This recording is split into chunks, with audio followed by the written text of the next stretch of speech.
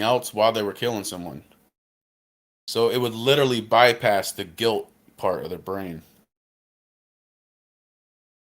Like they got this stuff down, man.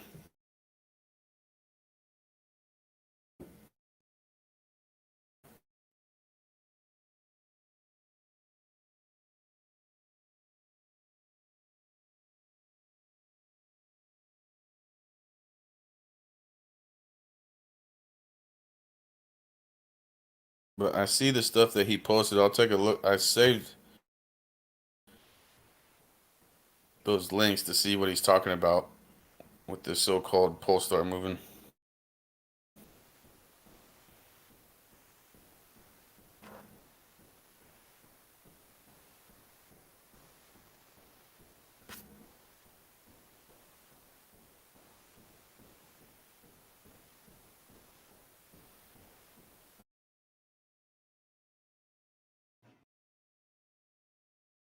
Interested to see if it's as old as the other one that's like 30,000 years old.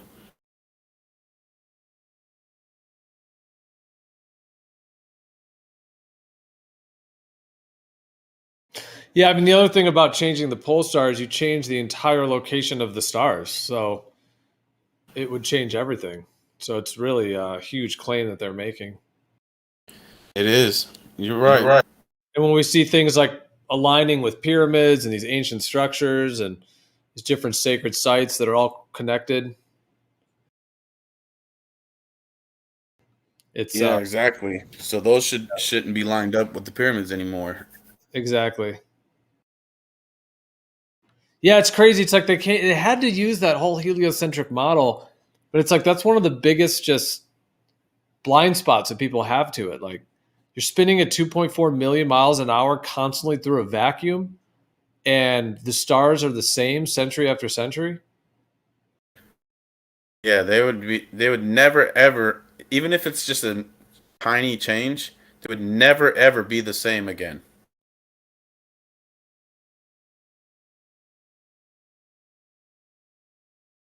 Like you couldn't have the stars in 1000 AD be exactly the same as the stars in 2000 AD.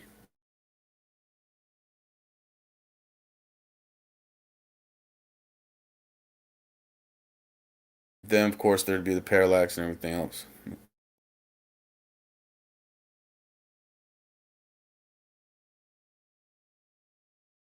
Yeah, heliocentrism is just cooked. It is. They always got they come up with some bizarre thing every time. Like when they and Marconi and them were gonna shoot that radio signal across the ocean, they're like, no, you can't do that. The curve of the Earth. And then they even did it. Not only did they do it, they did one from like New York or whatever all the way to Hawaii, and it's a line of sight. So it's like, how did they use something line of sight across the entire damn ocean? Like, oh, it's bouncing off the ionosphere, and it's like they always come up with some nonsense other than proving curvature and rotation.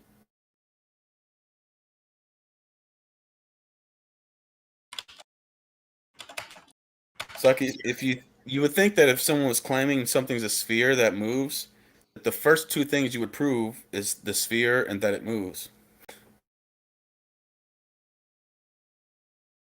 But they want to point to the sky. They want to talk about ionosphere, things bouncing off the ionosphere. They want to claim that they're bouncing. They're trying to say they're sending radio signals to the moon and back, and it takes 2 point whatever seconds, and that's proof that it's 239,000 miles away. But yet they do laser experiments where they bounce lasers off a layer in the sky that's like 62 miles up and say that it's the salt in that layer that's bouncing the laser back. So the laser's bouncing back, but you can shoot something to the moon and back 240,000 miles away. It's just so absurd. Then you ask them, okay, it took 2.1 seconds or whatever it is, 2.3 seconds for that radio signal to come back. So how do you know that there was a steady speed through a medium you've never tested? Oh, just because it would take 2.3 seconds. It's like, okay, but how do you know it's the same medium and would go the same speed as it would in this atmosphere? They just don't get it. Yep, it's all assumptions. It really is. It's just fabricated and then reverse engineered, correlated, and then sold as scientific proof or truth, I should say. Because I guess some of them say, "Oh, you can't prove things," but yeah, I mean that is what they. And it's interesting how a lot of them, like I noticed, some of them will say, like that it just points to something, instead of using words like, "Oh yeah, like I validated this," like it's like, "Oh, it points to this possible model." Yeah, that whole model thing has rotted their brains for sure. Like it's literally done a lobotomy on them. Because I was debating some guy for like an hour in the modern day debate server, and it was the same thing where he was making all these assumptions and stuff, and mathematics and all this stuff. I'm like, well, you can build a bridge to nowhere with mathematics. And he's like, no, that's not possible. It's like, man, okay. And then he hit me with the model thing, and I'm like, he's like, explain to me why a model. Da, da, da. I'm like, okay, do you agree with this statement? Assuming the Earth is flat, I have a flat Earth model where there's eclipses on this certain date. So once there's an eclipse on that date, that's proof the Earth is flat, right? You agree, right? And he's like, no. I'm like, that's what's wrong with the model. You can't just observe things in the sky and then predict mathematically what will happen and then attach it to a model and claim that that prediction coming true proves everything about your model. It's like mental illness. It's like beyond fallacious. It's like a mental illness that's been spread. In a nutshell, what they're basically saying in a nutshell is, you see that phenomena of the stars I'm seeing in the sky? That's proof there's a molten iron core. So like that's one sentence right there that describes how the model thing is fallacious. And it's just it's a mental illness, man, I think.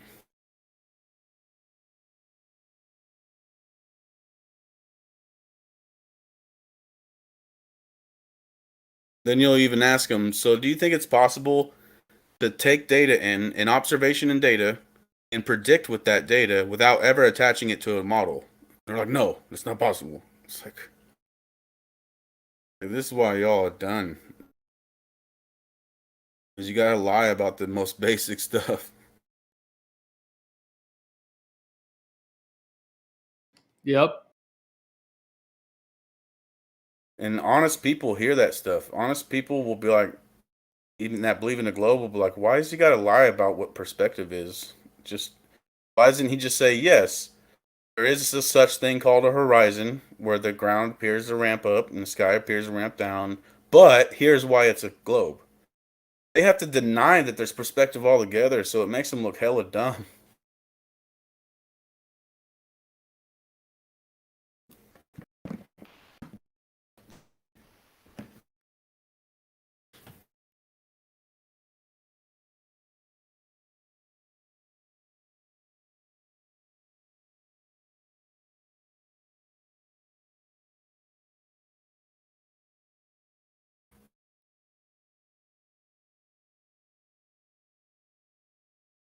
Has anybody here seen that square Earth model that someone came up with?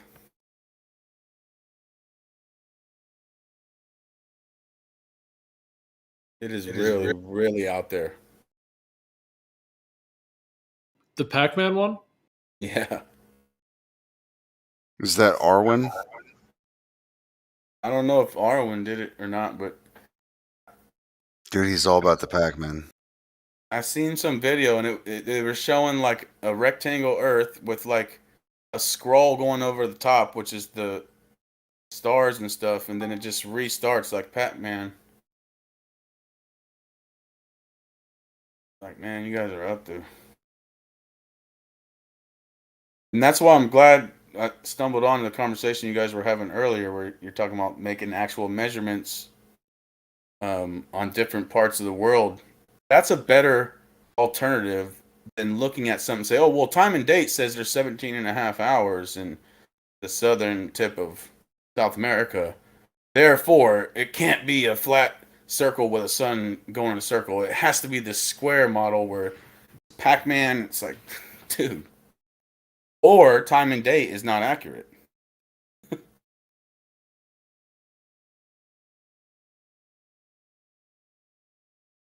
Like, let's start there first.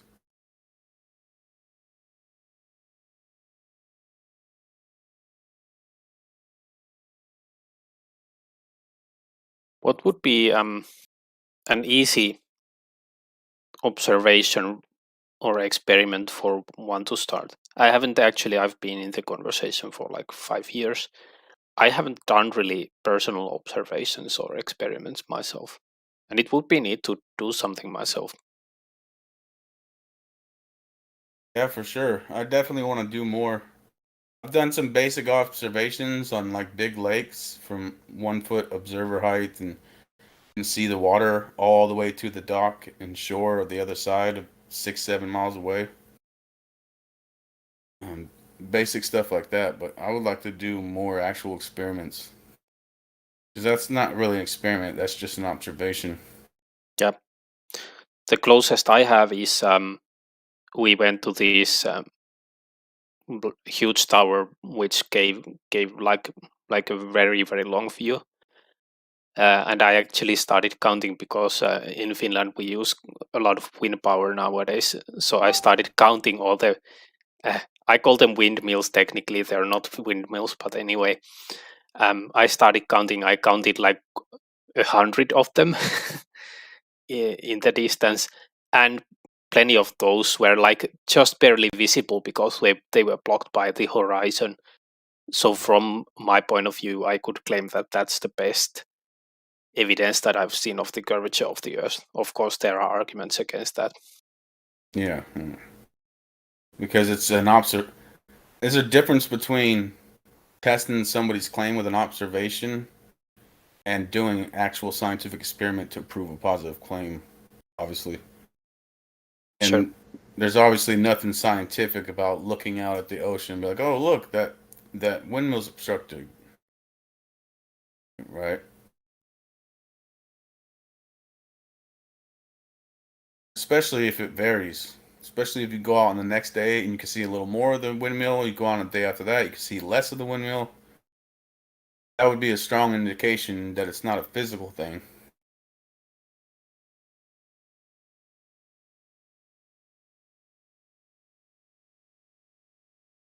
I would actually have loved to take part in the larger sort of Eratosthenes type experiment that people did.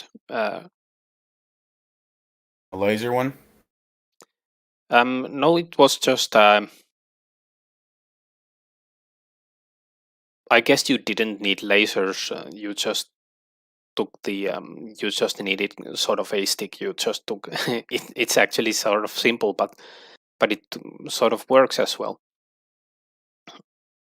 Yeah, you People can use did. a mirror, a camera. Yeah. They did that sort of simultaneously in different places at the same time. So I would have loved to be part of that, but I sort of missed it. Yeah. To me, at least, that's more powerful and more valid than, for example, the windmill observations or stuff like that, because I sort of hold some value to those, but they can't really be. They're not that useful in this discussion because, of course,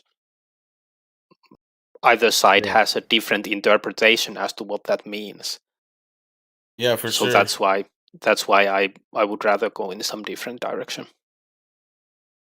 For sure. Because one thing that even both sides agree on is that there's a lot of moisture above water. And more moisture can mean more refraction, etc. In general, in most conditions where you have the hotter air below, refraction will make an object in the distance lower. It won't raise it up, but it'll lower it. I've even seen some geodesists, even though I highly disagree with the so-called geodesy, do their measurements where the thing they're looking at, which is another setup with a theodolite, will be below the crosshairs, and it will be refraction lowering the object, never lifting it up. At least I've never seen that demonstrated. Doesn't mean it can't happen. Even in the geodesy stuff that they show, the images they show, it's like, well, refraction's lowering that object, not lifting it up. So yeah, that's not the best way to go, I would think, if you're gonna prove curvature, is to look out at a refracted object.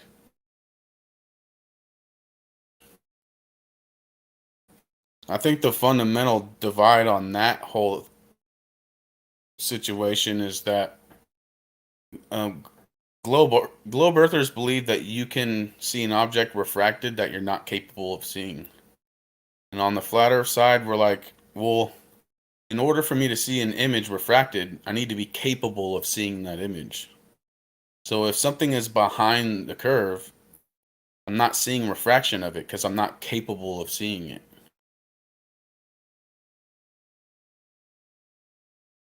So it's like a stalemate. I think that principle could be tested in a scenario that has nothing to do with the curvature. So let's say we put some object behind let's say a wall or behind a corner, and then see if we can create a condition where the light gets refracted and we can see the object. Yeah. You wouldn't be able to see what was around the corner. That's my prediction. That's interesting.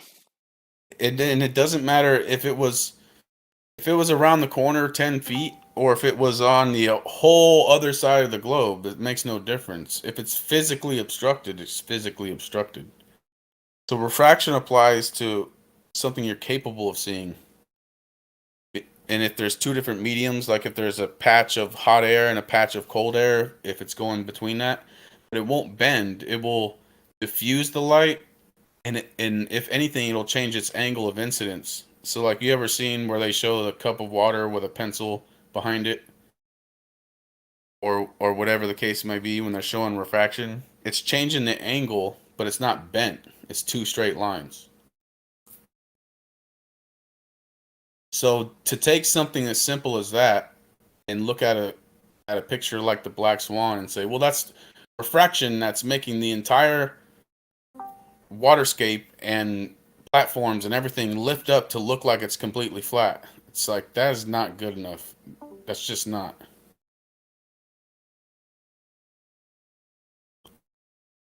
And I went to the biggest lake here in California. Like I said, it was 7 miles, and 1 foot off the water, I could see the water all the way to the shore, where the water's touching the shore, 7 miles away. And then the Earth curve calculator, it was like, should have been like a mile, 1.22 miles away. Should have been how much water I seen, roughly.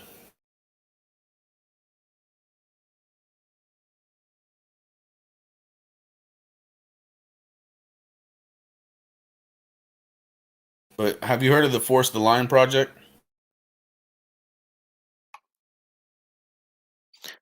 I guess so, but it's not ringing any bells currently. It's essentially just taking a generally flat piece of land in Kansas or wherever, because it'd be hard to do on mountains and shit. You just basically build a basic fence with 2x4s, one layer of horizontal 2x4s, another, and then a second layer of horizontal 2x4s.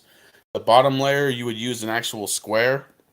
You could use 2 squares where you make sure it's physically straight. Who's this? Mr. Anderson just wants to preach. That's retarded. I'm filling the empty space because nobody's talking. It's probably just a troll or something. But basically, the bottom row, you're physically making sure it's level. The top one, you're using a water level. Because in the heliocentrism, it's going perpendicular to the center of the Earth with the bubble level. And so the idea is to see if they both run parallel or if the bottom one will run into the top one. So it's a practical thing you can do that anybody can verify themselves. They can come up to that fence with squares and levels and verify that it's correct. And that would definitively end the curvature argument.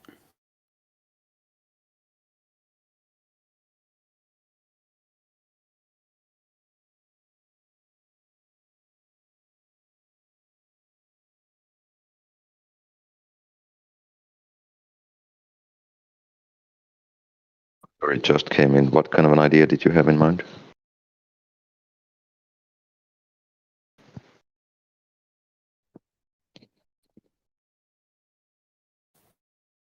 Who are you asking? You said that there's like a straight line and a water level things. Yeah, the forced line thing that Brian Mullins was talking about. Ah, yeah. I just think that one would be cool because it would be kind of a monument type of deal that anybody could go and check out and verify. Yeah, I think it's sort of hard to make it so that it would clearly show the thing. Well, that's the thing. Once you did it, using the bottom row with squares, the top row with bubble level, you can't just randomly claim that and be like, look, here it is. They're both running parallel for 2 miles. Anybody that wanted to could come over there with squares and levels and verify that it's actually squared and level. You'd have like a big square. You just need 2 regular squares for each 2x4 to verify that each one is physically and literally straight and level. But that would just be to each other. So you're talking about a Exactly. margin of error that is incredibly small. So the right angle that you're speaking to, what would be the margin of error over what distance? I The think that's margin- the issue. Well, yeah, Right. but you're making sure each connection is completely square. Right, but if it's always to a degree of certainty, because as we both should agree, nothing is perfect. So Yeah, it's if not going to be you're perfect. exactly. So if you're, let's say that right triangle is off, let's call it 10,000ths of an inch. That's its margin of error. If between those two pieces of wood, the Earth curvature is occurring at 100,000ths of an inch, that means that the tool that you're using has no way of determining that curvature in any way. So you're making every time you're using that tool, if it can't account for it, if that margin of error is too small, then you're making an error every time you use it, and you're doing it however many times you want for this distance. Yes. So you're saying there could be a margin of error in either direction, up or down. In anything, yeah, nothing is perfect. So understanding that margin of error, as well as the expectation of what you're testing, understanding those two variables together is extremely important. I think it's Yeah. hard because the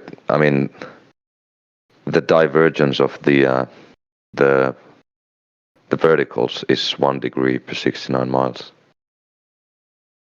Right. And if you're using a handheld tool that's 6 inches long, that tool is not gonna have the precision to account for that. Yeah. I mean, unless you do it 420 miles, but then that structure would be big as fuck. That would be Right. crazy expensive.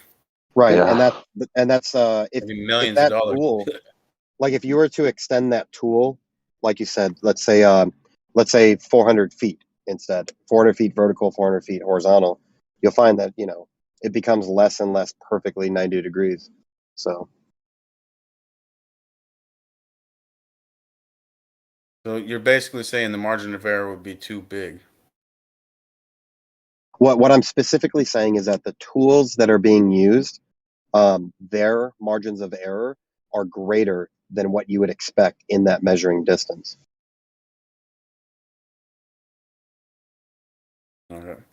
Like for example, I hear what you're saying. I just uh, don't know that that's the case. You know what I mean? I well, don't know what both of it's them like are. this. If you use a typical ruler, right, 12 inches, it's segmented, it's marked for 1 millimeter. Would you use that tool to find the deviation of a tenth of a millimeter? Would that be the right tool for what you're doing? No. Right. That's exactly what I'm saying with what's being proposed here. Is that right angle tool that's being proposed to use or to be used over a distance of, you know, a piece of wood next to another piece of wood, and that's what you're measuring? I'm saying that's the incorrect tool to use. Okay. So I hear what you're saying. It's potentially the wrong tool, right? So what you're saying is you've looked at the margin of error for a square. You've looked at what the margin of error or what the curvature rate would be, and you're saying that the margin of error doesn't pan out. Right. Like the When you minimum. compared the two.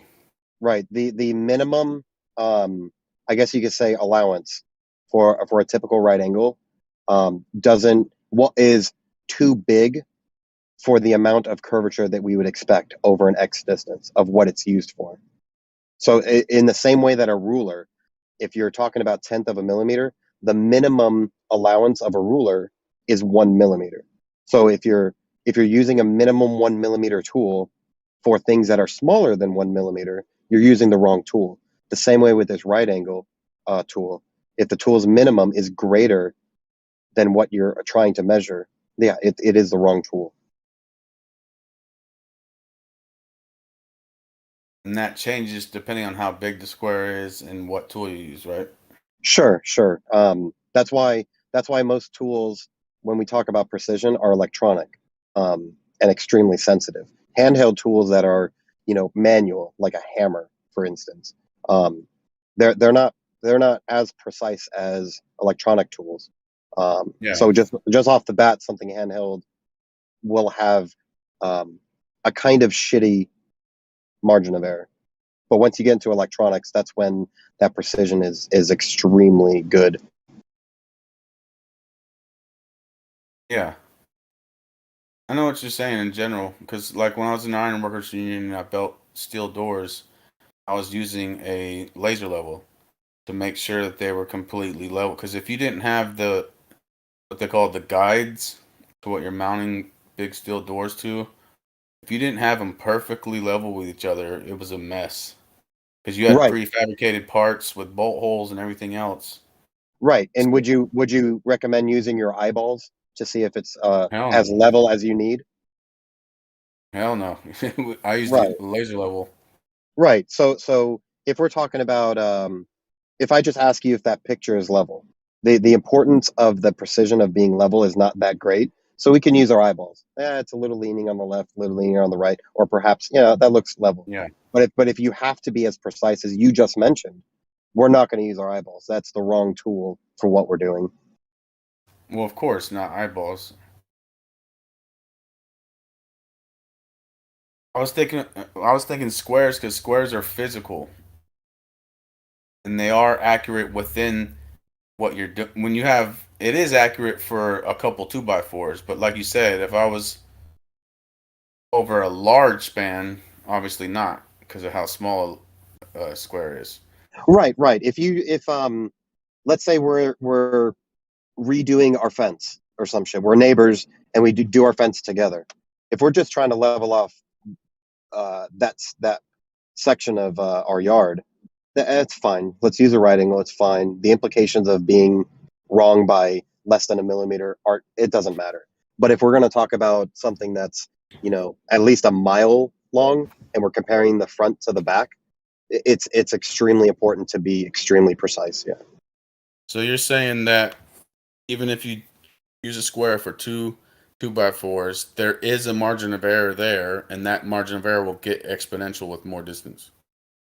Essentially, yeah. I would use different words, but for the sake of our conversation, yeah, that's exactly what I'm saying. Is that the tiny error that's imperceivable by the tool that you're using between each piece, it's imperceivable. But when you do that 50,000 times, that error compounds on itself. Yeah. So your end result may be level, it may not be. It would be unreliable to say either way. Even let's say they did it, and let's even say that they do show that it's a spherical Earth. I personally would say I don't think that's good enough evidence, because I think the methodology was flawed. So I wouldn't even use that myself, no matter the conclusion. So would using a laser level every 6 to 10 feet or whatever it is be more accurate than a square? I would say it'd be more accurate, but that margin of error is still important to know. That way you can you would understand that margin of error, what happens at 2 miles. What does that compound to? If it compounds to less than Earth curvature, then I think we're fine. If that compounding error is greater than Earth curvature, then that is not the right tool to use. But we would have to know that margin of error, and then do the calculation, obviously.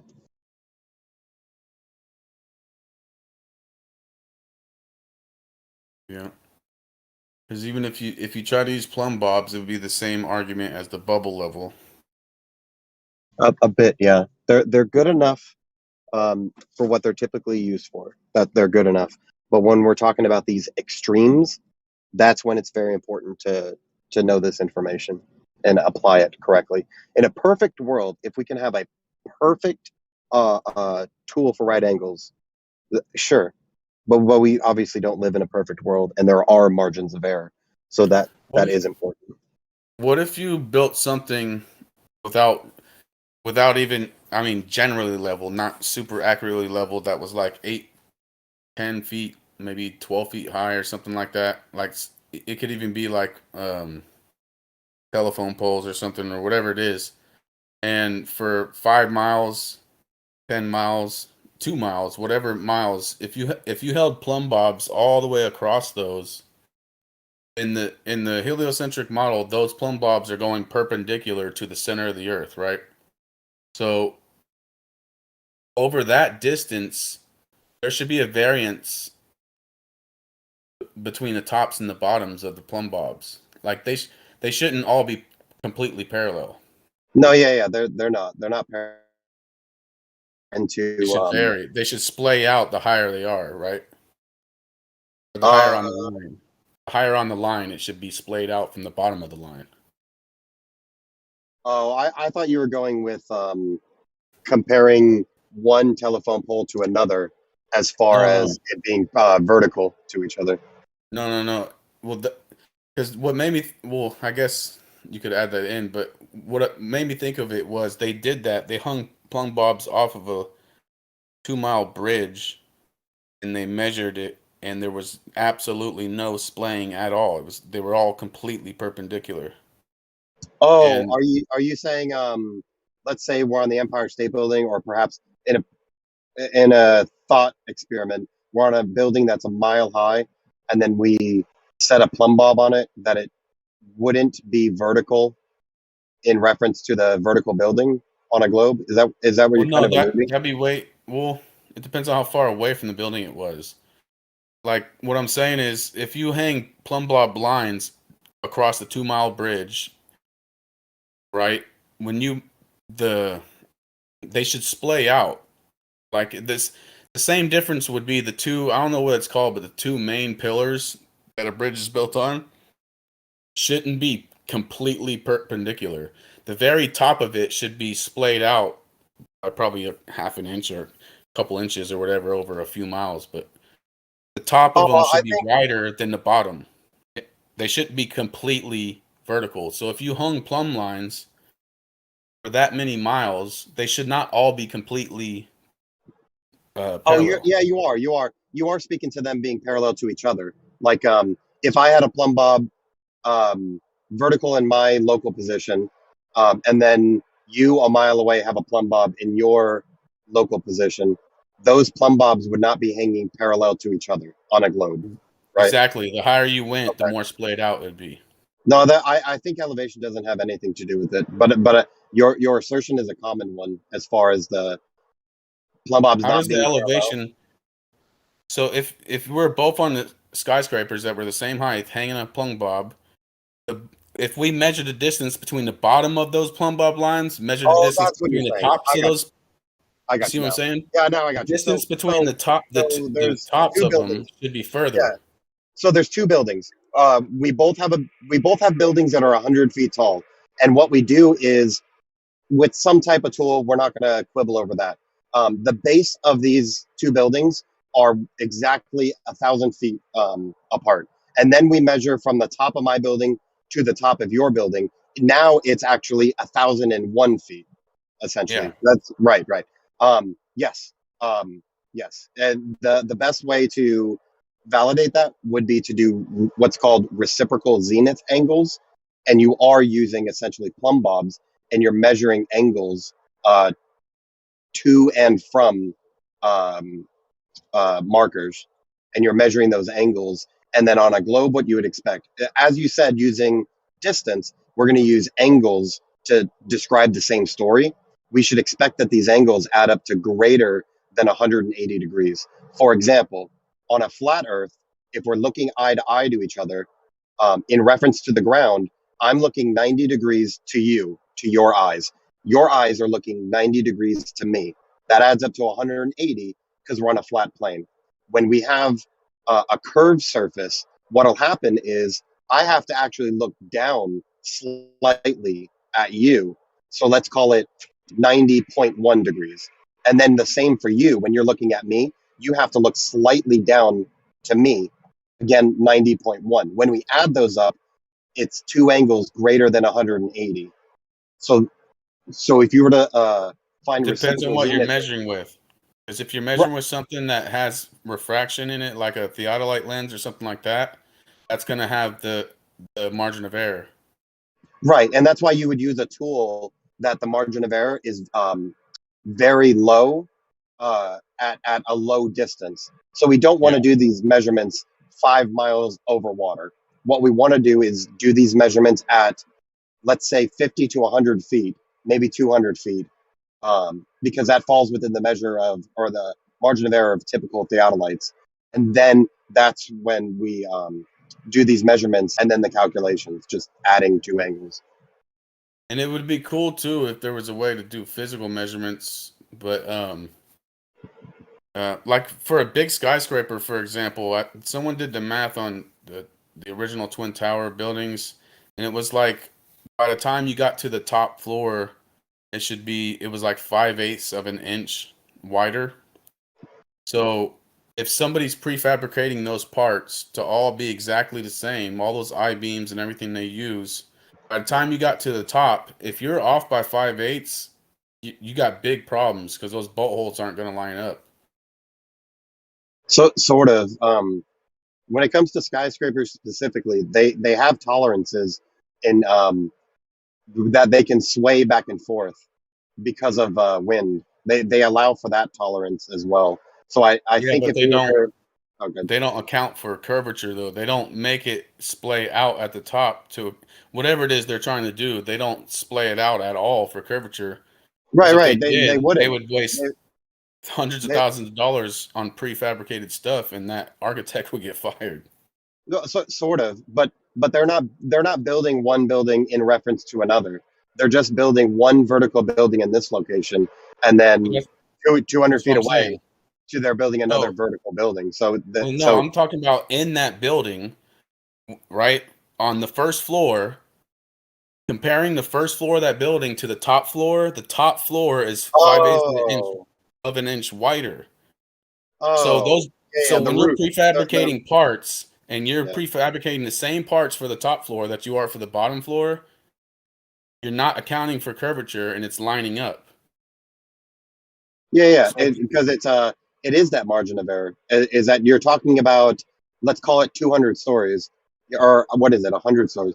You're talking about over 100 stories, uh, a margin of error of 5/8 of an inch. I would call that extremely small to negligible. no, it's not. I can tell you from experience, if your bolt holes are off by 5/8 of an inch, you're in big trouble. Sure, You sure, can't but just go. You can't you're just right. force it like you're building a fort or something. No, you're right. If you're talking about something, uh, within an inch of each other, if you're off by 5/8 of an inch, that's incredibly large.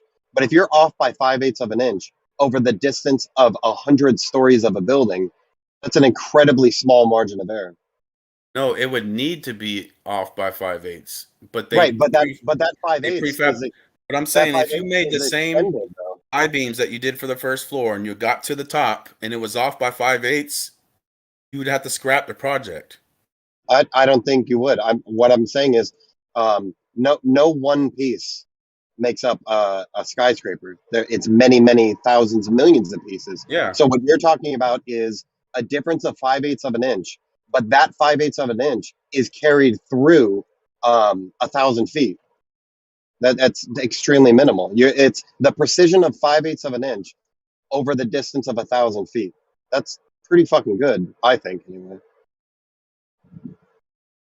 Pretty negligible. Like if we were to divide 1,000 feet into 5/8 of an inch, it would be every foot would have this much of an error, and whatever 5/8 Yeah, if you break divided it by down like 1,000. that. You're But right, if right. I'm just saying, if you're off by 5/8, what I'm saying is you would need to prefabricate parts that would allow for that. No, you don't. You wouldn't intentionally build a building incorrect and try to force it at the top. But that falls within the margin of error. It's the same. Maybe it's a shit analogy, but if I were to drop something, I don't give a fuck what a pencil, and it's an inch off the ground, and my target is right below it, and I'm off 5/8 of an inch, I'm shitty Yeah, at I get dropping it. shit. And then if at 1,000 feet I drop it and I'm 5/8 off, that's really fucking good. And that's essentially what's happening here is that they didn't account for it because that, let's say they have a 10-foot section of an I-beam. At what precision do they have to be to account for 5/8 of an inch over 1,000 feet? Well, all of it has to be 100th. laser precise. It would be 100th because every 10 feet, you would have 100 of those pieces. So 100th of 5/8 of an inch. No. That's the Then you're precision that it would have predicting to be. that all those margins of error are going to go exactly how you want for all those increments. That's not how it works. What I'm saying is you don't have to account for it. Yeah, you do. Why? I just explained. If you have a 10-foot I-beam, just one piece, 10 feet, with the precision that you're speaking to is 100th of 5/8 of an inch. What if that 100th on each level went out another inch, or went out? So you're not predicting which way the margin of error is going, though, right? Right. So It's you can't negligible. predict that every single one of these 100 pieces are all with their margin of error. Let's say if it's 0.1, all 0.1s are going to lean towards the right instead of the left. No, it doesn't even. Now have to you're be like that. 2 inches off at the top. But you're not. So you're not. If the skyscraper were one piece, just one piece fabricated, then sure, that margin of error may have to be accounted for. But these are Lego pieces. Each connection between each piece doesn't have to be as precise as 100th of 5/8 of an inch. That falls within that margin of error in which you don't have to account for that. So when Yeah, you one piece to another, you don't. But that much, 5/8 of the inch, you would account for that if you're prefabricating parts. If you had one piece of 1,000 feet, then it's probably important to be more precise than 5/8 of an inch. But we're talking. No, because what you're talking about is hoping that all those individual pieces are doing their margin of error the direction that you're hoping that they go. No, that's the point of margin of error, is that if it's too small to worry about, you don't worry about it because it's too small. Yes, over a great distance, that error is 5/8 of an inch. We're talking about an error of 5/8 of an inch over 1,000 feet. That's So what you're really hard. saying That's is really architects precise. intentionally, even though they need to prefab parts that are at the top 5/8 inch longer, they're intentionally just gonna make it 5/8 inch off and hope No, that the margin of error ends up where it needs to be. no, it doesn't need to be that Why because would they do that? Why wouldn't they just do it correctly? your scenario, it's not about correct or incorrect. Your scenario is a perfect world situation, in that you have one piece of a skyscraper and it must match based on these other factors. What I'm saying is that it's not one piece. You have millions of pieces. Yeah. Just like that piece of that wood scenario. You have millions of pieces. If you had one piece of wood that extended 2 miles, that margin would be important. But when you're talking about millions of pieces in between, that margin of error between each piece is negligible. All you have It's to do not, is just though. make sure it's straight in reference to the next one. That's it. It's not, though, because like I said, at the top, if your I-beam is short 5/8 of an inch, that's a problem. In your opinion, and it's my opinion that Yeah. it's not. So I think we may be at an impasse. And in your opinion also, you're saying that an architect would intentionally not make that I-beam 5/8 longer for the top than they do the No, bottom. you're talking about a 10-foot I-beam, and you're applying that No, I'm margin of not. error No, I'm to not. I'm saying, you just so said in a building like we're talking about, Yeah. would the architect make the I-beam 5/8 inch longer at the top than the one at the bottom, or no?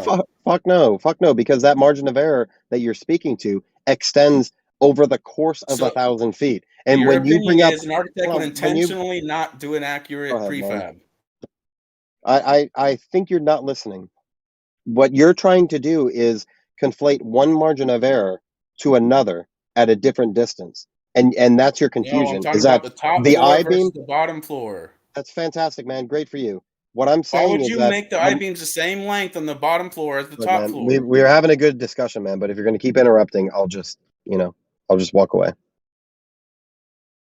Your confusion is that the 5/8 margin of error is extending over the course of 1,000 feet, and then when you bring up the topic of an I-beam isn't 1,000 feet long.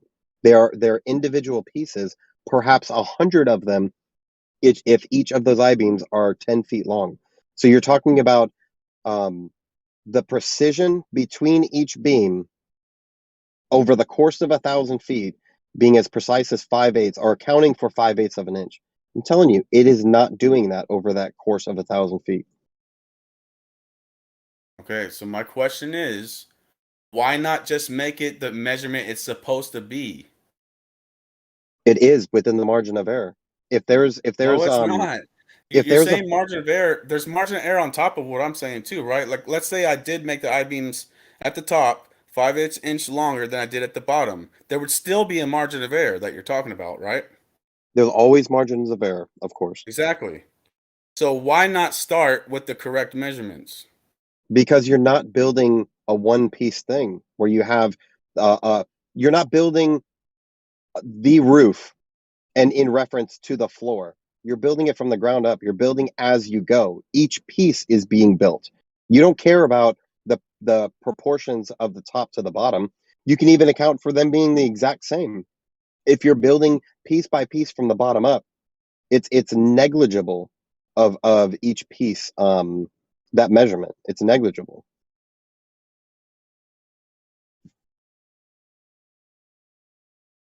I strongly disagree with that. That somebody would, if there was that curvature there, they would intentionally plan for it.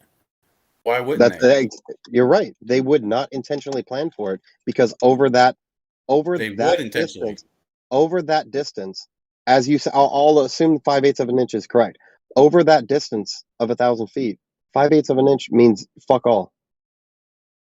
Dude, you've obviously never lined up bolt holes for an I-beam or anything then. Yeah, sure.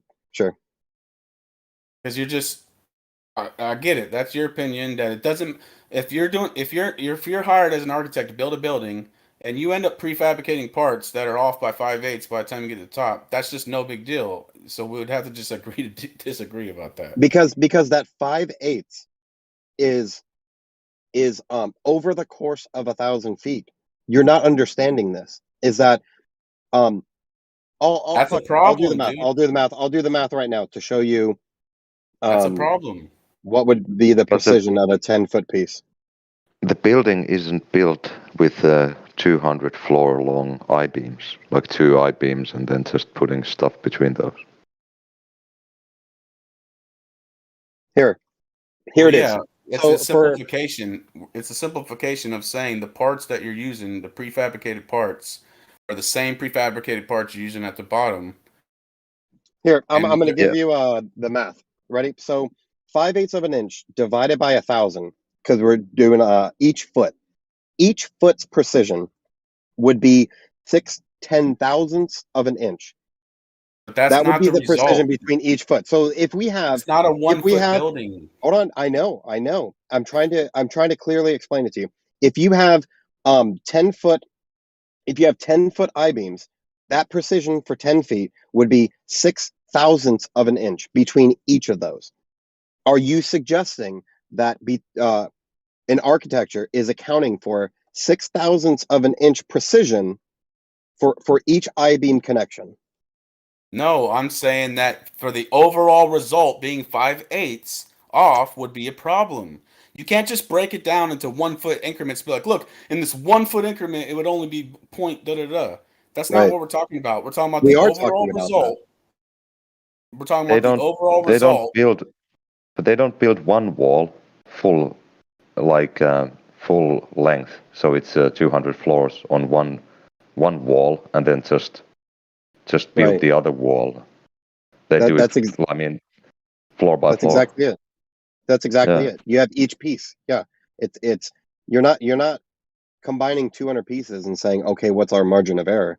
You're combining one piece with another, and there's a precision level to that.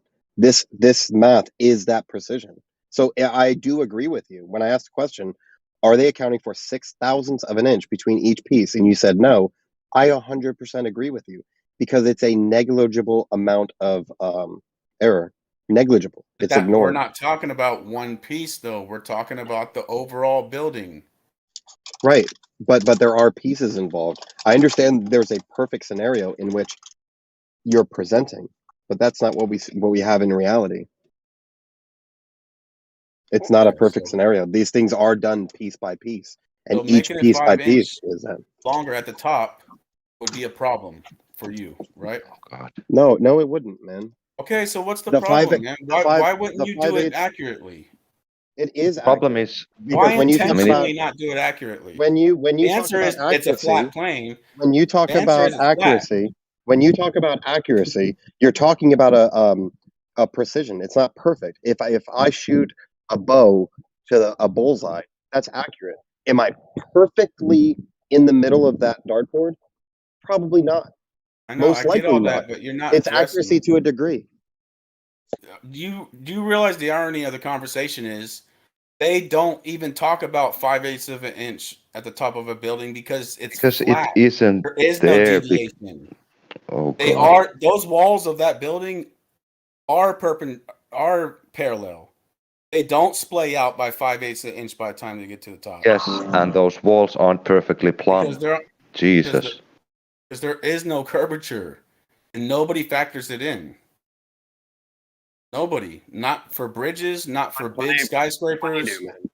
Because it's plumb negligible. lines are not parallel. That's why. Do- No oh, one said just it yet. quick- That's the reality. Plumb lines are Plumb not lines parallel. are measured completely parallel. No, across they're Show a me not. the mile bridge. measurements. I've given you measurements before. There's not any indication that they are parallel at all. You're wrong. Yeah, and you just said that they are parallel and measured parallel. Do you have any Yeah, measurements? they are. He's saying they Well, aren't. show the measurements. You said there's measurements of this. No, I said someone did the math on the Oh, you said Measure- that they No one- no, measured the measurements on the parallel. You plumb said bob you were did for measurements. a, Anderson, for you a, said you did measurements. You didn't do for them. a Yeah. bridge. It doesn't exist. Plumb lines are not parallel. They can prove it on things that are perfectly straight within 20,000ths of an inch over 2 miles, and they show them not to be parallel. So you're wrong. Okay. Zanuck, we were actually having a A good 2-mile bridge, Hold the on. plumb blocks Zanuck, were completely parallel and did not splay out at all. Zanuck, we were actually having a good conversation, and just coming in and screaming at people that they're wrong is not really a good vibe. Sorry about that. I thought it was somewhere else. What Yeah, bridge were Zanuck, you you're talking wrong. about? God damn it. thought- Fucking What wrong, bridge are you dude. talking Thought I was about, in- Anderson? Thought I was at So the we'll have to screaming just server. agree to disagree on that until I can provide the actual measurements. Sure, because I can give some. I mean, you wouldn't accept those, but the Verrazano Narrows Bridge and the divergence that those Yeah, so You can provide measurements legs saying have. that they're splayed. I can provide measurements saying they're parallel. That's why I was talking about Sure. the thing where we could do something where people could go verify it, where there would be plumb bobs hung instead of doing the forced line. There would be plumb bobs hung over 2, 3, 4, 5 miles, and people could go verify it Yes. for themselves instead of just trusting someone on the internet to Sure, claim but measurements. You know what I mean? there's a problem with that, because how can you measure exact distance like 4 miles? What you would have to do is you would have to see what the measurable amount would be over between each plumb bob, and then Yeah. you would put the plumb bobs that far apart. Yeah, and that's a hard Right. thing to do, to measure if you want a physical measurement of distance of 4 miles. Like they did on that 2-mile bridge. I can't remember how far apart the plumb bobs were, but I think it was like a 1/4 inch or something. Divergence.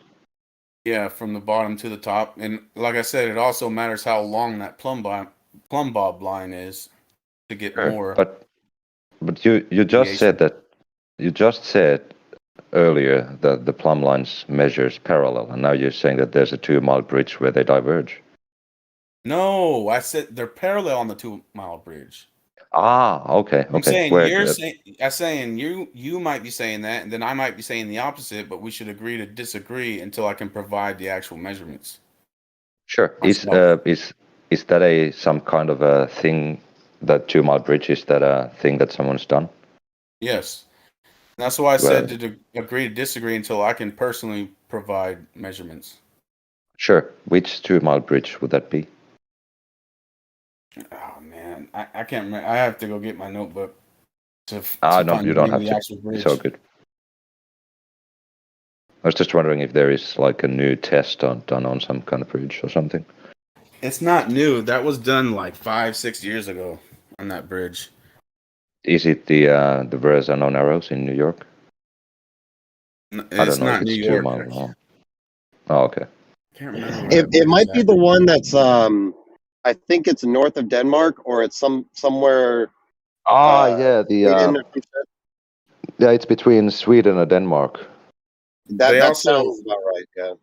They also Yeah. allegedly measured the distance on the vertical, whatever the racing's called, the two vertical, like when you have a shorter bridge and there's just two of them. They also allegedly measured that too.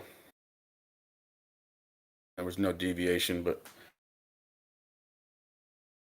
Yeah, when you have the measurements, it'd be awesome to see it.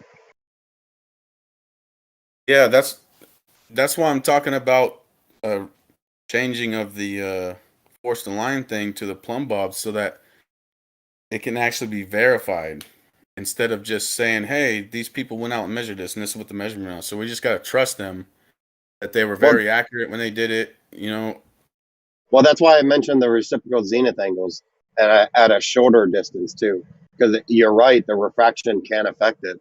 So a one-shot 2-mile measurement, I would find to be unreliable. But that's why I mentioned reciprocal zenith angles that you could do at 100 feet, where refraction will be negligible as well. And that's been done a multitude of times, videoed and documented. well, I'd have to see exactly what you're saying, exactly what the margin of error and stuff is to wrap my head around the math and stuff. Yeah, it's pretty basic. I'm driving right now. If someone in VC, I think it was Main Surveyor, doing it on the side of a street. If anyone remembers that, or if you have the ability to find that, that'd be fantastic. But if not, The 1 mile I'll one? provide it. I'll provide it in about 10-15 minutes. I'm almost home. No problem. Was that the 1 mile one? No, he did. Off the top of my head, I think it was 200 feet, shooting back and forth, and I believe he did it at a few locations. So just to do it elsewhere. But he does document the tools that he used. He documents the measurements that are made individually, and then he also shows all the calculations that he does. And he every time he does find that angles are greater than 180, and there's an expected amount, and they do match the globe model. It's I think it's like a 12 or 13 minute video. And what are you using for reference? It'll be theodolites at the same height of each other. So on so So one what are you theodolite comparing it? shooting to another. So the example that I gave, if both of our eyeballs are 6 feet off the ground at a distance when we look at each other on a flat plane, um, whatever my angle to your eyeballs is plus your angle to my eyeballs, that would add up to 180 degrees. But on a globe, it would be greater than 180 because of the Yeah, curvature. and then like we were saying with refraction, that could, like if the refraction lowered your eyes in the distance, because that's typically what refraction does, it lowers objects in the distance. And if that happened, that angle would increase and create an excess, right? In theory, sure, but these distances are a low amount of distance, and they fall within the margin of error. So essentially, what that means is that these theodolites, as far as refraction is concerned, um, at about, I think it's 400 feet. The last one I saw, most typical is 400 feet when you do absolutely have to calculate for refraction. Under 400 feet, it's not required. So that's why he did these at about 200 feet distance. He might have done it at lower distance, but I can't remember off the top of my head. I will provide the video though. So under 400 feet, the refraction is minimal to where you're not going to add it into the math. It's not required. You can, but what you'll find is that even accounting for it, it's going to be lower than your deviation from 180. So, for example, let's just say, let's say at the maximum at that 400 feet, perhaps you're going to account for a tenth of a degree due to refraction. Well, your measurements are coming out to 180.3. So even when you account for refraction, we're still stuck at 180.2. At that, it's a crude example, but that's the principle behind it.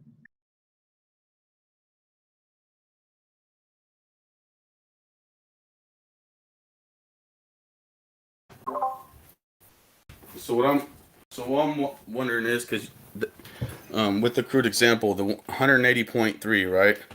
So the math that you get for refraction, how is it derived? Like, let's say if it was, sometimes there's scenarios where there's a 0.2 from the atmosphere and stuff. Sometimes there is a 0.6, so we average that at 0.3, and then call that a margin of error of 0.3. Is that how it's derived? Like in a very, very crude way, obviously. So in the most crude way, we would just do 7/6R.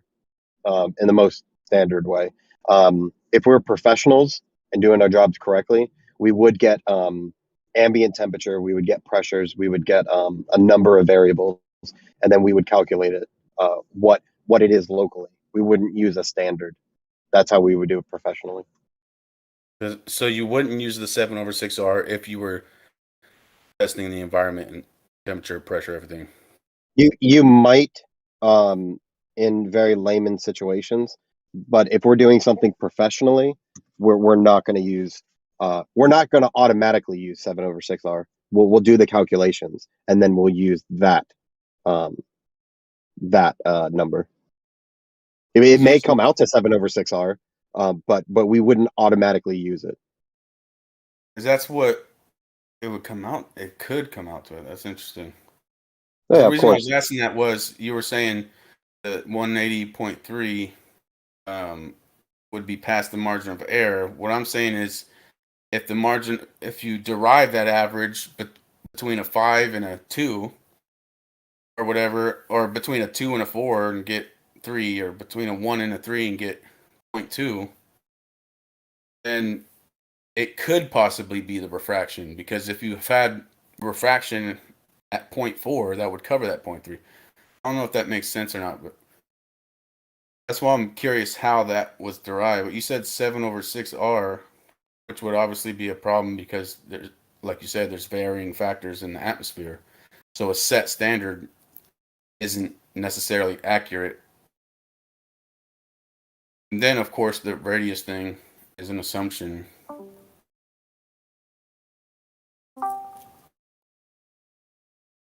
I kind of got pretty much everything. I had to reconnect.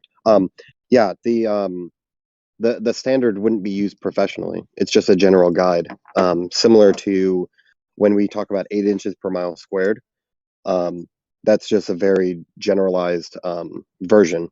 We would obviously professionally use the actual calculation. Yeah. But in a layman conversation, we'll use the standard. So if we're talking about, random observations of long distance, yeah, we may use 7/6R for the sake of conversation. But if it does get in depth, yeah, we would need to do the calculation, of course. My problem would be if you're factoring it in, that means you're not measuring it. You're factoring it into the equation. That means you're not measuring that curvature. You're mathematically adding it in, to put it simply. No, you're not. You're taking measurements of a number of variables, and those variables go into a number of formulas, and then that end result is what you would apply as refraction for those local effects.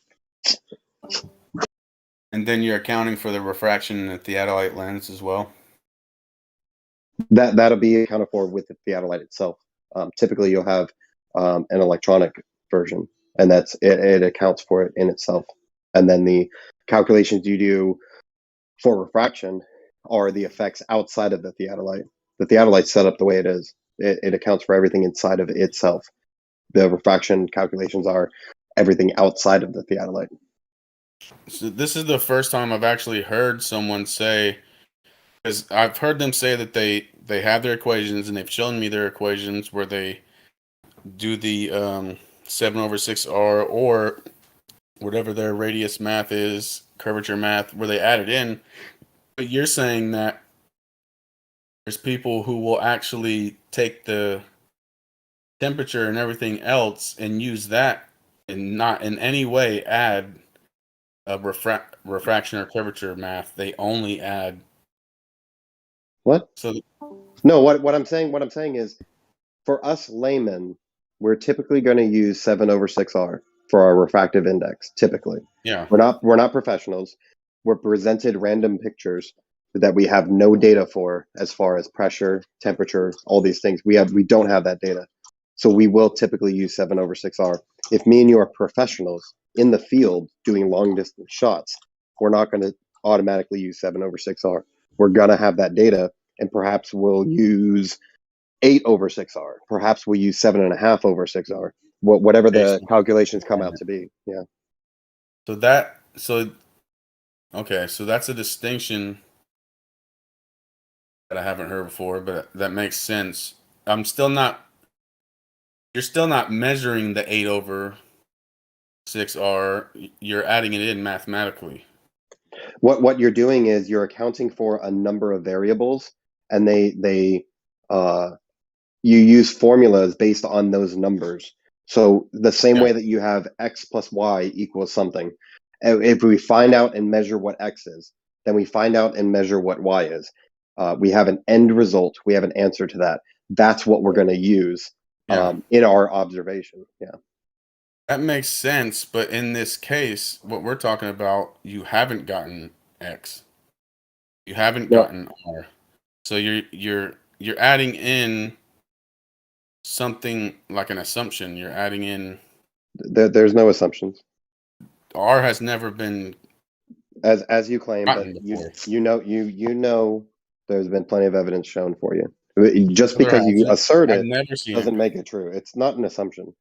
Well, that's the irony, is that when they're using, originally we had the Alberoni thing and all that, where that's the irony, is that he's looking at an apparent location, and that's where you're getting this radius to somehow mathematically make it another observation. It's just weird. It's not weird. It's someone that's made not a measurement. It's essentially someone made a discovery that the Earth is a particular shape, and then as time goes on, the precision of the measurements of this shape have improved. What they haven't done is measured a different shape. So it's not an assumption. They've never measured the radius though. Yeah, they in the most technical ways, correct. They have not dug straight to the center of the Earth, 3,959 miles. Correct. But what you can do is you can measure a part of a sphere, an arc of a sphere, and then based on drop, based on distance, based on a number of factors, you can very accurately calculate the radius. Same way you would do with a basketball. If I asked you what the radius of this basketball is, you can measure the circumference and you can tell me what the radius is. You can measure the arc or a part of the arc. You can tell me what the radius is. So in the most technical ways, yes, the literal radius hasn't been measured directly, but every other part of it has, and we can calculate the radius. Yeah, but so what you're talking about, what it sounds like you're saying is you can measure the arc, and then you can derive the radius, and then you can use that radius as math for how to adjust for refraction and curvature when you're making observations.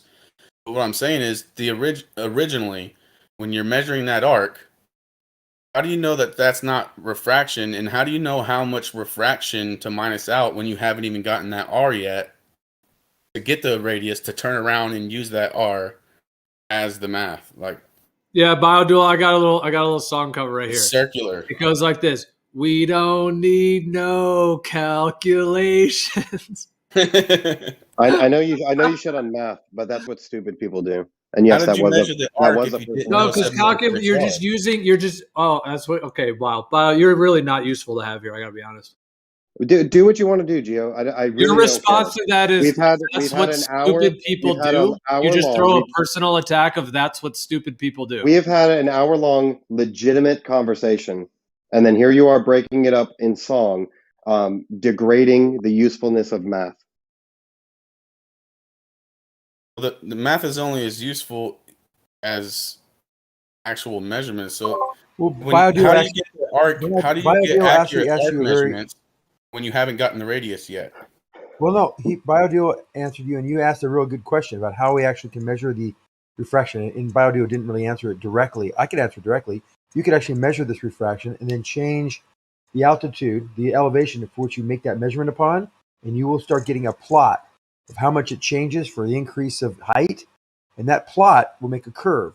It's kind of using a little bit of calculus, but you can then plot out what the refraction value is by that plot and have a very, very strong confidence level about what the refraction would be at any altitude above sea level based on that curve, based on the measurements. So you take multiple measurements and you measure the effect of refraction. That's what he's kind of pointing at. In that paradigm that you just described, so basically you would take multiple, preferably many measurements, and you would do an average between those measurements, right? No, not an average. You would actually get a plot.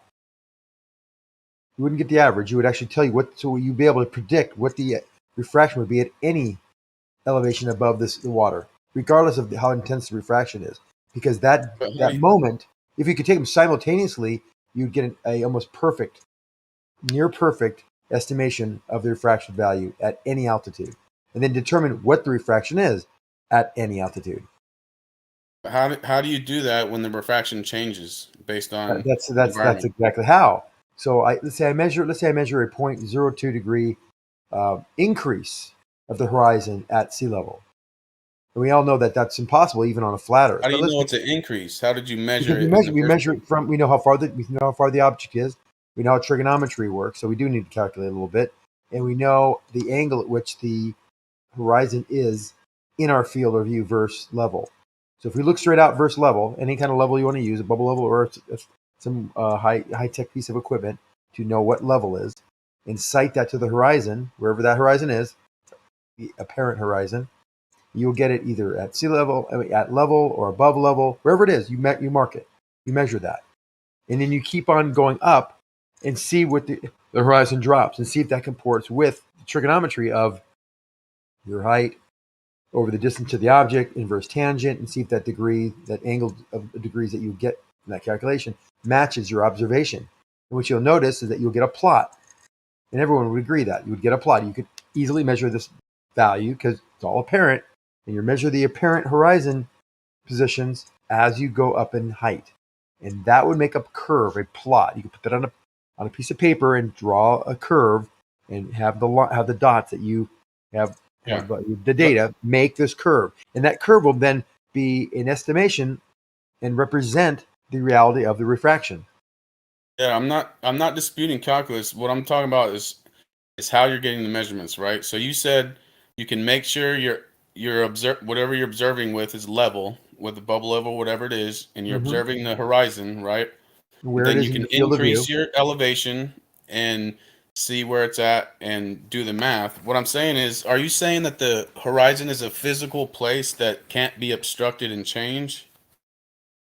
The horizon is not obstructed. The horizon is what you see. The physical horizon, the geometric horizon, is physical. The apparent horizon is based on refraction, and that refraction can be detected very easily by changing. This is how we determine things. No. I'm talking about one location though, right? So yeah, one location, but you're going to change your observer height. So I but measured. what I'm saying is the same height, right? Oh, okay. Let's say we do come this. back an hour later. So you're. Okay, go ahead. Hold on. I think you're missing the point. Let's do it real quick. Let's do 3 points. Let's do a real crude estimation of refraction. I measure at sea level. Straight to where Hold you're on. measuring. Hold on. Just let me finish, and maybe you'll get it.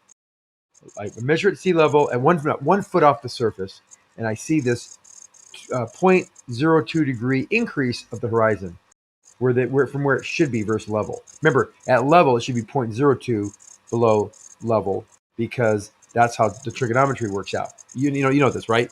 If you're flat surface and you stand up, you're going to look down some angle, and that angle would be 0.02. But we don't see it 0.02. We see it. Let's say we see it at 0. Let's say it's exactly 0. So that can't be possible. Okay, we go. Oh, okay, well, probably refraction, right?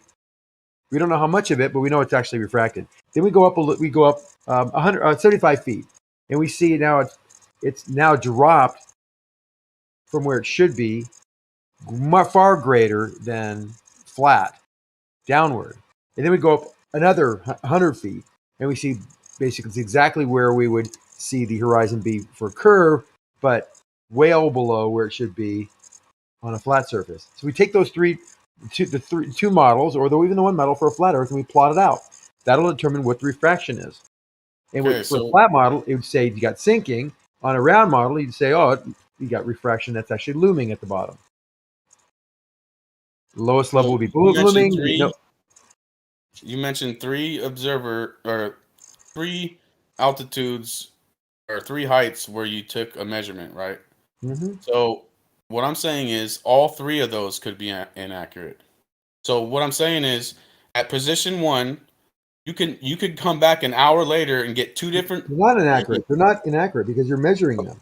They're measured. No, what I'm saying, you can't measure an apparent location that will change an hour later. That's what my point is. We're measuring position 1. We're measuring simultaneously. Hold on, you're missing it. Follow my logic. I waited for you, so I know, but let me just make a quick point then. It's not accurate because you're not inaccurate because you're measuring. You're actually physically measuring at the same simultaneous. You have 3 cameras, 3 theodolites or whatever, measuring at 1 foot, 30 feet, and 75 feet, and you measure or 100 feet, and you measure all 3 of those points. Then you get values. Those are measured. Nothing's changing. We're just going to measure what those values would be, and we plot the curve, this 3-point curve, of what happened, and that would actually narrow down what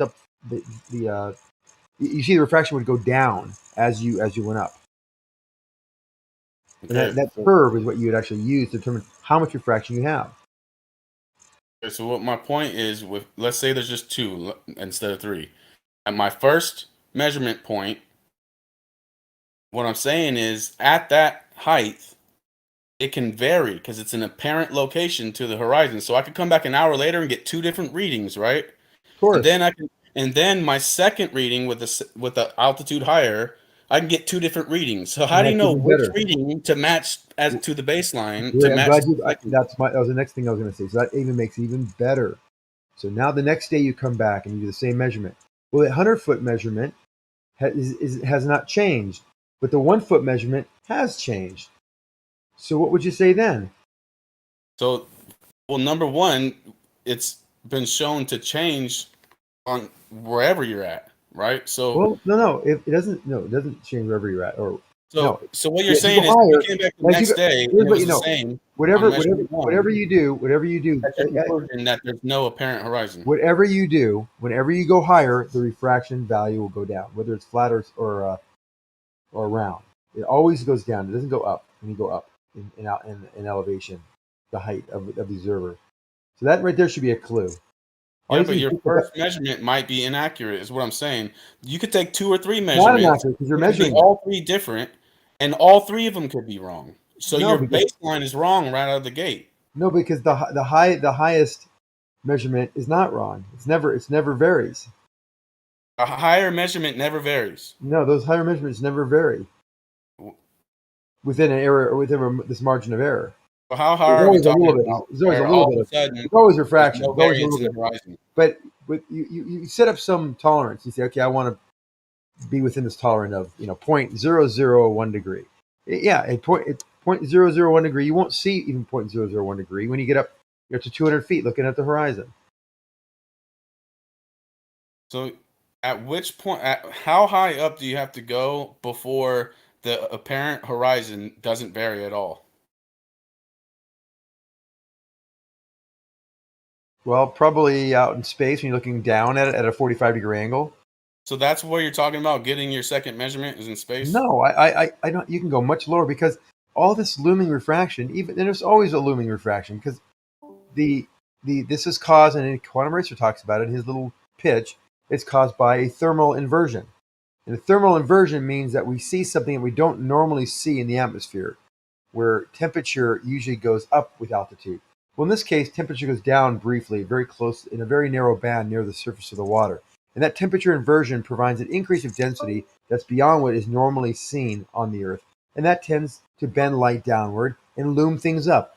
And also that has to do with all the angle of incidence, and that angle of incidence is created because we're looking over a curve. Even if we're looking over flat, we still would see this angle, a slight angle of incidence. It's a little more So with complicated. looming, the object is still where it's at, but underneath it, the atmosphere is reflecting the sky, so it Not looks like it's reflecting. floating in the air. Not reflecting. No. Well, whatever word you want to use, it appears No, that the it's words floating have in the meaning. air, but the object's still in the same spot. The object is physically still in the same spot, right? We're seeing it either up or down based on. And you still see it right there, but what you're seeing is, you're seeing, what's the word I want to use? A phenomena beneath the object for looming, right?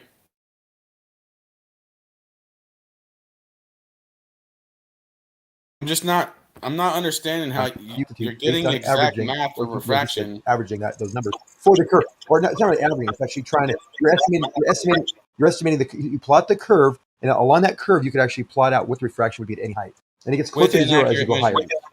Yeah, however, every measurement is going to have a level of accuracy, and within that margin of error, whatever you want it to be, you could achieve a value of what refraction is. Because as you go up, it gets less and less.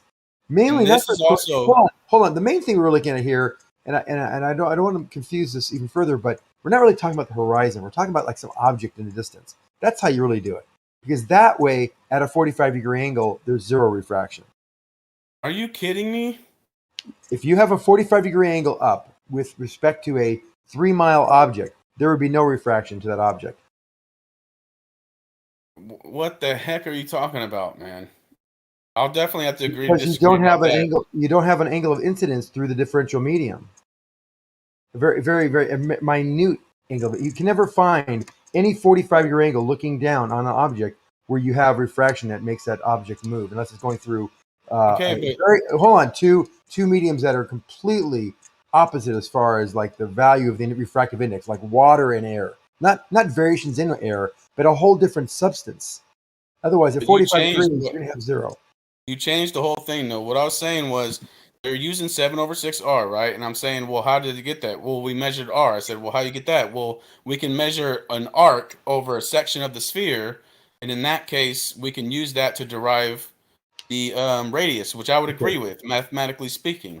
So I'm saying, well, how did you measure that arc? Well, I told you go and up. how you know how much refraction was there? And you're saying that you look out at the horizon and then you go higher in altitude and you compare it because it gets more accurate the higher you go. And what I'm saying is the horizon is an apparent location that varies. So all those measurements you just took could be wrong. No, but the point is this. You're on a weak process, foundation. hold on, my turn. The process of measuring something as you go up allows you to plot what that refraction is and how it behaves without. If your baseline's accurate. No, you're looking for change. You know the change is happening. This is how calculus works. You're missing what? Because you haven't taken calculus, and I don't mean this in a bad way. You don't understand what the value of it is. No, I have common sense. Hold and you're on. telling me you're measuring the change to an inaccurate. Let me finish. Hold on. Let me finish. If I measure, and I'll give you anecdotal evidence of that too. Not that it's that important, but just to let you know how it works. If we have a curve, if we've measured the change, whatever those changes are for something that is somewhat out of whack and inaccurate based on fraction versus a geometric position, this change can actually be plotted, and every point along that curve that's now created by those 3 or 4 or a lot more points will be very highly accurate in predicting. This is the whole idea about the predictive value. Change in what? Hold on. The change in altitude, which would give a change in refraction as you go higher. It always would go down to a physical known distance and an angle dip to that position. Now let me finish with one last thing. The people that what was his name? Not Bill Bislin. The guy that actually did this measurement back in the Al Bruni. Al Bruni. So Al Bruni did this test on a mountain and was able to determine the circumference of the Earth based on what he did going up in altitude and measure the horizon, and then determine that the Earth's circumference was pretty close to what we have today within a fraction of I think 1% off. And that was asinine because it was an apparent location. You can't. No, but you the can't reason look at an he's apparent got, location and our and number, call it exact math. now our numbers today are more accurate. His got very close because of what he did. He knew that when he got up high enough that this refractive value would be. I don't think they knew exactly what was going on, but they know that the air did weird things to the position of objects. So he went high. That was the right thing to do, and then he was able to get almost within less than 1% of what we know today to be the circumference of the Earth, which then gives us the radius. Presuppose today, yeah. No. We measured. Go ahead. Sorry. So I'm doing this test actually over Hanukkah. With the I'm gonna use balloons though, but I'm doing Al Bruni test. It's gonna be amazing. And also just as a little bit more, so we get really super high, like in a jet at 35,000 feet or 40,000. Feet. At 40,000 feet, we see this 3 or 4 degree drop. If you take 4 degree of the horizon drop and then work it through the calculation, it gets very close to Al Bruni's value, even just doing this yourself. So all these things make a lot of sense no matter where you measure them. The only time it doesn't work is when you're right on the surface, like a foot or two off the surface. And that's because that's where the highest refraction will be. There's the greatest angle of incidence. Because you're doing double talk. The greatest angle of incidence will happen if you're looking straight across the surface, whether it be curved. What's the double talk? You're saying you're doing double talk. He said that there is a physical geometric horizon and then there's an apparent horizon, but we can measure this apparent horizon and get an exact measurement of the physical Earth. That's double talk. No, I told you. Don't. No, Zanik, I think it is fair. No, go ahead, Zanik. But I would just say I would clarify that because So what I said was you can measure these refractive values by measuring the change. The change, they all might be off, but by measuring the change as you go up in height, you can then correlate that and draw and get a curve. Yeah. And on that curve will be the data there to tell you where what the refraction value is by the change. The change in 2 inaccurate measurements. Got it. Yeah, inaccurate. Yeah, multiple not inaccurate measurements. You're measuring very accurate. 2 inaccurate measurements add up to an accurate measurement. No, you're not. You're classifying these measurements as no. They're very accurate. We're measuring. You're forgetting what we're measuring. We're measuring the apparent horizon. That's an accurate measurement of the apparent horizon. We're not looking at the geometric horizon. We're deriving the geometric horizon from the accurate measurements of the apparent horizon. You're now mixing on words. You're using now you're mixing words. So this equals that. So that you just said what I said a minute ago. Equals C, so A equals C. That's not how it works in this. By getting not these apparent measurements, we can derive the actual value. And I'll You try hear- to think of you another hear analogy. yourself I'll saying try to that, think man? of I'll try to think of another analogy in science that actually where we Well, do this. Let me think for a while. But You go ahead. just said you That's get a an good accurate analogy. measurement from a parent. Oh my god. I think instead of saying another analogy, you could just, because you're right, Zanik. Like if you're taking consistent measurements, like I said, like what I'm going to do, with the balloons, I'm taking at different heights, and so you know, if you get the same,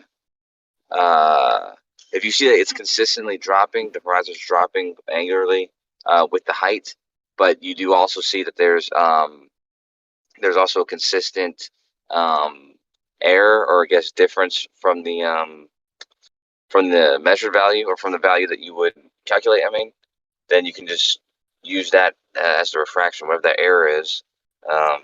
You can obviously see that's a refraction, and it'll be consistent after about 100 feet up. 100 feet up and higher, refraction is basically standard refraction.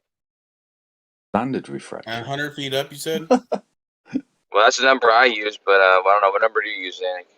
So 100 feet up, all of a sudden the apparent I location. want to hear from Zanik though. Yeah, I want to hear from Zanik. for 75 He feet. said space earlier. Was the No, I said there is zero. When you're looking down, You said for example, space. if you look down, if you made an I know. arc, if you did an arc, when you look down, there's zero refraction, zero, absolutely zero going down.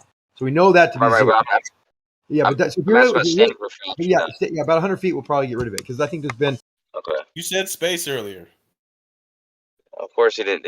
He wouldn't have said space to answer this question. That Yes, doesn't he make did. sense. I asked him directly. I know, I said, but how I know. high do you have to go to where the apparent location of the horizon doesn't vary?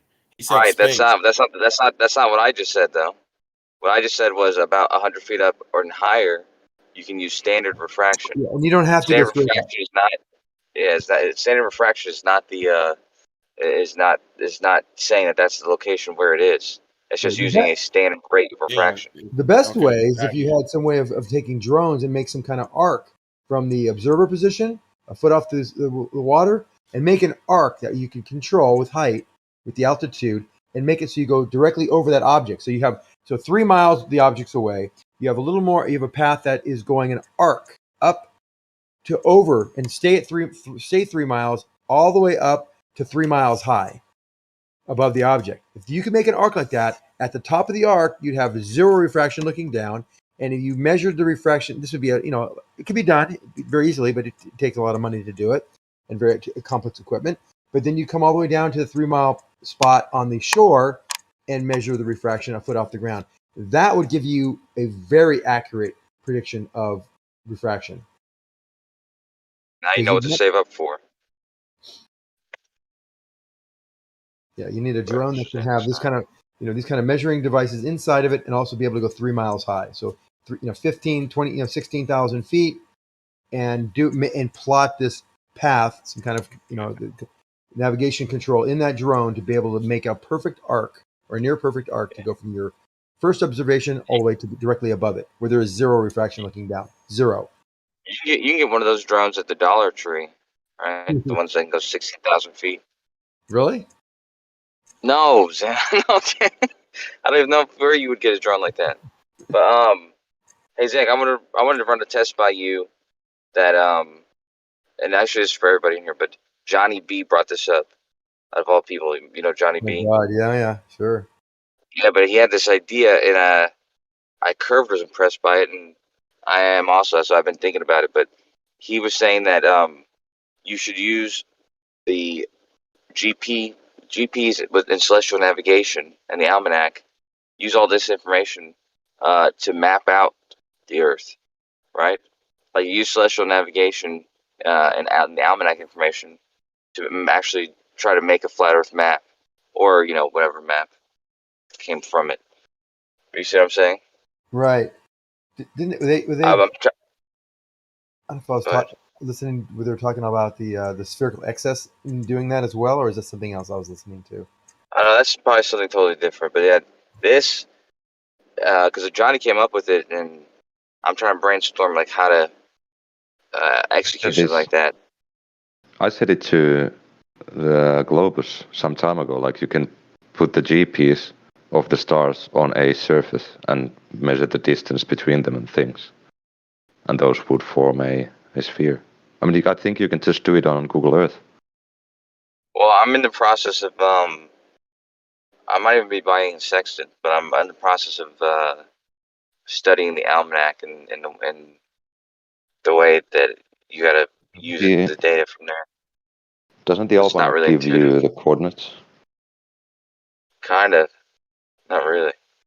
Actually, I have it up right now. I'm trying to make sense of everything. So, like I said, I'm still trying to get my head around it. Does it give you the latitude and the time? I think that's what it gives you. Yeah. I think that's what it gives you. So I guess it makes sense. I guess okay, that makes a lot more sense. It probably is what it gives you. Have you been through it before?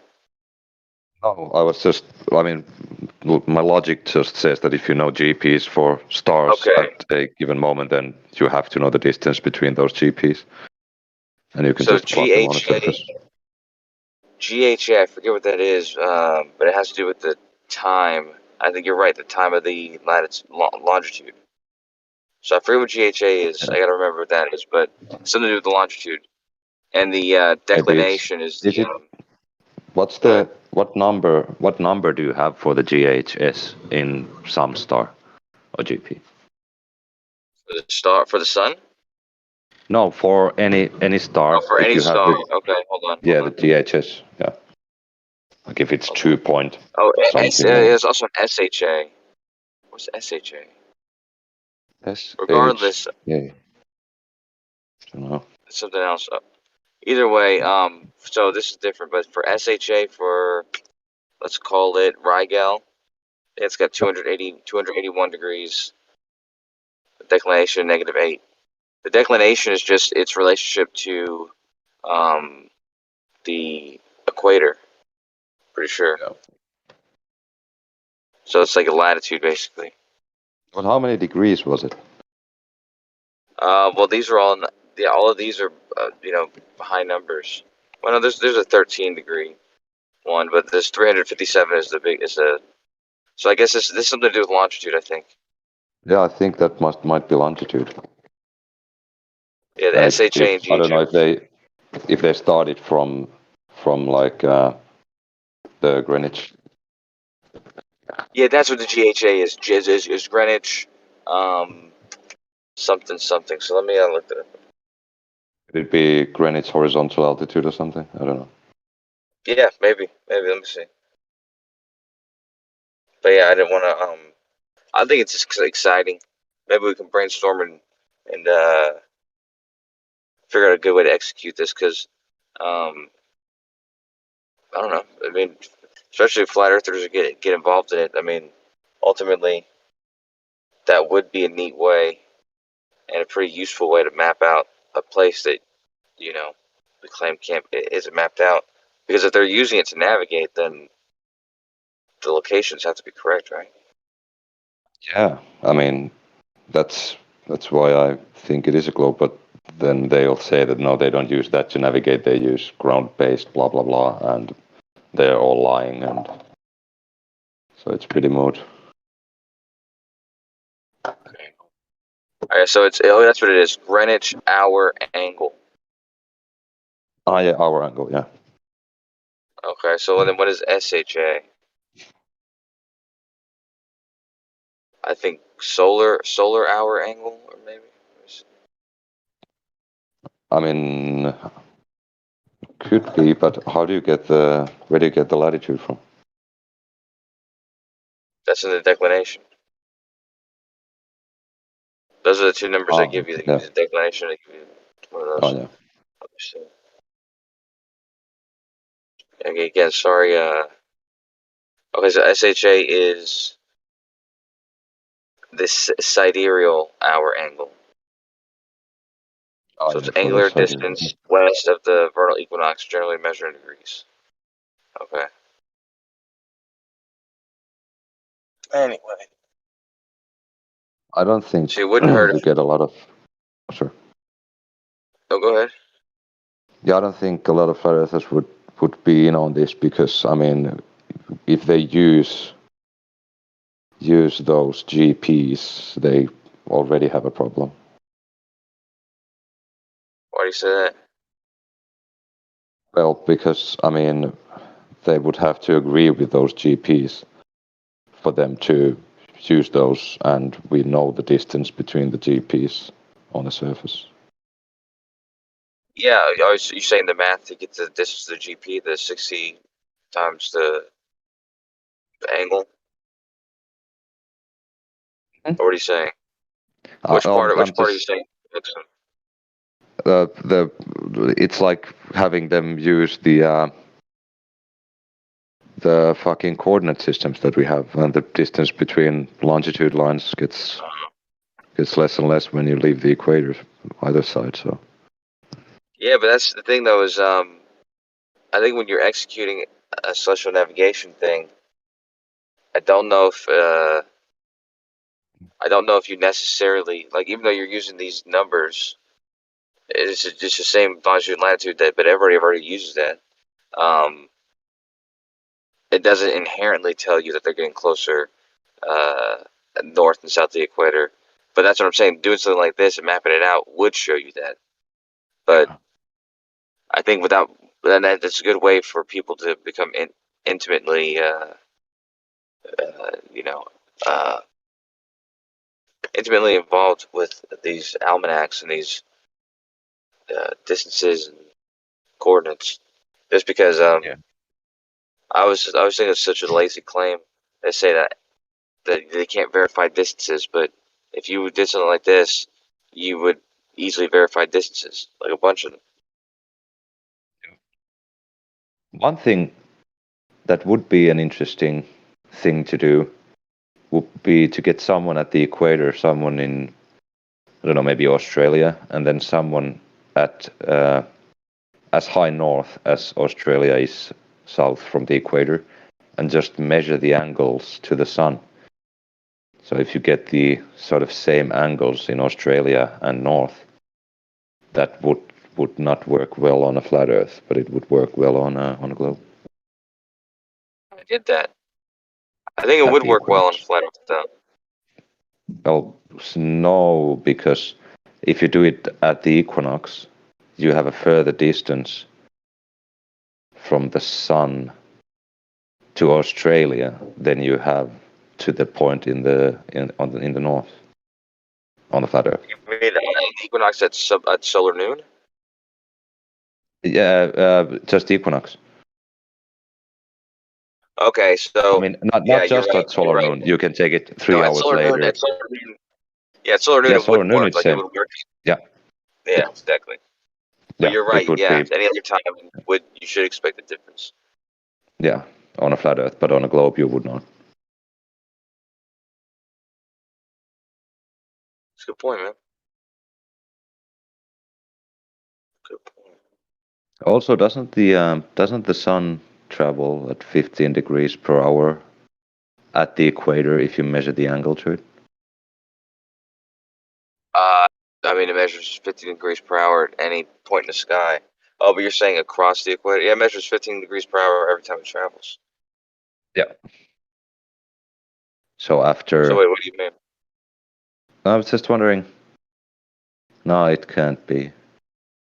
No, it's not 15 degrees. Just like if you follow the sun and you measure the angle to it, like at noon it's at 90. Yeah. But the angle to it 1 hour later, would it be like 75 degrees? Yeah, absolutely. And then 60. Same thing with okay, yeah. with anywhere, Yeah. but also I think that it's not, if you're somewhere else, like, it's 15 degrees per hour, but it's not elevation angle. You know what I mean? Like, it's a combination of It's only at the equator. that you're gonna get the elevation angle to be at. That's right. Yeah, because over here we have, I mean, I don't know, maybe almost 20-hour days in the summer, so it can't be the elevation angle for us. But if you have one of those, what do you call them, equatorial mounts or something like that, they'll always make 360 degrees. So it'll just be multiple vectors, Yeah. multiple axes. I mean. just find it funny that like there's so much evidence, like all these things. I mean, of course, they're not like 100% proofs, but there's a lot of evidence that work together, and then it's just no. Yeah, well, got my opinions about that, my man. But at the same time, we are perceived in the same way. So the same way that you might think that it's foolish, they see us just as foolish. So Yeah. Of course, only one of our arguments are valid, though. But that's neither here nor there.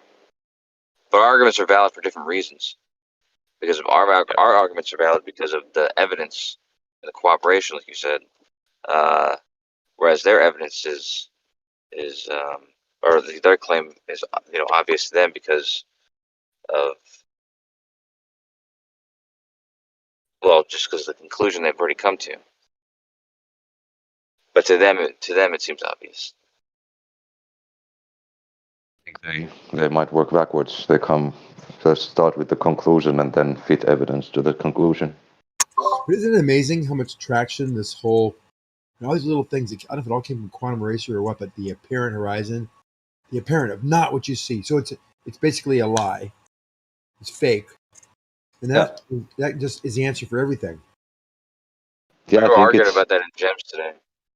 Like if you have a ship at the horizon, is the ship fake? No, but see, that's the thing.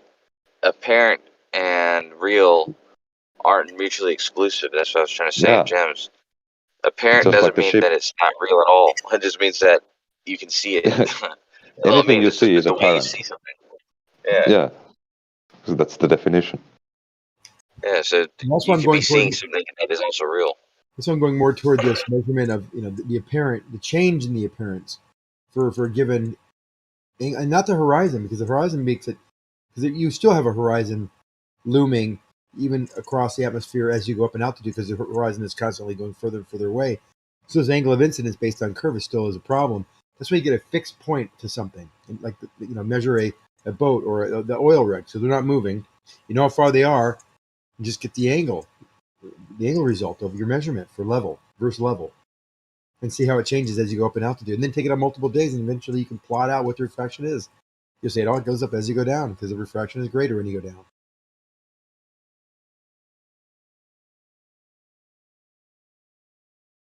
I'm doing a bunch of tests. Yeah, go ahead, man. No, just you can go on. There's nothing important. Well, it's not important what I'm saying either, but I'm doing the Alberuni test over Hanukkah, and then I'm still doing the GPS thing that I'm working on, and then I'm also doing this new thing. So I gotta buy a sextant, I gotta buy GPS dumb shits, I gotta buy a camera. But it's like a couple bucks, but I don't know. Interesting. I bought a car. Why can't we do it over a long beach? Like a very long beach, like probably out at Newport or Long Beach, or the area down there in the Southern California, or East Coast has some in Virginia. You got some long beaches, or the Keys, where you don't do the measurement over the ocean, you do it over the sand, right? So you go up the beach a little bit, do it over the sand, and see what it looks like there, because then you're not gonna have any of that refraction values of the ocean and the sand. Refraction. But there's not a temperature. There's not a temperature.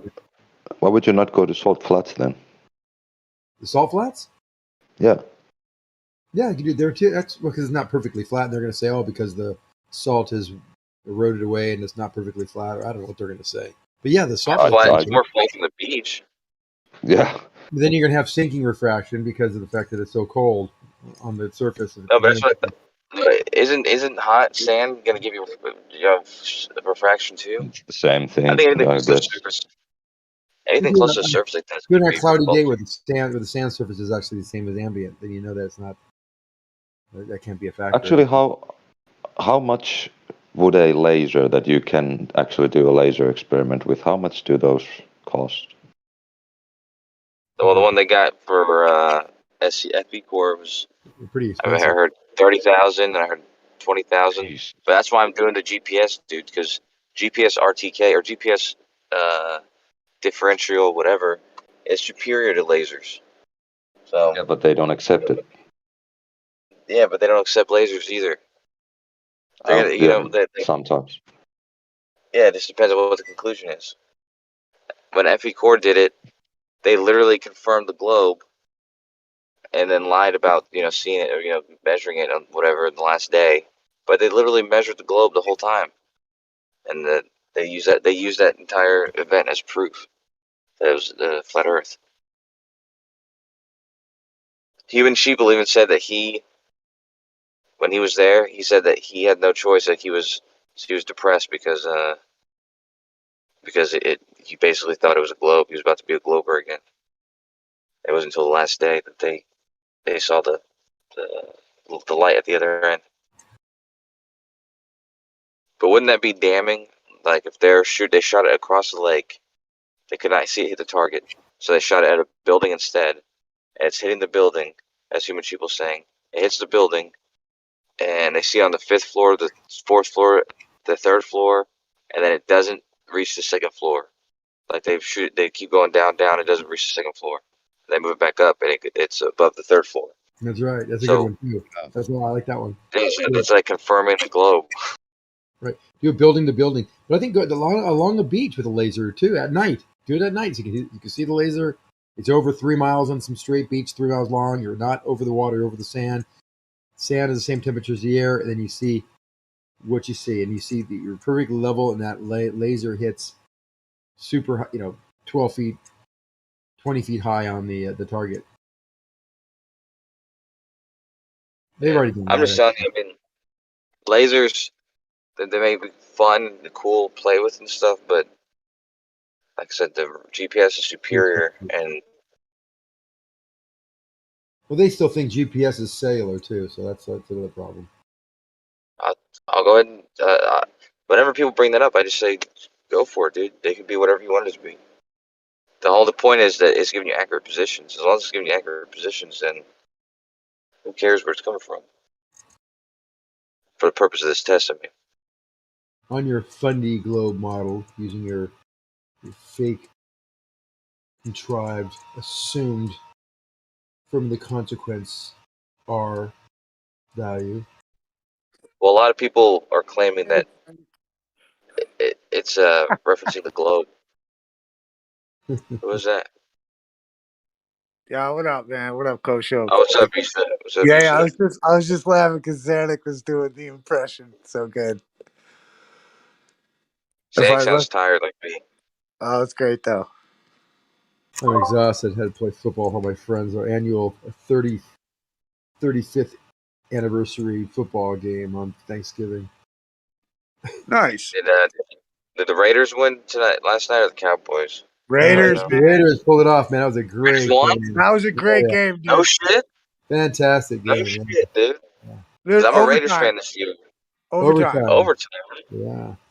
No They kind of had it in shit. the bag, and then Dallas came back and just punched up a field goal, and they came Yeah, back. I turned it off. I thought the Raiders had him, and then fucking all of a sudden I turned it back on. It was overtime. I was like, no Yeah, fuck. it's crazy.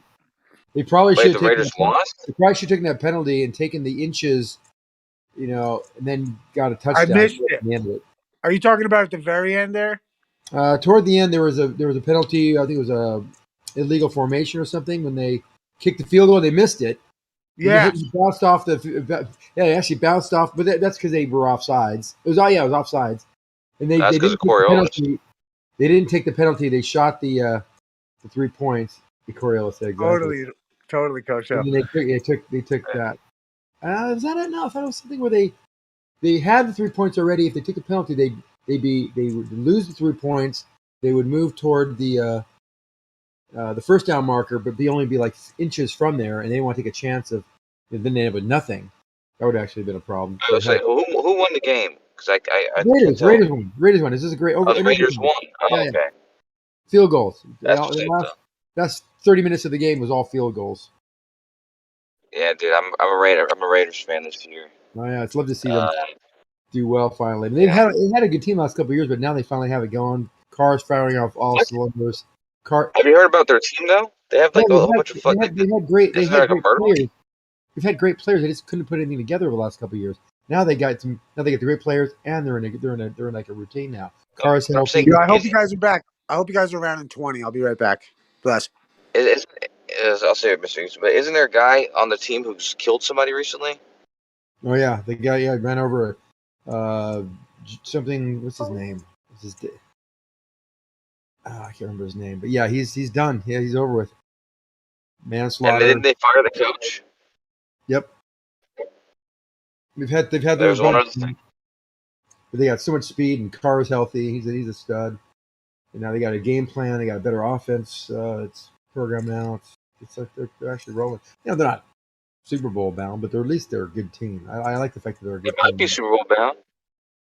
They could be. Yeah, You know who was my last team? I always pick these underdogs, the teams that people hate. So I'm Raiders now, dude. But I was an Eagles guy for a long time. Yeah, They went to the Super Bowl. They won the Super Bowl. that's right. First time in how Yeah, many but years? Raiders fans. 50 years or something. Yeah. But Raiders fans are the most diehard NFL fans. I always like So I got to Raiders. step back in. I was playing with an ex-Raider today, actually. No shit. Yeah, Jonathan Flowers. Whatever He's- your family. No, I was playing with him today in our turkey bowl, our football game. It's a big deal. We Oh, have okay. So it's not just your family. 100 people show up there and have like four games, championship game. It goes on all day, and my body's trained. Yeah. What position do you play? Everyone's kind of wide receivers, pretty much. Yeah, of course. Everyone go out. I come up with my play cards, and they all get, oh no, just everyone go out. It's like no, you can't beat these good teams by just everyone go out. You got to have some. Because I did a lot of coaching with the kids with the flag football, so we had all these plays, and they were great flag football plays. They're really funny. Some of them are variations of trick plays for the like college games, because college does a little more of the trick plays than the pros. But You probably got goofy names. the names of the teams. No, yeah, your names for the The yeah. plays? Yeah, they're pretty funny. That's some of them are pretty straightforward. Yeah, so back to that. Oh no, you didn't say anything though when I was talking about it. Me and Moment were talking about it, but did you hear about what Johnny B brought up about the using the GPS and the celestial or the almanac to try to map the Earth? Yeah, they're going to be grossly disappointed when they start doing that. But they'll find a reason to discard it. So be ready, be prepared. That's why I don't spend any effort on anything. There's one thing I want to do. Really, one thing I want to do, and this is to shut down. What's his name? What's the guy who's been fighting with lately? Percentage? No, the guy that thinks he's Mr. Refraction. Thinks he knows exactly what. And he has all these Travis. names. Travis, yeah. My main mission now is because percentage is gone. Flat Earth data is a complete disaster. I don't even bother him anymore. Can't talk to these guys about anything. But Travis, at least, he's got an idea. He thinks he's reinventing refraction and its effects. He thinks refraction basically is a construct. It's completely opposite to the way it really works. So he's got some other names for it. And I show him a picture. So how would you?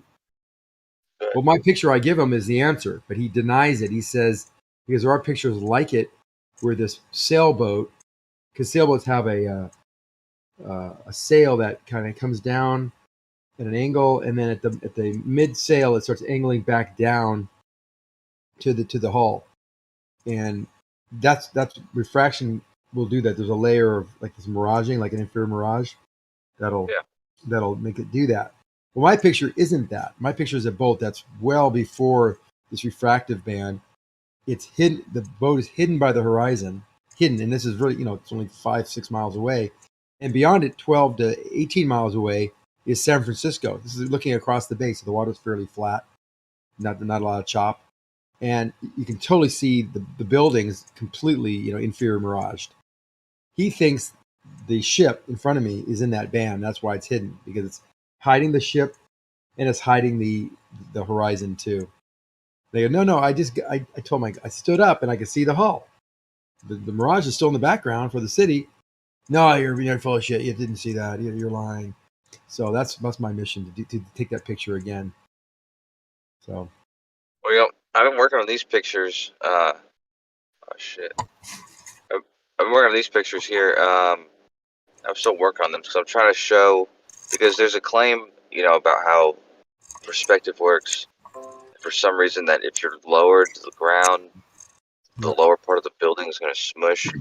Yeah. And so you've seen the video of the CN Tower in Toronto, Yep. and you see the bottom half of it. It's like, how would you observe this? You know what I mean? It doesn't make sense. So I'm trying to show, I'm trying to display like how optically it doesn't work at all. Not Right. even close. Like if you're talking about the angles compressing, the angles that are at your eye level, there's no reason for those to compress at all. No, you're Differently right. than the rest of it. That would be those would be your most the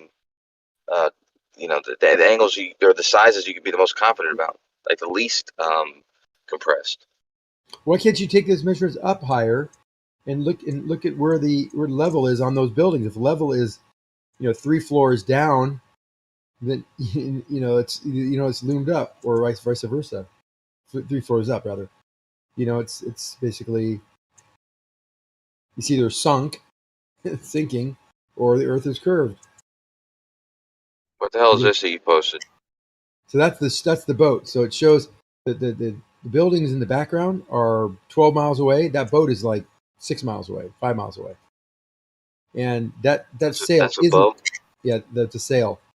It's just to the left. Just to the left is the runways at San Francisco Airport, and to the right would be the Bay Bridges, and we're looking from the South Bay, looking from Foster City northward.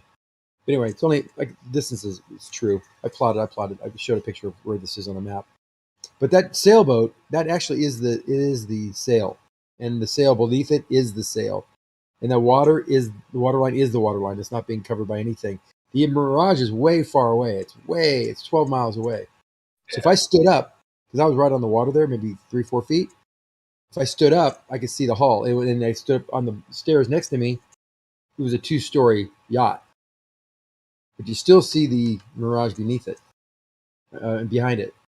And he doesn't believe that. So I got to go find that. I got to take that picture. And that would prove to him. That's it. Yeah. That would be damning evidence for all his theories, because this is the only picture that really kind of shows what I've been talking about forever about mirages and horizon mirroring, and the Earth curve hiding the objects. Well, so I don't understand. I understand what this is showing. It's showing mirroring, right? Like inferior mirage. But what I don't understand, how does it Because usually they do this mirroring over the lake, and they think that the water in front, it could be over. It could be 3-4 miles away. They could see this effect on the shore, where they're still not over the horizon. Yet you see this type of inferior miraging. But what I've shown is this inferior miraging is 12 miles away. The boat is closer. It's hidden by the curve because there's no inferior miraging on the boat. But yet oh yes, it is. You can see the sail looks like it's angled downward. Looks like that's cut in half, but it's really not. If you look at it closely, the edges, the seam of the refraction in the background is above the seam. Let me run something by you, because when Brendan, he used to have a guy on his show who did this in a garage or whatever, and he showed this. So, anyways, Brendan used would always say, it's like, well, this is evidence that refraction can at least obscure the objects in the distance. And I was like, yeah, the only time refraction can do that is whenever it's this mirroring effect that you get with inferior mirages or whatever. But other than that, it's not gonna mask anything. But anyways, what I was gonna say is, you're saying that this is the inferior mirage of the boat, but the other part of the boat is hidden by the curve. But couldn't it be the case that the mirage was happening, and that the mirage itself is obstructing the bottom part of the boat? Yeah, that's what he says. Because I know, because I was there, and you can look closely at where the line is drawn, and it's just above the inflection point of the sails angle on the right side. Now, he has every right to think that that's what's happening, because I've seen those kind of pictures before where the mirages can hide everything below the boat by the inferior mirage, and thus also hide the water too. But this isn't one of those, because I was there and everything behind the boat is inferior mirage. This is on the shoreline 12 miles away. This boat's 5 miles away, 6 miles away. And that boat is clear as day. The water line is clear as day, and it's not affected by mirage because you can see it through the telescope. Stood up, that same exact picture. Picture if you look at that picture, and if you started standing up, and you started seeing the hull beneath the sail with no effects of this inferior mirage, which is happening in the background, you go, oh, no inferior mirage on the boat, but an inferior mirage on the city, on San Francisco, the city behind it. And that blows his entire story out of the water. If I took him seriously enough, I'd be out there tomorrow doing it on a nice clear day. But I just think everything you do, he's always going to say something, so it's not that important to me. But it would be. I will do it eventually, especially when it gets a little warmer. So these occurrences are a little more readily available. Maybe tomorrow might be warmer. I could do it tomorrow. But Yeah, that's time too. It's like 30 minutes to get to the spot. I don't know if I want to go all the way out there to do it. Don't dox yourself, man. I guess. Okay, so you live in Oakland, okay? That's what I thought. in the hood, baby. Yeah. I thought Geo lived in Oakland too, but he doesn't. I was messing with him one time about that too, but so I guess you're not very far from Geo then, probably. I don't know exactly where either of you guys are, but I know generally where you guys are. Yeah, so people keep asking about you and Slack. I mean, I thought I was under the impression when I was doing research, or I can't remember where I heard it from, but I think that when they do tours of Slack, which they do that thing where they level, they show them like a water level or something like that. They have some kind of they have a pen. Yeah, to establish level, I think they have a. At least when I was there, they use some type of hanging, like a plumb bob. Some kind of structure that was mounted to the tubes, and then it had a plumb bob, like 5 feet down, and on the ground there was the zero. They zeroed out where exactly plumb would be based on the frame that it was being supported by or suspended by. And you can see that it's in some part, and they have this. They can move it around. They can show that at the end of this, it's not plumb. You go, okay, well, it's just tilted. Well, if it's tilted, then at the other end it should be, the same thing. But then the other side is the opposite. The other end of this thing. Wait, so do you think they give tours like that at LIGO? I don't know. Probably not. I mean, this place is pretty. It's in the heart of Silicon Valley. It's part of Stanford. They had a lot of donor activity that helped fund this thing too, because it was like, I don't know, at the time it was a few $100 million maybe, and that's probably worth over $1 billion now to build this, and probably maybe got more than $1 billion into it now. So it's got so the taxpayers and the donors all want to be, it's not a museum, but they want to be at least have a chance to get in there and be involved, see what's going on. That was interesting though. What you said about your nephew and the fission, the thrust. They're looking into fusion for thrust. How is it just purely research, or are they doing like applications or? No, they're going to build something. They're going to invest a bunch of money and try to make this concept into to the application. So he's negotiating with them right now, and part of the problem is they want him to fly or move out to California, to Caltech. This is based out of Caltech where this has happened, and he's an East Coast guy. He's back in Pittsburgh, so I don't think, or is he Pittsburgh? Yeah, I think he's in Pennsylvania. Do you know much about his project? Because to me, I don't even understand. Well, let me. I don't want to dox myself here, but let me send you the website for his peer-reviewed articles on fusion, and then maybe I think applications are on it too. I'll pass it around. Maybe I'll find the company that he's actually interviewing with and see what we can find on that. Okay. Yeah, because I'm just interested because I know like obviously, like we had fusion bombs, but they were, it's a different kind of reaction. Yeah, it's it's not a control fusion, right? We want to control the fusion where it doesn't Yeah. explode. We just extract the energy, and there's no there's no chemical. I didn't think there was a way to do that without using more energy beforehand. But I guess it could work the same way. I guess if there's some sort of fission reaction. But yeah, I don't know. Like I said, let me get his fusion. Well, just if you just read his paper on fusion, most of it will go, 99.9% of it goes well over my head.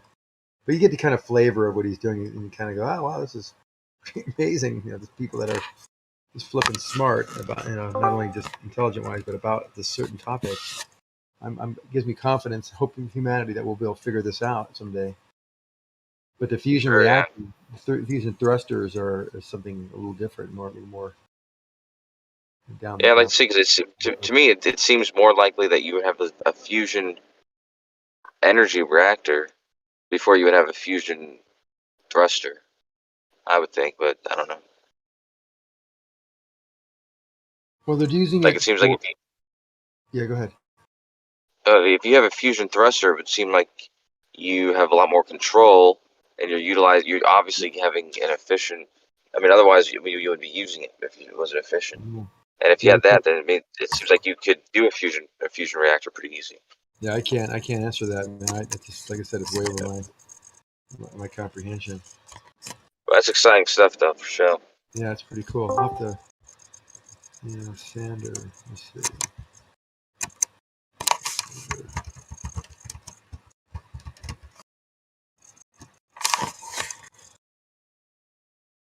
Yeah, I'll try to research and find out where the paper is, and then have you go through that and just dig around.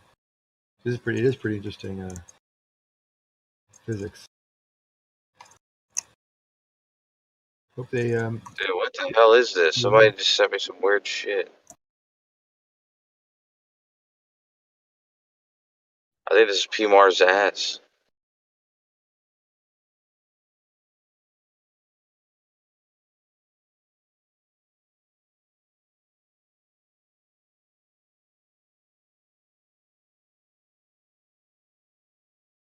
So I'm trying to see if there's someone sent me DMs, and I don't usually check DMs, but this is. He sent me a bunch of stuff, said unmute, and then showed me a picture of what looks like PMAR's ass. Oh, I know who this is. Never mind. Fucking asshole.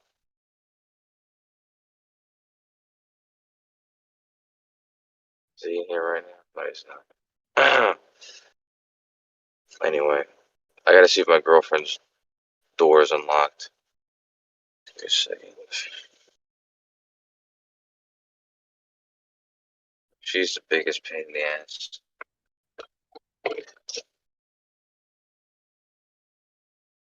Okay.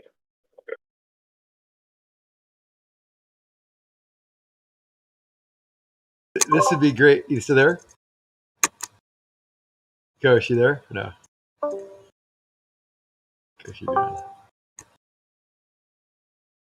Yeah, I'm here.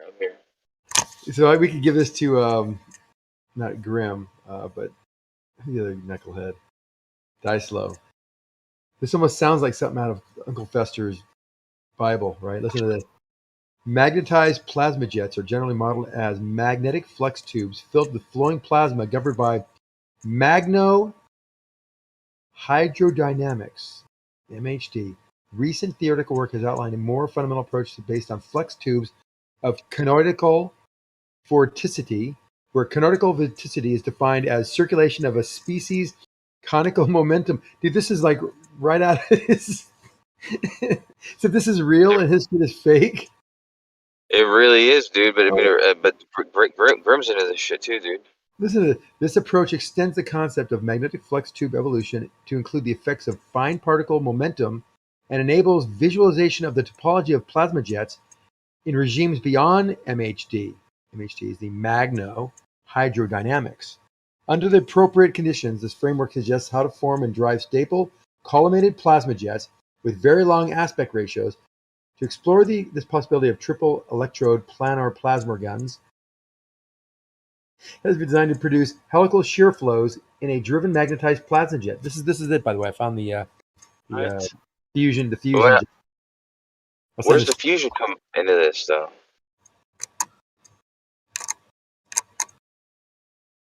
Plasma jets. See, I got an argument with Grim back in the day.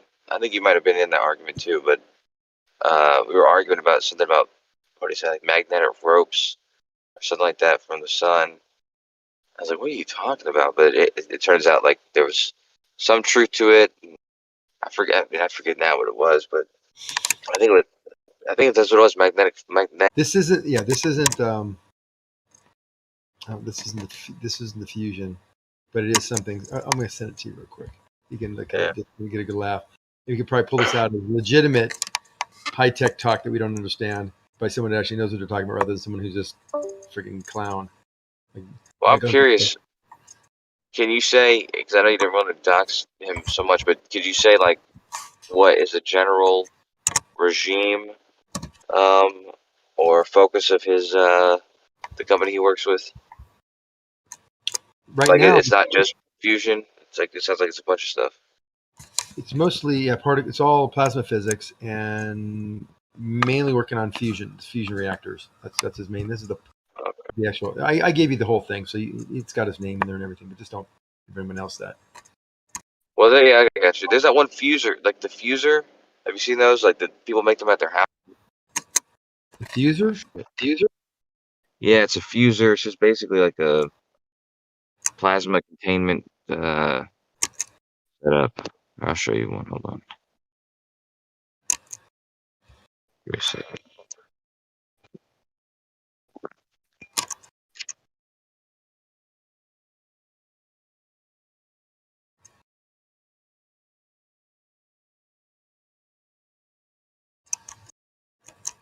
Who would have thought this punk ass kid would have been this smart? Your nephew? Yeah, I mean, geez, he's a kid. He's just a kid, man. He's Cornell, and he's on the research team, and he's being trying to get all these companies like Caltech and JPL are all trying to get him to go work for them. And Good for him, man. This is a fuser, though. Okay. Wow. It's basically, like I said, well, it says, but all these things are called fusers, and they claim to be doing fusion. But this kid's making this in his garage, so I don't think so. I'm gonna click on this. Yeah, it's all different. There's the link. I'm still gonna find the details. I was supposed to look at this and read it a long time ago. I was asked to read it, but I said I don't have time for that. But I'll read it. Now that you've forced me to go find it, I'm gonna have to read it.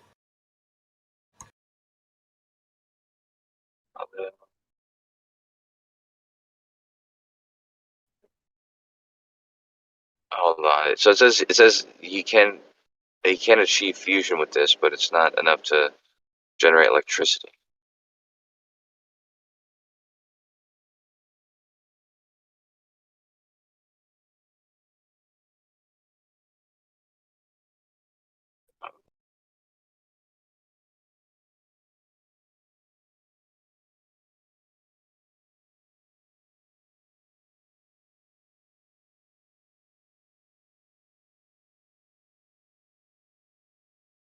Oh my God, Coach! If we had this guy on the chat, if he'd waste time with us fighting Dicelo and Grim, I'm reading these articles. He's written a bunch of these articles.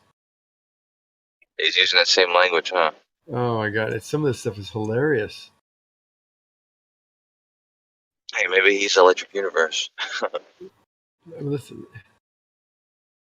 what the hell?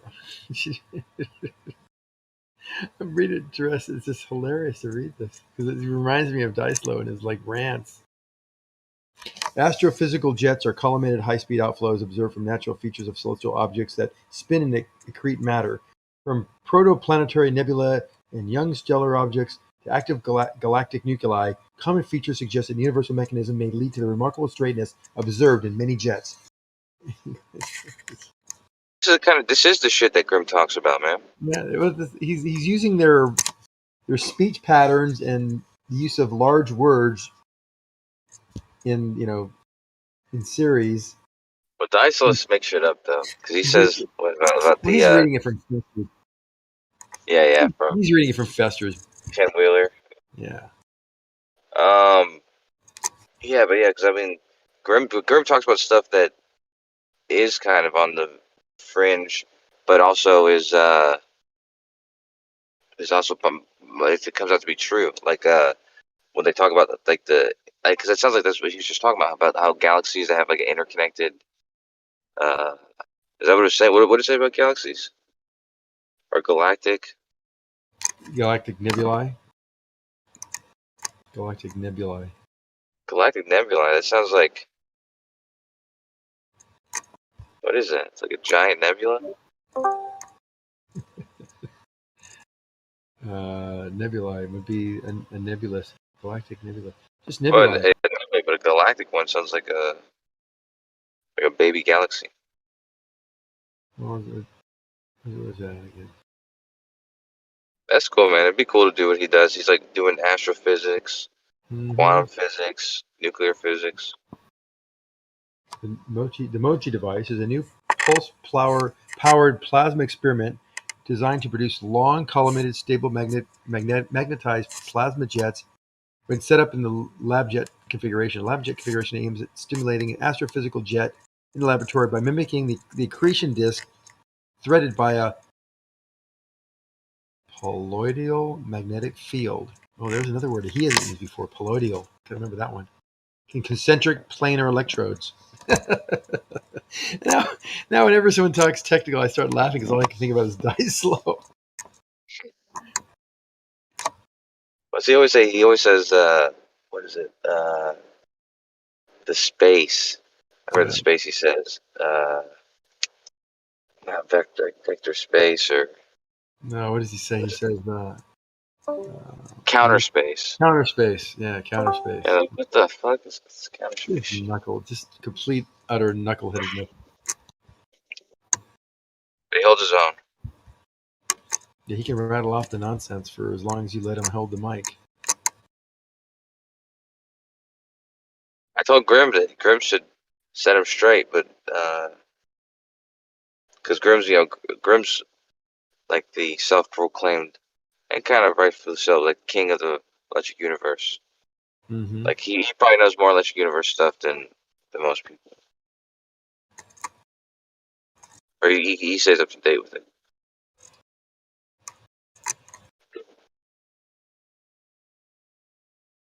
Galactic Nebula. Let's see.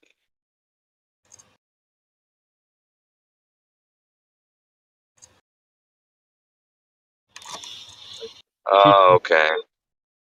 Teaching assistant for atmospheric flight mechanics. Wow. Structural vibrations. Introductory mechanics, physics, laboratory, introduction, wave and optics tutorial sessions. He's done a lot. That's your nephew? Wow. How old is he? He's 25 or something. Wow, man. 20. No, maybe I always 20. get pissed off when I hear dudes that young and he's already achieved more than most people. Oh yeah, it's great. I bet you got a family like that, man. You got a family with like a bunch of people, impressing everybody with their. Yeah, it makes me feel kind of stupid, especially until they start getting really old. Like when Dad got really old, he starts losing it. Then I can start holding my own with him, because he can't remember anything. It makes you feel smart. Yeah, but still, my mom's smart. But other than that, I'm basically the smart one in my family. Yeah, he was summa cum laude in physics, college. So I guess he graduated in 2011. So that'll be 10 years. He's probably 30. Yeah, so he's probably 30 now. I know. I've lost Which one is that? Does that mean top of the class? Yeah, summa cum laude. Yeah. Is that below magna cum laude? Summa cum laude is I lower. don't even know because I I made good grades in the classes I showed up to, but there were some classes where There's like a thing I read today. 80% of who wrote that? I can't remember what it was. 80% of the achievement is like just showing up. You're right, man. Just showing up. the classes where no, the classes where you only had to take a test, and like on the first day of class they tell you how many points they take off for attendance, and Right. if they take off like, there's like, oh well, you can only get 90% if you don't show up. I was like, okay, well, I'm not gonna show up. So Right. those classes I just didn't show up because like you still get an A and you didn't go to class one day. Mm-hmm. That's right. You just gotta go take the test or whatever. But that was stupid. Yeah, we gotta bring this up to Quantum Racer too. He's got all this Thompson scattering. I think he's mentioned Thompson scattering before, but he's no Awesome idea. scattering, isn't that with electrons? It's like electrons. And you got lasers going through a shock front of imploding plasma sheaths and the fiber collection volume and the MRT spike, instability. I mean, this guy is. Or Thompson scattering is like when you shoot electrons at like some sort of film or like a foil or something like that. He's characterizing the imploding plasma sheath in a triple nozzle gas puff Z pinching using Thomson scattering, Zeeman polarization spectroscopy, laser shearing interferometry, and B-dot probe array measurements. Such measurements will be extremely useful in validating simulation codes and should help explain the different instability growth rates that have been observed for different gas species and initial fill densities. These are his papers. Yes. That's crazy, dude. But yeah, that's thing Grim brings up a lot. He brings up Z pinches and shit. Oh, he does? I don't even know what that Yeah, he is. always brings it up. Yeah. Someone's doing some Google searching. So if that would be like the funny, because he's young enough, he might actually kind of enjoy coming out here and heckling these guys just for like an hour or something. You should ask him about Electric Universe. See what he thinks about Electric Universe, because he might even he might seriously actually find some of it compelling or something like that. Yeah, maybe. Because he'll be able to say which parts of it are compelling and which, because obviously, depending on who you are in Electric Universe, depending on what kind of claims you're making, some of it is true, but to claim everything's electric is stupid. But people who just say, well, electricity or electromagnetism is fucking fundamental, it's part of everything. It's like, yeah, dude, that's what is already, people know that. Right. That's it's one of the main forces. What's his thing? You said it already. That what he says, that's his little co-space or that's because counter space. Counter space, which is accelerated magnetism, which is counter space, because of accelerated dielectrics, which is magnetism, and just all this nonsense. Well, the dielectric field. Can I ask you a question? If you don't mind, why does that make less sense than something like gravity? Well, gravity is pretty simple compared to what we're talking about here. Gravity is just an attractive force. And even Newton himself, he's confused or cannot even imagine how mass would actually just attract other mass. He said that. But nonetheless, without really understanding where gravity comes from, gravity is real and gravity is predictable, and we can measure it and we understand it very well. Right, but we don't know even let's say the experts admit they don't really know what it is, but we have all this information regarding magnetism, and and yet you think it more logical that gravity and dark matter maybe make more logical sense than in an explanation of regarding weight as opposed to magnetism. And I find it odd that with all the information we have about magnetism that somebody would choose gravity an answer that we gravity doesn't behave anything like magnetism, first of all. And we understand magnetism very well. We understand the interaction between the electrons, positively charged ions. We know all how this works. Gravity we understand as well. We don't understand exactly where it comes from, but we understand how gravity imparts an attractive force on mass. The reason why it imparts... Well, you understand the effects of it, not necessarily... Like, I mean, I guess the same could be said for electromagnetism. Well, there's some also... extent, but I mean, I don't understand... Well, we can stop. We can cut off magnetism at the knees in a Faraday cage or certain materials that are not magnetic. So we know we can do this. You can't shut off. Yeah, but in order to prove gravity, you have to cut off all air supply and enter into a vacuum, you don't. right? What was that? Cut off what? Like in order to like, access the true effects of like what would be gravity, you have to create a vacuum chamber, right? No, you don't. Not at all. Well, what do you mean? You don't need to. Why would you need to cut off vacuum? Why would it be? Well, how could you isolate quote unquote gravity without a vacuum? Just measure the weight. Done. Yeah, but that's where I'm just saying, like, isn't it interesting that density kind of? I just find it interesting that no, it doesn't explain. There's this. It doesn't. You can isolate it. You can isolate. I mean, I think to me it sounds silly to. You can isolate a test. Hold on. You can isolate a test where you actually can make a situation where the density doesn't have any preferential direction at all. So differential density is not a solution or answer for anything, but gravity is. This attraction that causes things to have weight is something that is indisputable, it's measurable, predictable, and quantifiable. Right, and you don't know the cause of it, but yet you poo-poo. That's two things. You're talking about the cause versus the effect. Well, I'm saying, wouldn't magnetism explain away gravity? Let's be honest. What's said is the bending of space-time causes gravity. We all in the scientific community would all agree that is what is the common agreement, right? The common theory of gravity is that it's caused by the bending of space-time.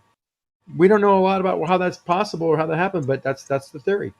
And we see but we have so much more evidence for like magnetism. But magnetism doesn't explain gravity at all. Nothing about gravity is synonymous or in common with gravity, other than they both are attractive forces. That's it. There's nothing else beyond the attractive force. Nothing similar. There's even an inverse cube law that follows some types of magnetism, which doesn't happen with gravity. So no, you can't say that.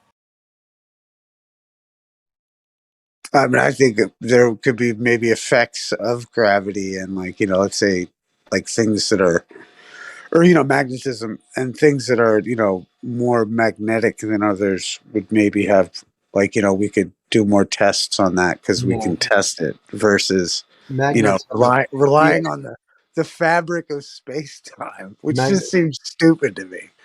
Well, it may seem stupid to you, but it doesn't seem stupid to most of the science community. Most all of the science community. Well, even the people who it seemed stupid to when he first came up with it, yeah, he suggested some tests right away, and they tested them, and they've been testing them ever since. And so there's a lot of people who thought it was stupid back then before it was tested, but once it's tested and they see that it's that's what I found. I found so interesting is, if I'm not mistaken, wasn't the moon landing like the confirmation of like Galileo and Newton and Kepler? Someone keeps saying that, but that's because the dude who dropped them, I think it was Alan Shepard or whoever it was, maybe it was somebody else, but when he dropped them, he made a like a joke, like saying that, but he wasn't serious. He wasn't saying like, because he said Galileo confirmed, and he like dropped them. But yeah, that wasn't like an experiment to prove that, like it was in question or something. Well, no, but the idea was that they'd measured the actual weight of gravity on the moon through their mathematics, and therefore when they dropped everything, they confirmed it, right? Well, they were just confirming that they drop at the same rate. But like I said, I think that was just a demonstration for the viewers, because they do that they have vacuum chambers where they do that. Yeah, but you wouldn't have like any other opportunity to test the actual weight of things on the moon unless you were there like then, right? Or yeah, I mean that's true. I mean, it definitely was a unique experience to do it on the moon. But I don't think that test was the confirmation of anything. I gotta I got a great article for you. How could it not be the confirmation thing, dude? That's hilarious that you proposed that. I mean, Kosher, it had already been confirmed. the There goes it. astronaut, Right, Galileo Oh. confirmed. Come on, dude. the astronaut's name was Commander David Scott, Apollo 15. I was 15, so yeah. Alan Shepard, I think, was 16. Josh, I found the What article. did I say? I found one of the articles I want to show you. It talks about how we're going to solve this energy crisis, and they're talking about these astronomical jets, creating them in a lab.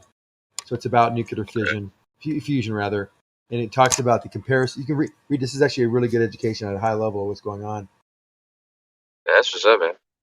Yeah, I so gotta that- look into his company The too. second one. So the second article I posted. That's the one. He's one of the authors at the bottom. You can see his name at the bottom.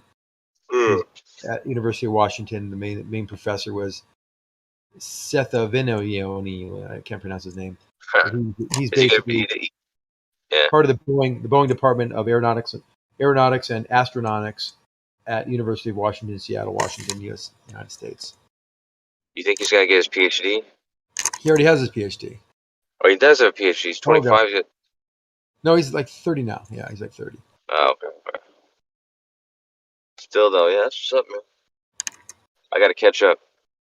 Yeah, so this is good. Read this, and it talks all about going nuclear fusion versus fission. Talks about this is a really well written overview about what he's doing. Here, I'll read this one thing for you. If you want me to read it to you. This one. Nuclear energy isn't a new phenomenon. We've had nuclear fission working for decades, but the subtle difference between fusion and fission have a substantial impact on power output. Nuclear fission is splitting the heavier atoms into fragments achieved by bombarding them with neutrons, type of uncharged subatomic particle. The process takes heavier elements like plutonium and uranium and splits them into lighter elements like thorium and something else. During this reaction, a tremendous amount of energy is released. It can be transformed into electrical power, heating water, produce steam, turn turbines. The same method used for practicality for all electricity, basically replacing coal and natural gas with a fission reaction chamber. This advantage that fission releases 6 million times more energy per kilogram than fossil fuel combustion.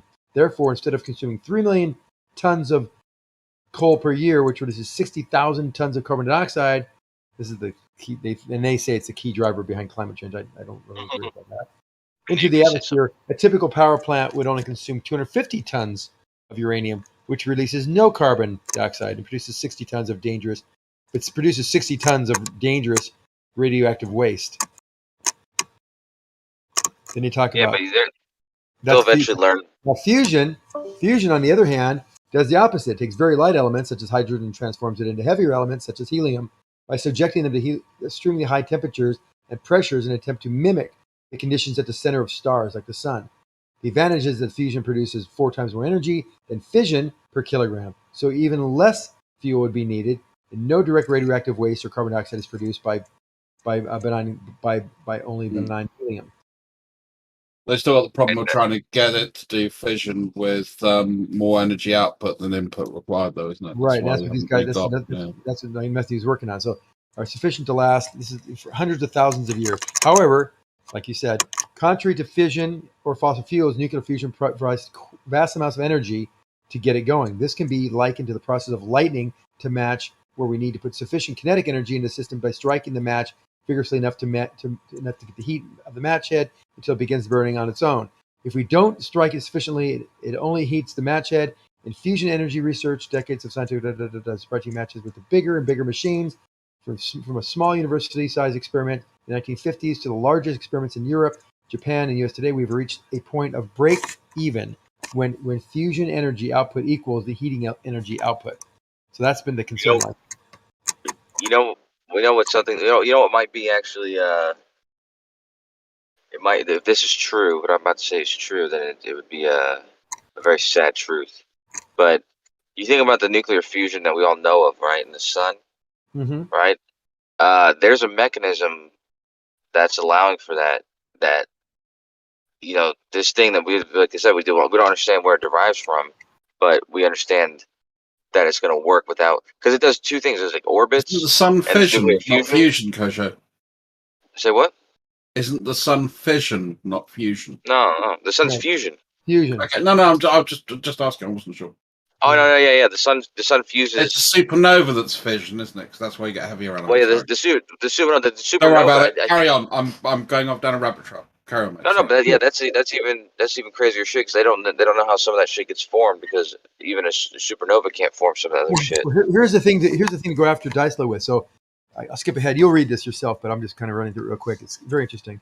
For the fusion process to work, that is, gets more energy out than you put in, 3 conditions must be fulfilled simultaneously. The fuel must be heated to more than 100 million degrees. To use a microwave, right? There must be a sufficient fuel density, and the whole system must be confined together sufficiently long enough above 11,000 degrees C. Fuel exists in this form of plasma. One of the fundamental states of matter, along with solid, liquid, and gas. Plasma is effectively a gas that has been superheated until its atoms begin to lose their electrons. This resulting matter contains a negatively charged electrons and positively charged ions. Plasmas are interesting because, unlike other states of matter, the charged particles within plasma react strongly to magnetic fields. Then it goes on to say about, therefore we use magnetic fields to keep hot plasma away from the cold walls, and we can shape the plasmas out of the back of the thrusters to propel spacecraft, but plasmas also exist naturally. Here on Earth, plasmas exist in lightning, but mostly created artificially in plasmas like TVs and fluorescent lighting. Ion thrusters designed for electric space propulsion in space, however, but it just talks about how now they're starting to look at other aspects of how they can control and create fusion by using the things we do know about in plasma and things that create plasmas here on Earth. But that's what I was saying though. Like if you think about like the most efficient, like they say, like an orbit is the closest thing to perpetual energy, and then of course like a star is creating this enormous. It's like creating the environment they're trying to create, but it's doing it without effort because of the gravity, right? Because there's so much mass there, the gravity is creating that pressure that they're trying to create in the lab.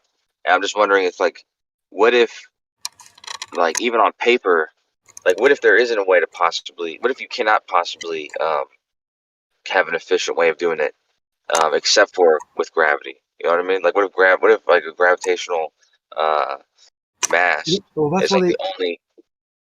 Go ahead.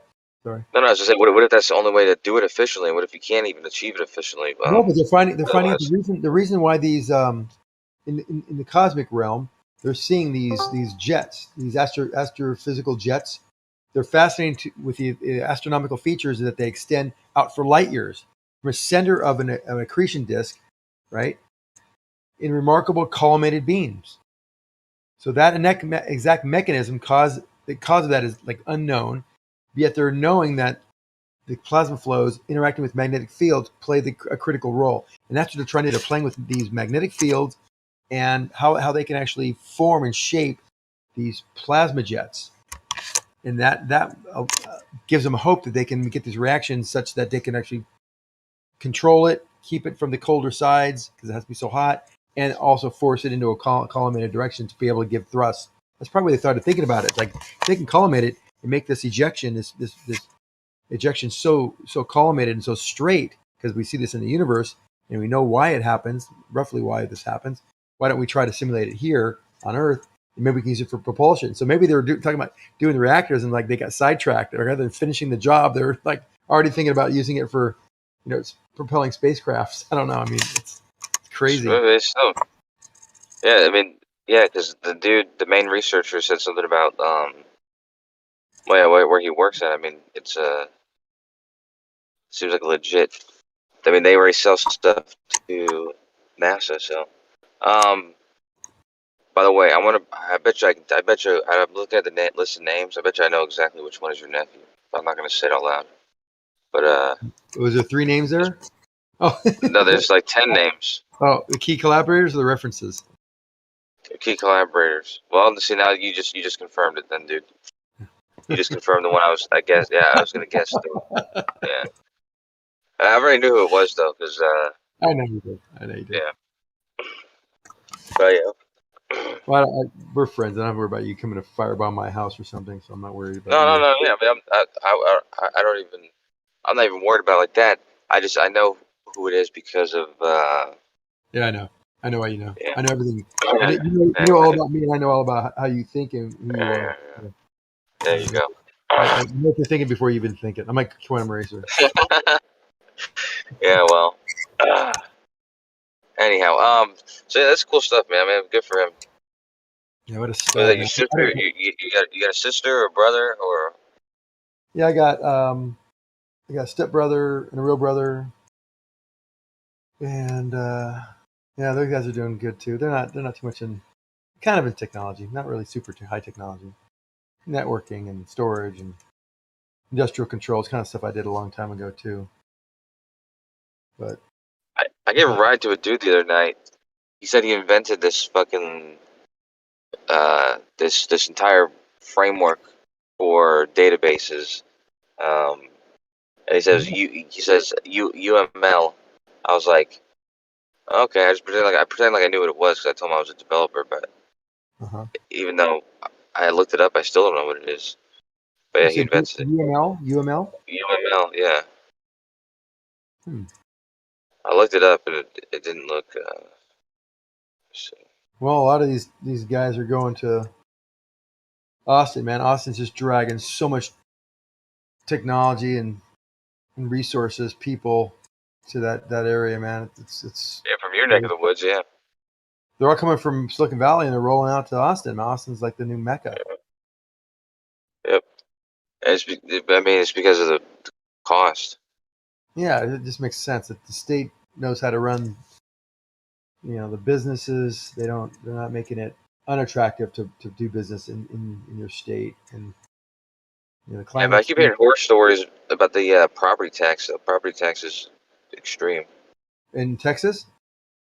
especially here in Austin. Yeah, it really the reason that people are going there is because, well, yeah, Texas are higher, but it doesn't matter because the properties are half the value. But once the properties start shooting up, that's going to be a real problem, right?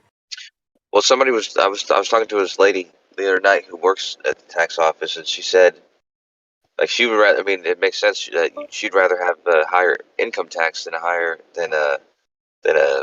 property tax. At least the income tax bases it off of the amount that you're receiving. It's not basing it off of something that you own. You might not be making any money at all. You just have to own this house. Exactly. Yeah, definitely. That's a good point. I'm wondering if Riggs will look at the chart that I just threw in the chat. Let me take a look. Temperature versus selectivity. So one is surface temperature we're getting. The second, the yellow line, is the energy output from the sun that we're measuring.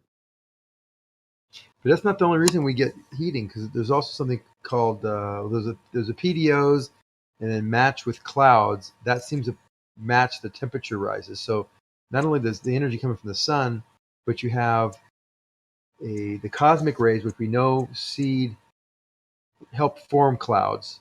And then you have solar. It was against Riggs' statement that you know what the largest factor in climate change? The sun. Right.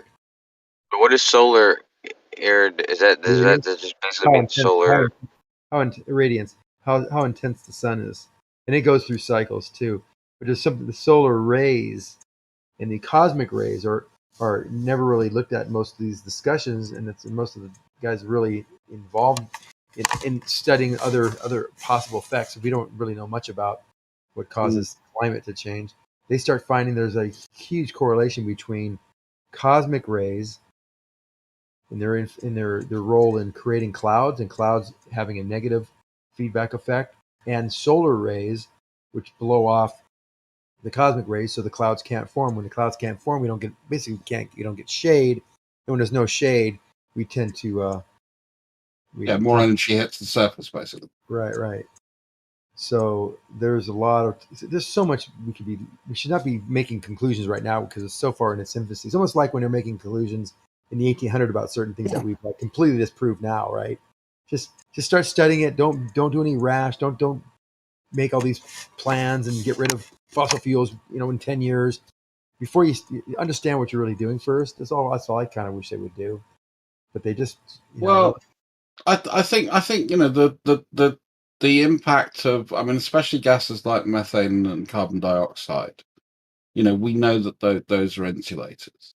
They reflect heat back to the surface. Water vapor is, 75% of all the greenhouse gases. Water vapors, 75% of them, right? Methane is very, very small. Carbon dioxide's on the rise. Yeah, but as the temperature rises, we've got a huge amount of trapped methane in solid form, haven't we? And that's one of the concerns. That's what we're seeing in Siberia at the moment, these crater formations. But we had temperatures rise. As I call them, methane zits. Yeah. But we had, right. We had precipitous rises in temperatures in the 1900s to 1900 to 1940 with no increase of CO2. So sometimes it's caused by other things. Yeah, and if you look at the graph there, one of the peaks you get is the rise in the sun's energy in the 1940s. So, we're not saying that it's a solo effect. You're right. It's a combination of effects that we're experiencing. Right. But also, and it went down from 1940 to 1970, down. This shows it going a little down initially, but pretty flat, and actually going up toward 1970. But it went down. It was which again is directly correlated to the fact that there was quite a steep drop in the sun's energy. But what we're seeing now is there's a drop in the sun's energy, but still a rise in temperature. Only from 1940 to 19. If you want to look at this chart, only from 1940 to 1950 did it drop. Then it started going up again, but it dropped all the way to 1970. And the average temperature has continued rising over the last 60 years. Right. But then if you look at, I'll post one chart just to add to the discussion. If you look at PDOs, the Pacific Decadal Oscillations, and clouds, those two factors, just two, there's hundreds that you can put in the simulation, that matches the temperatures almost perfectly. Put it in the chat real quick. Oh yeah, I'm not saying that we've got direct causation. What we're observing is a number of different correlations. Yeah, but I just think, and I agree, it could be. Well, first of all, the predictions have all been off based on what they think. See, if you take CO2 is an insulator, this is what's going to happen. Here's our prediction, and then they've been wrong. So we don't know. We don't know as much as we think we know about what these benchmarks are. In fact, for a long time, even still now, they say doubling CO2 will affect the temperatures 2 degrees C. And we were already 75% there. We've only seen about a degree of change. It was 0.7. Now it's about a degree. And we're almost to doubling CO2 at 400 x. The only thing that comes to mind when I'm thinking about, are we causing it, is natural. The only thing that sticks back in the back of my mind is that things like coal and stuff like that's basically been underground for a long time. So it basically wasn't even allowed to be part of the cycle. So It's like it wasn't part of the cycle for a very long time, and we are adding it. So it's not part of a cycle. It's like retracting and all that kind of stuff. It was like dormant in the earth for a long time. We're just like reintroducing it, which has to have some kind of effect, but I couldn't tell you how much.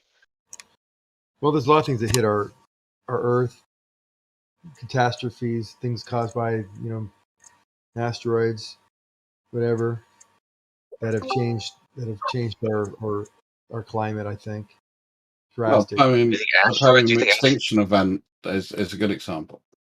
So I just posted two things. I thought they're probably the most important. I mean, just most kind of interesting to look at. So as we increase carbon dioxide, it has less of a warming effect. That's one of these. That's kind of an interesting chart that a lot of people don't really hear about. The other thing is the part I mentioned, that we match PDOs, the Pacific Decadal Oscillations, with CO2. Look at how well it matches the thermometer data. I mean, I also agree that, correlation is not causation, but it seems to match it better over the last few centuries than just CO2 alone or PDOs alone. Yeah, I don't think that CO2 is a single cause. I just think it's one of the. I mean, the thing that concerns me is the fact that you get into a chain of connected events that then starts a more precipitous set of reactions. So we, as I say, you know, the methane traps are starting to release methane, and we know methane is quite a serious gas when it comes to heat retention. Right. You know, and that I think is a reasonable concern. I just think also the fact that, you know, air quality is kind of cool, and that is one of the negative parts of using carbon. Yeah, recapturing carbon and trying to get stop burning coal, because we have to do so much to clean this combustion process to make it so we don't cause health problems for the population of the world.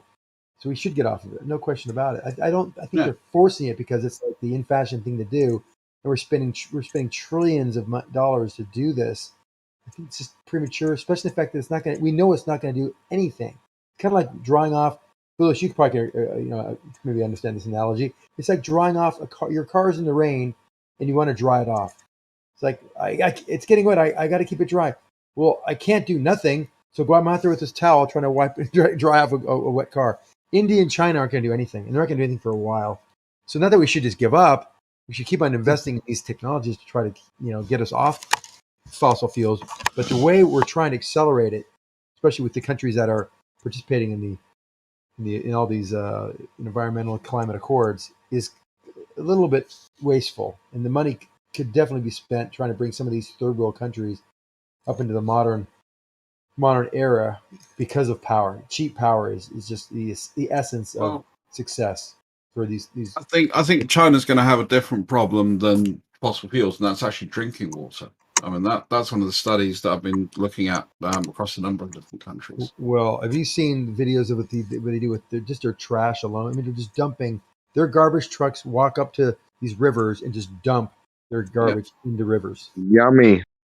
It's just the things they're doing to our environment is just beyond heinous. Oh, but it's, what's up, Coach? Oh, sorry. Go ahead, bro. What's up, y'all? No, you go ahead, Don. You haven't been here, man. Go ahead, buddy. I got a cool question, I think, as always. Oh, topic change. Never mind. No, not a topic change. Right on it. Right on. It's about this global bullshit warming. So it's like when it's global warming, is that the Earth is getting rid of the heat from the sun a little bit slower? Is that a fair summary? No. Okay. What is it? No. That actually is. I mean, not in the way you said it, but if that's what it does. Like every day, the Earth receives energy from the sun and it radiates, it away, except for the amount that's retained, which is the greenhouse gases retain more heat. So in a way, it kind of is kind of. About that? Can we talk about how these greenhouse gases are retaining more heat? Well, it's just the same way as your car is going to do it, or No. if there's more gases that can absorb the energy, and it doesn't, it doesn't radiate away as quickly as Here's other. the point I want to make, and I do appreciate you.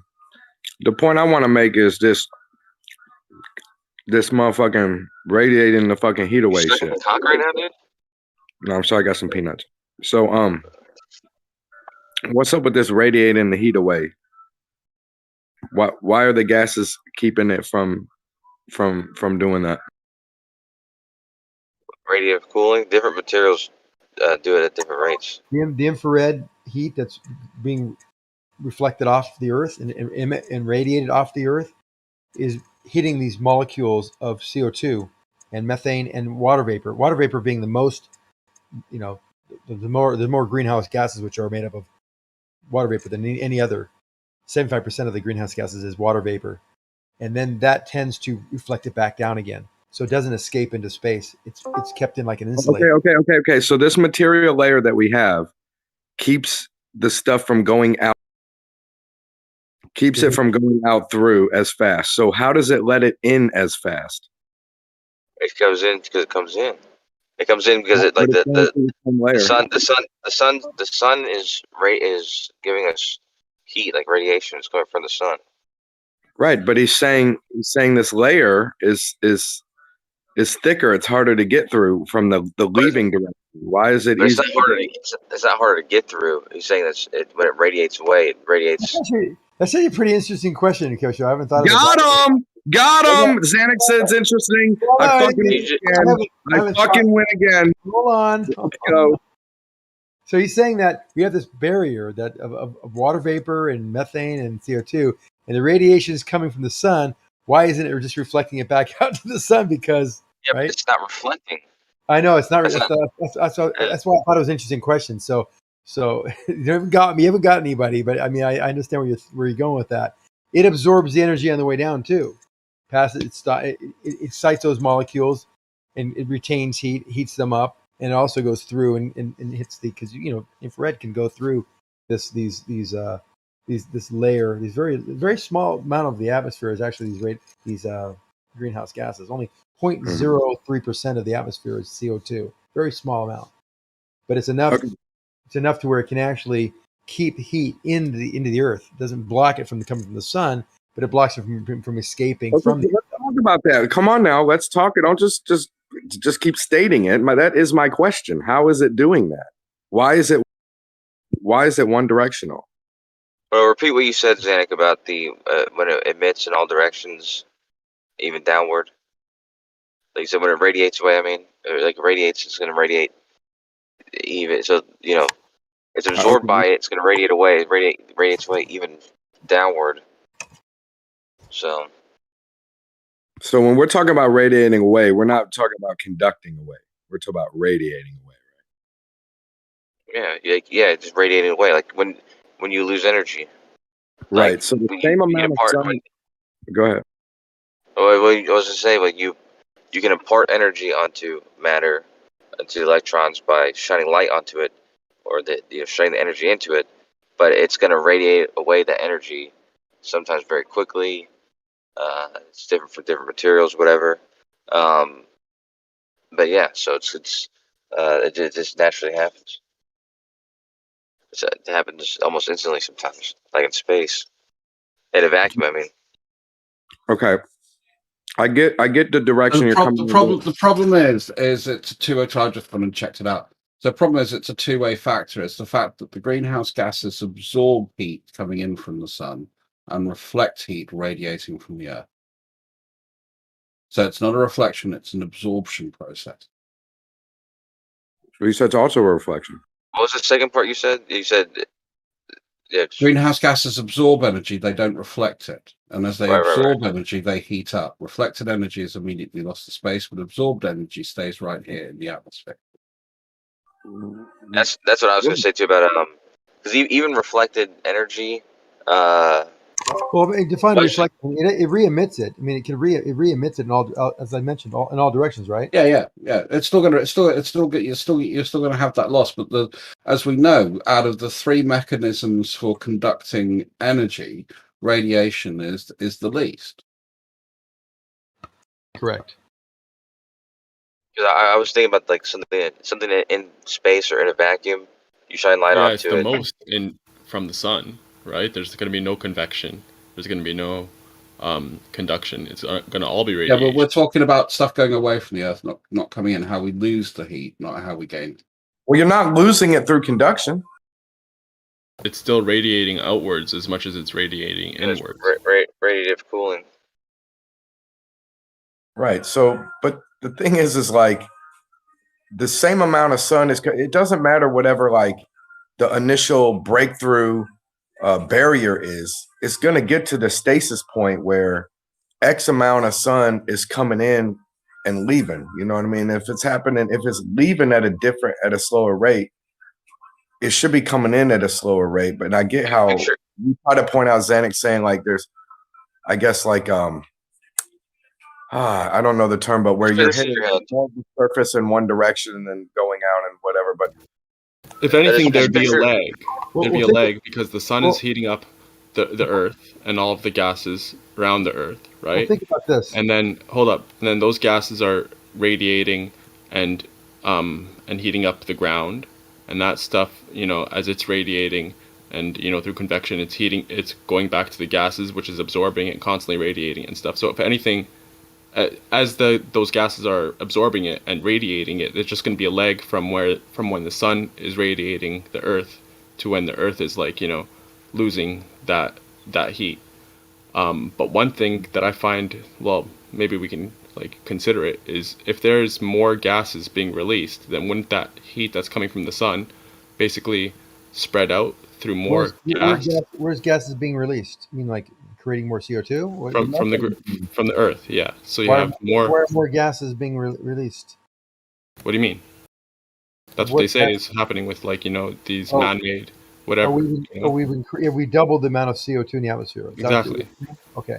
But it's only so if more gases, wouldn't you think it would spread out the radiative heat a little bit more? Of course, but it's 0.03% or 0.04%. The point is the infrared radiation and some of the visible spectrum is absorbed by these molecules of CO2 and re-radiated.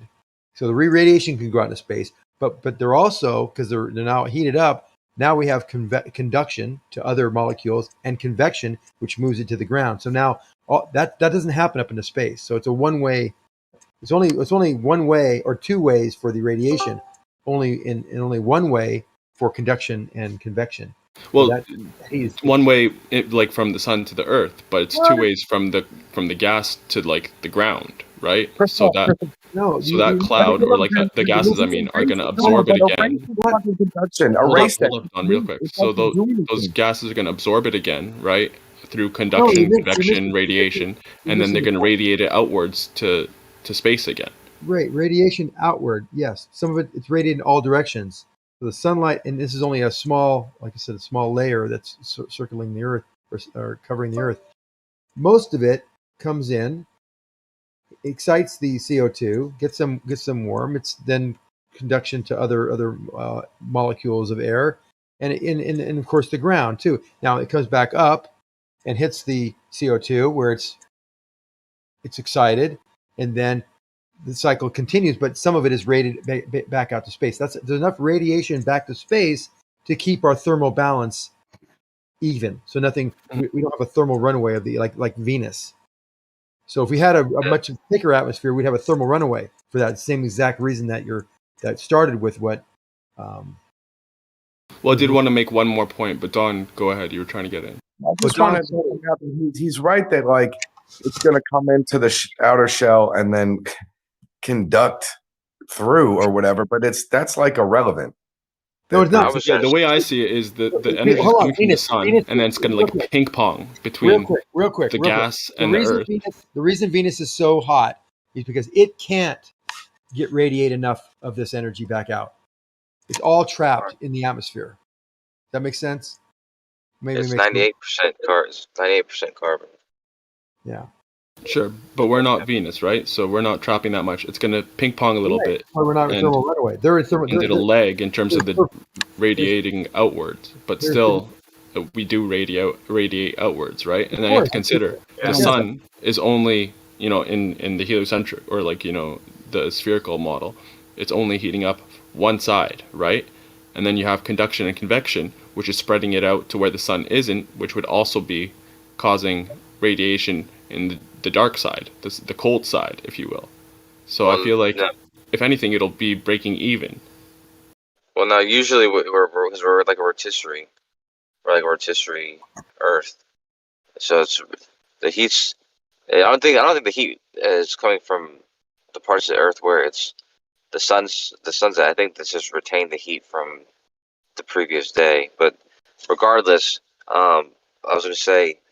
I think an easy way to think about it is like if you were to take like the energy coming from the sun, like let's just say like the unit is like 100 energy units, let's say, in a single ray from the sun, and out of that 100 energy units going in one direction, when it is absorbed by the molecules of the greenhouse gases, they re-emit them, but the direction is omnidirectional, so. Half of them are going to go to space, half of them go back to Earth, and then for that reason, you would imagine that and then also convection. I mean, there's just a lot more energy is being transferred than is being re-emitted back out to space. Right, so it's bouncing around. I get it, but the thing is there's still an amount of bleed out into space, and I guess that's what we should like. We're assuming it radiates out. How is it radiating out into space? How? But the way you just agreed about how it does it. It re-emits in all directions. It absorbs it. It absorbs What- from the sun and it emits just it like when in all you- directions. Just like when you show an infrared. Yeah. Hold on. Just like you use an infrared interferometer on a body, like someone going through your yard at night, you see their heat signature because it's radiation happens in all directions. You can Right, read- but we know Zanuck, but we know that there is known material, and even when we do this vacuum thingy and the few particles per fucking cubic foot or whatever, bro, we only know that the instruments have went to fucking 9, and that we haven't gone to these 17s and these super. So we know that there's particles there, and we haven't proven the actual empty fuckingness. So hypothetically, we know that we have. Hold on. We know there's a theory of it happening, but I'm saying practicality and proof wise or whatever. What specifics do we know about the method? Like, what rate is the bleed happening back out in the space? You know, The radiation doesn't need anything. There doesn't have to be any material anywhere for radiation to occur. Shining light in all directions. What rate is it doing it at? It's glowing. Think of every object that is warm is glowing, and that glow is infrared. Think of it that way. They don't know, Don. Straight answer, they don't know because they can't really separate. We do know. We know very much about that. It's No, not because if you're measuring the amount of energy or intensity or power from the sun, you don't like it's in the air, and you don't know how much is being is convection, how much is conducting through the ions in the air or what have you, or how much is radiation. We know how much energy we lose each day. Of course, you know the total amount and the amount that you lose, but you don't know how much is what. We know how much would hit the Earth in a vacuum. We know how much would hit because of air. Yeah, we know that. That's Is there a formula, Zanuck? Is there a formula for material per certain amount of watts per square meter? We know this. That value is known in air or not. You can only lose it to radiation. No, but you're generalizing again. That's not true. I know, but when we lose it, we're not losing it to something else. We're losing it because of radiation. Like it's No, it could be conducting to the colder parts of the Earth. Yeah, no, but that's not. We're not losing it. Conducting to the colder parts of the Earth, where the sun isn't in that moment. We're not losing it though. If it's going to You're losing it in that area somewhere else on Earth. Well, I mean, it's always going to be transferring some way or another. It's not going to stay in the same spot. But when we're losing it, we lose it because of radiation. And if it's not being lost, it's just being transferred somewhere else on Earth, then it's not being lost. Yeah, well, then how do you know what you're losing and what's just being transferred elsewhere? Well, that's what I'm saying. That they do that by measuring the temperatures. Yeah, they can measure. Don't laugh. Stop that. You need me to repeat the question, Kosho? How do you know if there's a decrease in temperature, how much is actually radiating outwards, and how much is just conducting, convecting, radiating to the rest of the Earth? Every level of the atmosphere, they can measure from the lower troposphere, upper troposphere, all the way to stratosphere and higher with satellite data. They can do this with laser.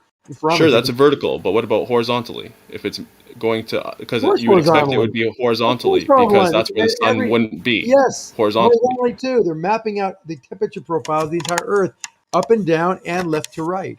So they measure all at one time, up and down, left to right, of the entire Earth, and that's where they know the heat went. Oh my God! Seriously? Yes, that's what you just said, man. Yes, they measure left to right and up and down. They know what's simultaneously. Okay. Over time, they can see the movement of these air masses and what the temperatures are up and down vertically at all these different altitudes, all the way down to the surface, and surface temperatures as well. They can do this with lasers. If you have substantiation to that, that'd be great, because I don't believe it for a second. Oh my God, it's the most basic part of satellite temperature measurements that there is, but I'll give you a little paper you can read up on it.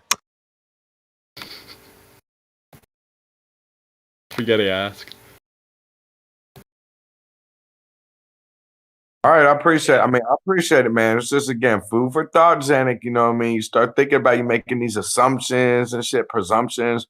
Let's take the moon mission or these other little probes that's way far halfway between planets and shit, and let's measure the radiation coming off the Earth from them.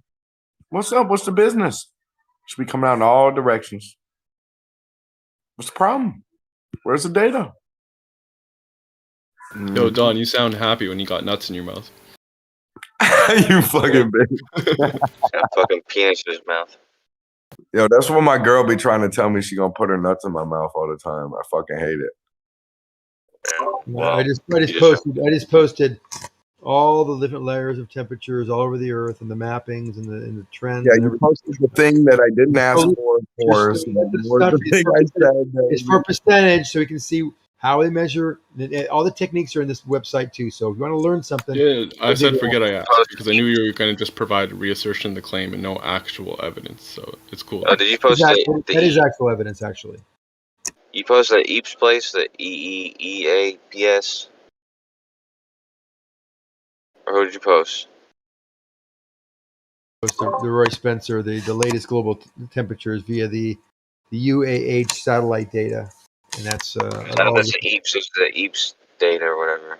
I gotta look it up. Hold on. I wrote what it stands for. Their MIT bullshit. slogan is we've got eeps and eeps of data. Yeah, that's right. That's right. Hold on. MIT.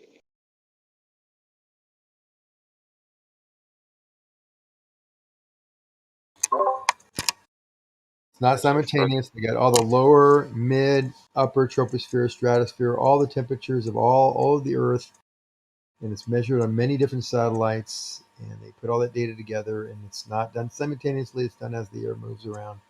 Every day they do a measurement, so that gives you a pretty good indication of what the temperature is doing around the world at all different levels. Okay, so I think NASA's bullshitting because first they say that it's 3,000 degrees, and then they say, well, it's not really hot because there's no air to transmit the heat. So what the fuck you don't is understand the the difference truth? between heat and temperature, then I guess.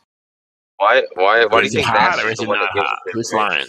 So you don't understand the difference between heat and temperature. Is that what you're telling us? Man, come on, man. No, I mean, Explain it to us. I'm not making Explain fun it of to him. us. Is it 3,000 degrees or is it not 3,000 degrees up It's there in the 3,000. stratosphere It's where the sun 3,000 comes degrees. over? If you have a particle that's exposed to the sun, it can be 3,000 degrees at that particular altitude. But the heat that is at that temperature is very low because there's not many molecules. So the total kinetic energy of all the molecules is the heat, and the actual individual speed velocities of the molecules is the temperature. Make sense? So what if an astronaut is No, exposed you to the didn't sun? answer the question. Is it hot or cold or what is it? What do you mean by You're hot just or saying cold? shit. Is it 3,000 degrees? Yes, it's the temperature. Okay, so these satellites that would melt don't melt No. because why? Because they have natural thermal regulation. What? They radiate heat. They absorb heat on one side and radiate on the other, or they reflect it with the surface coverings. So you have to understand the difference between heat and temperature. Yes, things that are exposed directly to sunlight will get hot, but if they can radiate out equally or slightly lesser, but also are rotating or moving, then they will not. Slightly lesser. So basically, the satellites have some super badass heat shielding. Listen, I can put a metal in my kiln little gold at reflective 1900 little and melt shield, metal. Little reflective shield, little aluminum foil is all you really need. Hang on. I can melt metal in my kiln at 1900 degrees. Now, you're saying that 3,000 doesn't melt the metal? Heat. There's a lot of heat there. We're talking about only temperature, right? And the number of molecules that are around to basically create that heat on the satellite itself. And if it has the ability to thermally radiate the heat that it receives, the temperature is going up on the surface, but then it goes down because it's radiating heat from in the other direction. You guys see there's a difference between the average temperature or the temperature of a single atom, right? Like the average, the amount, if you take the entire collection of all these different molecules, you add their energy together, because you're adding, it's like if you have a billion, bajillion, who knows how many molecules in whatever volume, you have that compared to just one. It doesn't matter what the temperature of the single molecule is. If, like whenever you touch something or you put your hand in water or you're fucking in the atmosphere, whatever it is, you're talking about the average temperature or whenever you talk about temperature. But, there's millions and billions of molecules there, and the average temperature, you're going to add it all together, and that'll be like the total energy interacting with you convectively or whatever. Whereas one molecule with like a 3,000 degrees temperature interacts with you, you know, so what? You know what I mean? It's not gonna phase you. You're saying everything but what the answer is. No, Kosho, I'm you just telling say you. shit, man. You're like an expert at just saying shit means nothing. Really? What degrees is it? If it's supposed to be 3,000 degrees, what degrees is it then? Dude. If it's regulating temperature. Dude. If you have a bunch of little babies, right? If you have 1 million babies, right? And they all have fucking, I don't know, a little bit of strength, right? That's a lot. They're probably gonna kill you, as opposed to, I don't know, a single fucking baby that has the strength of, I don't know, 10 babies. You're fucking kidding. No one gives a shit about the one baby. It's a really strong baby, but the million babies is definitely a bigger fucking added together fucking energy. You can't do this, bro. Gavrik, I don't want to take your lead away. But you're a little quiet, and I want to try to give her. I don't want to take your lead away, but if I can ask you more question on your point, Kosho, did I hear you give them the heat shielding or the reflective answer for things that are outside of our atmosphere? No, that was Zanuck. Okay, so is that the answer? Is that like shit would be 3,000 degrees, like if an astronaut was out there, but everything we send out there has this reflection protection or something? No, dude, check this out, dude. Whatever you find out today is going to be 70 degrees outside, or fucking whatever degrees it's going to be today, you know this, and you think about it however you think about it, but the way in which this is really being expressed is all the air molecules, and who knows however, I mean, I'm not going to tell you the number. It's a fucking one with 50 zeros behind it for all you know. You're going to touch that many air molecules that day, right? At any given moment, there'll be a large number of them touching your body. Okay? The average energy on each one is going to be that temperature, right? So added together, that's going to be energy. That's going to be the energy that can be transferred onto you, because it's a lot of different particles with that average energy, right? Whereas one molecule that has 3,000 degrees is a lot less energy than the entire mass of gas that's around you at just 72 degrees. Of course, but that's to me, what I'm trying to get at, Kosho, is, for instance, from the heat that leaves the sun and gets to the earth, in a way, we could look at it and say only about 100 degrees of temperature gets to the earth from the sun, right? Oh. And then, well, that's what the temperature of the earth is. That's because, but listen to what I just said a second ago. That's the average temperature of the air around you. That's what's being measured, and that's what's being expressed. What's being expressed is not the energy. How much energy does the satellite get hit by versus how much energy can it radiate?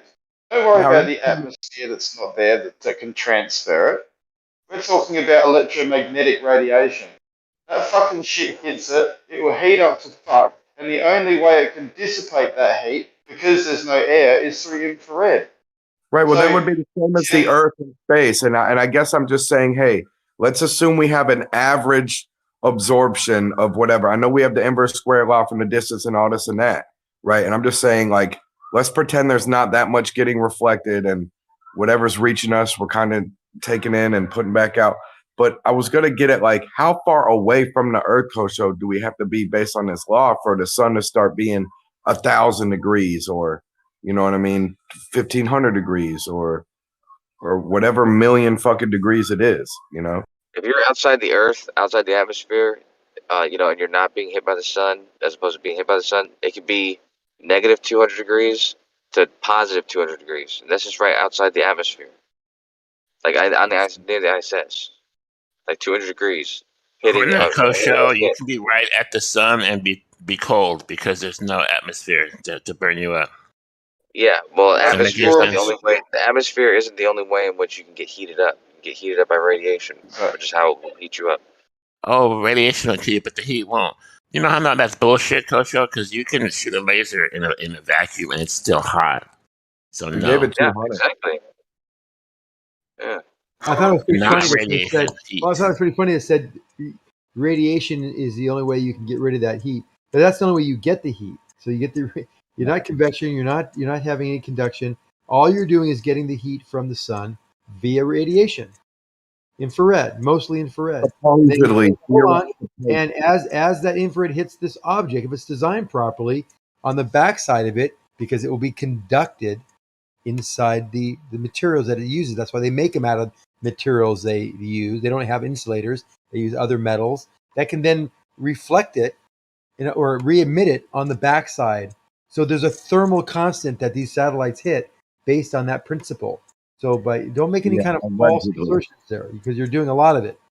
It's only infrared. No, but it can absorb more wavelengths than infrared. But can No, only it's all infrared.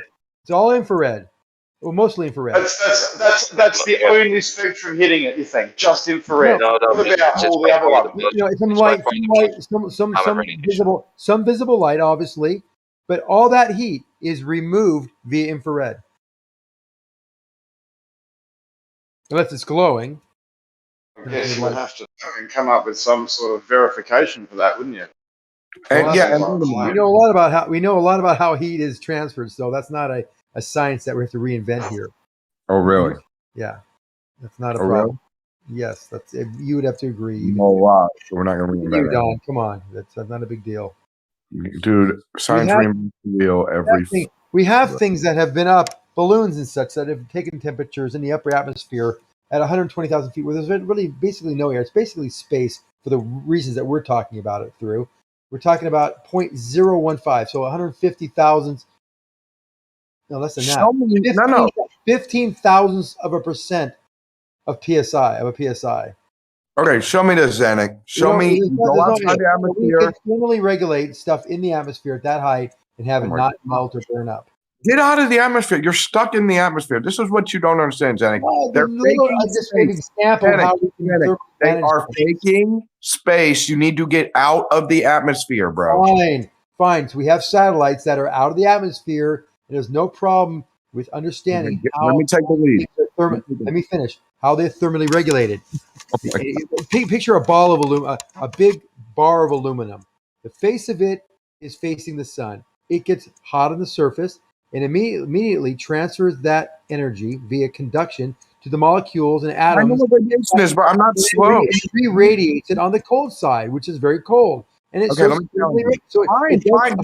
on. I'm almost done. So then it doesn't melt for that reason. And it will develop it will develop a constant temperature, a temperature stability point where it won't melt and it won't freeze. It'll just stay at some set value based on its shape. Zanuck, let him get in. Scenario 3 times. Let me get in to say now, Zanuck. Supposedly, since you need to do a procedure to make it safe, that implies that if you didn't do the procedure, it would be unsafe.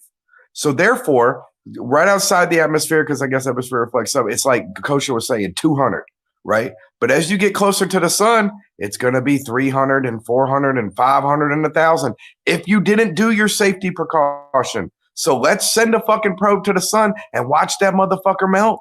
Show me your fucking 500 degrees in space, Zanuck. Show me your 1,000. And we did that already. We've already sent things. Where is it? Where is it? You know what I'm saying? Show me the video. Sounds like he's pulling it up. We sent the probes to the sun. We've done that. There's no video of it. It's a bullshit story. You think we put a camera on it for the flat earther? So we put a camera Why on it? would it? No, for a scientist. No, you fucking tiny penis motherfucking flat earth hater. No, you do it because you love science and you want to see a probe going to the sun. Dude, there's a camera on the sun at the SDO or whatever. It takes like different frequencies. You can see the sun in like 10 different colors, dude. I want to see it melt. Camera going to the sun, melting. Let's go. It's a live video 24/7. You claim it will melt if you don't do your little protective fucking thing. Show me. Show me one satellite melting on the way to the sun. What kind of asshole do you think is going to make something that's going to purposely be destroyed just for the sake of there would have been one that happened on accident. Your first test would have done it. Are you kidding me? You send thousands and thousands of probes. You're going to do this 1,000 times. You're going to go, are you kidding me? I'm going to be sending shit melting to the sun every fucking day. Okay, that's how I know that these rocket boys are bullshitting, because they're not being boys with it. They're not having fun with it. They're doing this bullshit. When you work there, you waste the money. That's fine. When other people work there, they don't purposely try to waste the money. They're not purposely destroying the craft that they do. They bring stuff there so they can make continuous observations.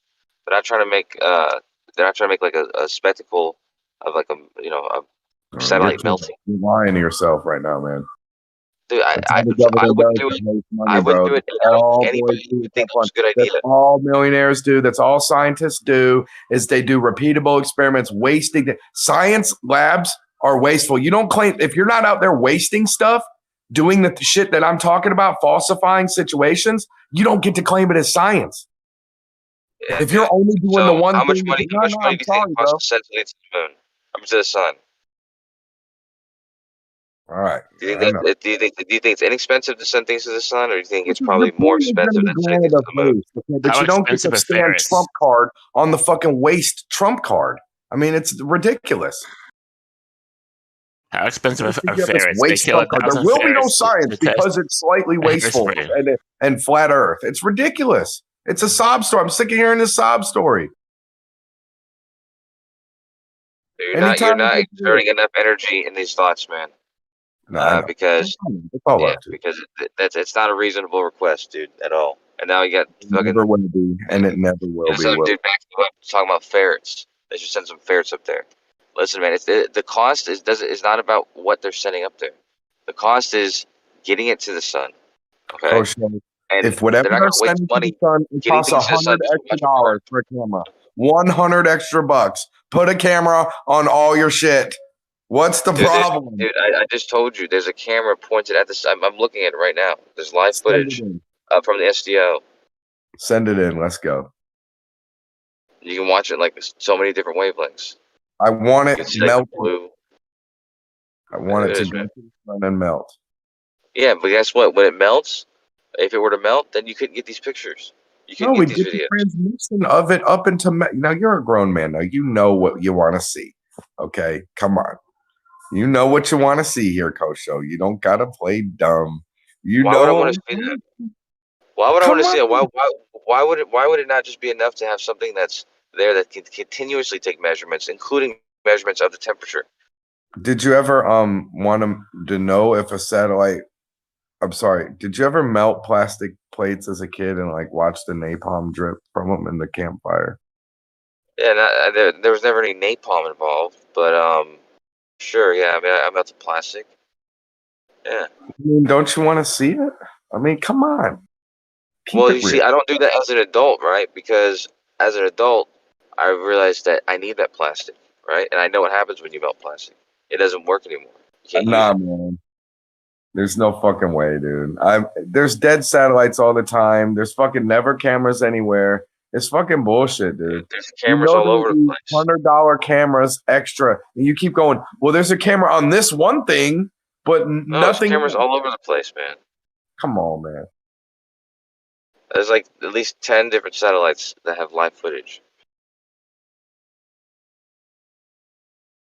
I said 10. There's like 4 or 5 that have like live footage.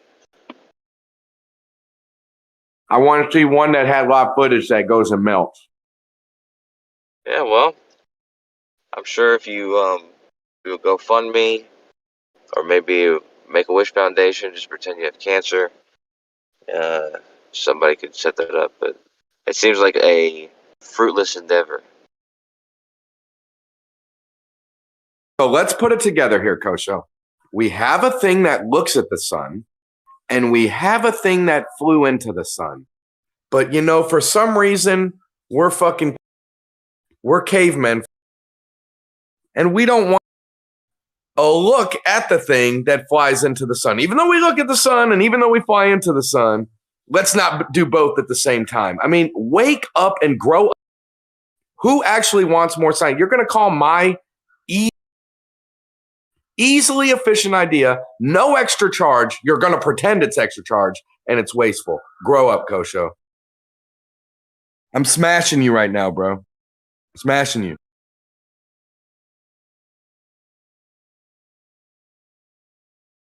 Give me 1 second.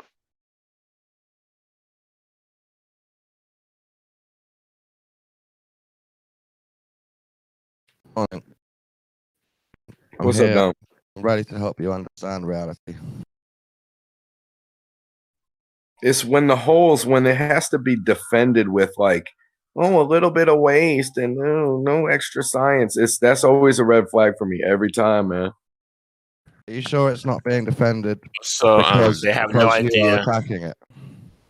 They have no idea the temperature out in space, and that's a big problem because they're just saying, "Oh well, it regulates the heat," but that's not. It's the same shit they do with the curvature. Well, refraction, but then I tell them the curvature measurement. They just say, "Oh, refraction, yeah." They're not Yeah, I really did saying attack him, and anything. you're right, Don. We're attacking it. It's a red flag in the way in which it's defended, in my opinion. That is. Well, I think the attack is weird as well. But it's all My opinion? it's your problem as well as our problem. Everyone's Okay. problem. If you attack something, someone. Here's a question: has Everyone satellite looks ever silly. melted in 50 years? Has the satellite ever melted from the heat of the sun? Why would they send something up there just to have it melt? Like they know, Kosho. Like they would know that. How would they know that until they did it? Because it's not you setting it up there, right? Because you did the math. If Did you you do were the sending math? them up there, these would be the Did you questions do they're the asking. math? They send You things up wouldn't there know that that until they you for send it up sure aren't there. going to melt. For fuck's sake, they don't make them out of candles. I mean, I'm serious. Like, remember the lunar lander? According to you, a candle won't melt. You guys make fun of the lunar lander what it looks like, not According to realizing you, that a that's why candle it won't looks like melt. Yeah, that. I think Kosho's right. We're not sending something to get melted. Will a candle That's melt not going to happen. in But space? Don, they did though. So that's what was weird, Don. Did they? Is he admitted what before you came in? What happened was Godric got in about the radiant heat, and we were talking about temperatures between Earth and the sun. Then we were talking about how Zanuck talked about how without the regulation, Zanuck was so proud about the regulation, describing the balancing system of the thermal energies and how the satellites can be close to the sun and not melt and all this. So I said, well, if it has a safety system to keep it from melting, that meant if you didn't put the safety system, it would melt. And they were like, yeah, of course. And then like Godric just kind of touched on, well, how would they know until they did it? And of course they'd want to do that and see if it happened. And then Kosho also confirmed that, of course they've sent probes into the sun that got melted. And I've said, okay, well, what's the problem with the extra $100 camera? You know what I mean? There's this, extra whininess about hating on extra data for flat earthers when it's not flat earthers.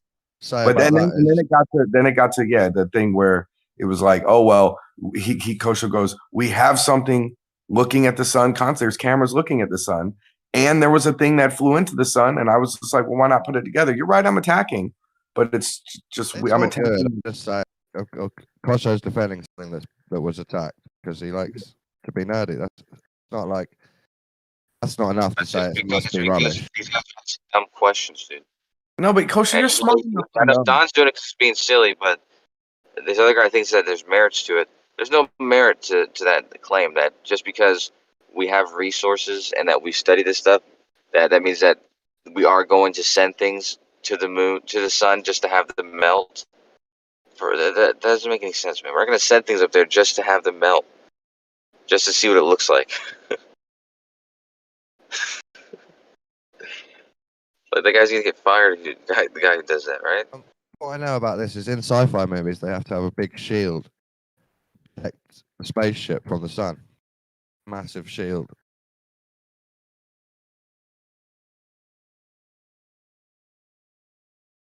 So I think maybe Don, if I guess your or Godric's point, the sun's really hot and dangerous, and if we go up there and look at it, we might burn and melt.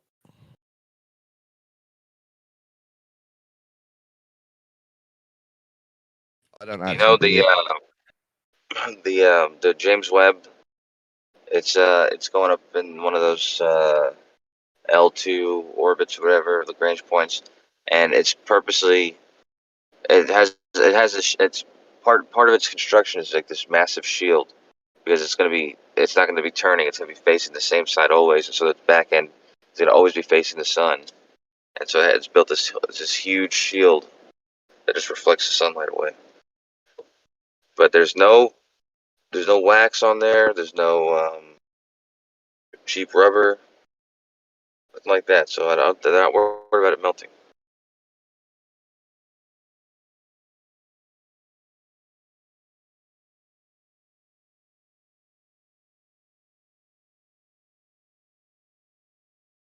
I don't know if I believe we've actually dropped a probe into the sun. It seems a little bit godly and far out for me to believe. It's possible. I don't know. Here's some cool pictures. There's a picture I took when I got really close of Mercury. Yeah, but they can fake this. Sure, they can fake it, but it's just a cool picture. It's a cool picture real. if it's true. Yeah. Let me tell you why they're faking space. I'm probably older than most of you guys, but I grew up in the 70s, and I love space. Okay, well, I love space. I got these space books. It said in the book from NASA, it said that the gravity on Mercury is a crushing 90 tons. That's what it said on the surface. On Mercury? I look back at that now and I go, oh, what bullshit, you know? They took me for a fucking ride, bro. On Mercury? That's what they said. That's what the scientists. Why would the gravity be that strong on Mercury? Exactly. I swear to God. Are you sure? Are you sure? I put the poster on my wall, bro, of Mercury. And you know, it just changes every. You know, it must be bullshit. Let's change that. But is it possible you're not remembering it correctly or something? Nope, not positive.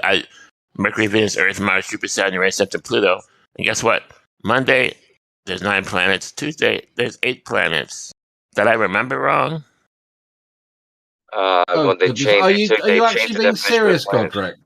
Are you really being serious? Because confusion. Just want to finish my point very quickly. Because what I understand here is that even when I was a child, we were taught that the effect of things like gravity on Mercury is less than that on Earth, and the gravity on Venus is almost the same but slightly less. The Moon is quite a lot less.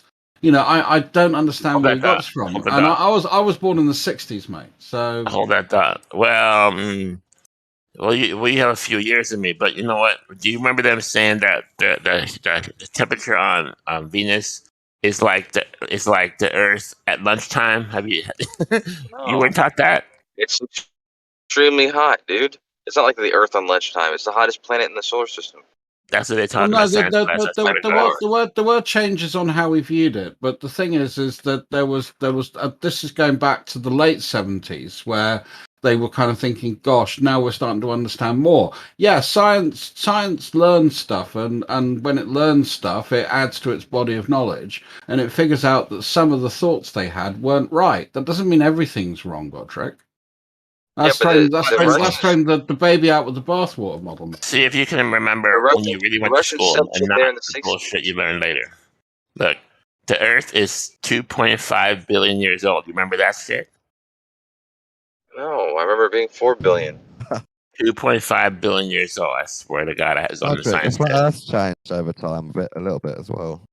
Yeah, I'm sure it did. I didn't really visit the flat Earth until 2016, so 5 years. Even since then, little details have changed. Lots of details have changed. And you know what also changed?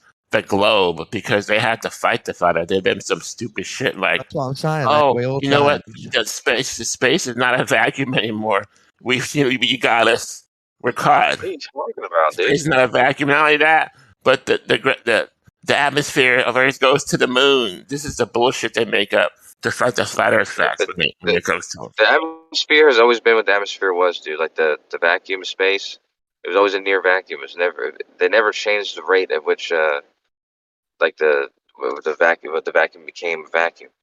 They never said it's a pure vacuum in space. They've never said that you pay attention, they're sowing confusion. Pay attention, they're sowing confusion. You guys are just buying that shit. No, I'll give you that. Dude, are you telling me that when they send people to the moon, thought the pressures were different than they do now. Because that's not true, It's dude. always changing, and they're just feeding you bullshit. So real quick, what do they call that like big red storm thing on Jupiter? Red spot. Red spot. The red storm, yeah. The red storm on Jupiter, what about it? The red eye. Storm system. Let me try to get another example. Okay, Yeah, now it's not a sphere. The Earth is no longer a sphere, guys. Hang on. Yeah, the Earth is now an oblate spheroid. You guys have to understand the bullshit they're shoveling at That you. goes back to That goes back to the 1750s. They worked that out. Do you realize that? No. Yeah. You got to be honest with yourself, man. You got to be honest with yourself and just ask yourself: are these things that you think that they changed, or are these things that you personally didn't know and then you learned?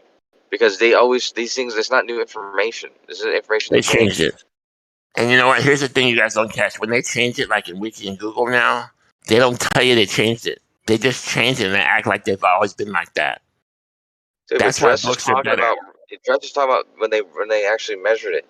Books are better because it shows you the fact at the time. But when you go into Wiki and Google and just change shit, you don't know what it was before. They're just making up shit, and it's like they act like it's always been that way. And that is a lie. You're assuming that all the information we have is from Wikipedia. I'm sure that Dress is talking about the people who, the geodetic surveyors who measured the Earth. Okay? No geodetic surveyors that measure curvature. I'll tell you that. Yes, there are. There's not. There's not one. I can Moon name is one. now within the atmosphere. That was one thing that changed recently. What about they did classify that, but that's only because of the helio. What do you call it? The heliosphere. The heliosphere, because it's the amount of space, amount of space dust and gas in space that's influenced by the Earth. Yeah, so they changed their definition of atmosphere recently. Well, a certain hang on. What's the new definition? A certain group who studies a specific science It goes right has out, estimated including that everything time. under the influence. Did he say influenced by the Earth?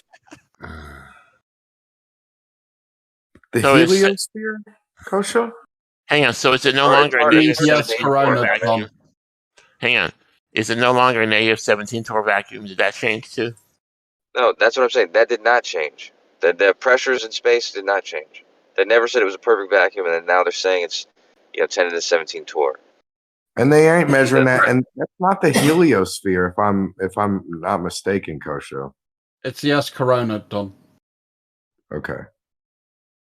Oh yeah, there you go. Yeah. The heliosphere is what Voyager bumped into as it got to the edge of the solar system.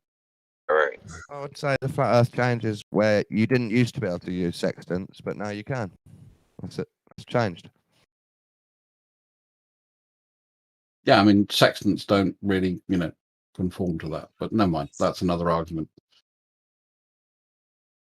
But Godric, I mean, I'm a book guy. I've got literally probably, think about 1,500, 2,000 plus books in my house.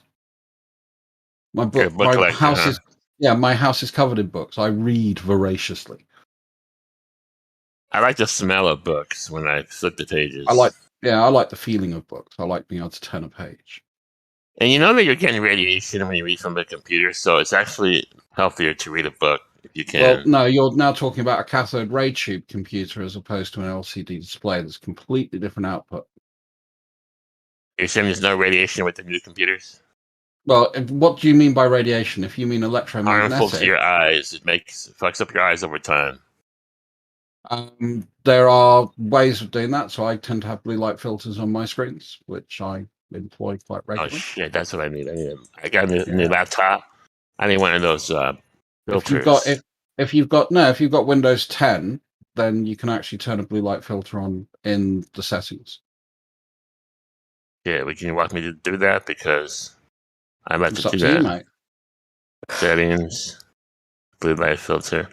What is it? System, devices, iPhone. Just go to your little magnifying glass down at the bottom left-hand corner of your screen, and go blue light, and it'll come up with the setting for you, mate. I have the settings. Where is it under display? I told you how to find it. Well, I mean, I have the display up right now. Yeah, just go down to the little magnifying glass in the right corner, bottom left corner of your screen, and type in blue light. I'm going to do it with you. Blue. There's no magnifying glass in the bottom corner of my screen. Hang on. Let me try this. You mean on the toolbar? On your taskbar at the bottom.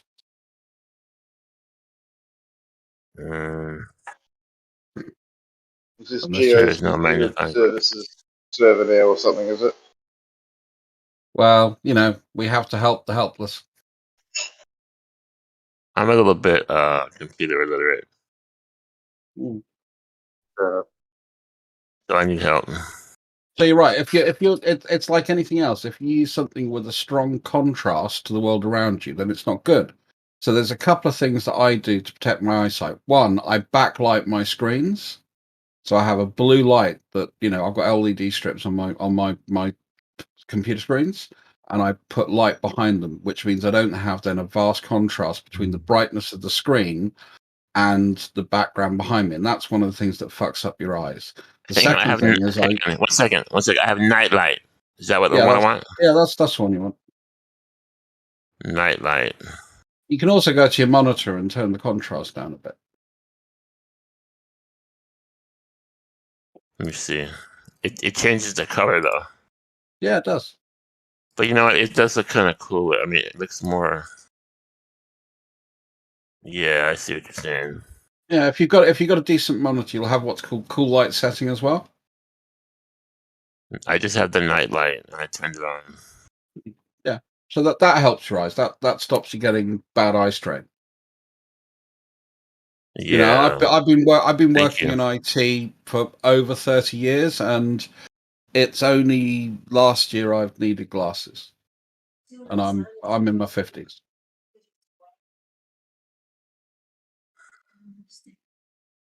Thank you. That's all right. But you're right. CRT monitors exhibited a lot more radiation out, electromagnetic spectrum, than LCDs do.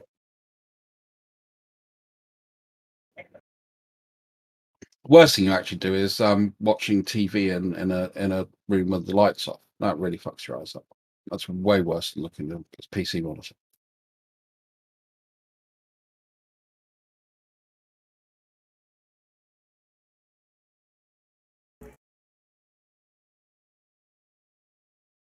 Yeah, so in 1735 they organised an expedition to start measuring the Earth, and this was done by the French. And it took about, I think, 15 or 20 years to complete. And part of what they were doing there was measuring, if you like, the oblateness of the Earth. So this is something we've known for a very long time. Yeah, that one I think is more just semantics, how people explain it. Whether they care to say oblate spheroid or whether they care to say a perfect sphere. Yeah. I mean, I like the one, if you reduce the Earth down to the size of a cue ball, it's smoother than a cue ball.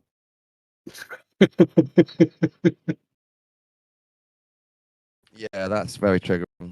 Weird, because everyone sees all the texture, the mountains and the valleys, everything. Yeah, but it's a big fucking planet. That's why. Yeah, I still don't know if that's slightly true. I think it might be a bit rougher than a cue ball, but still as spherish.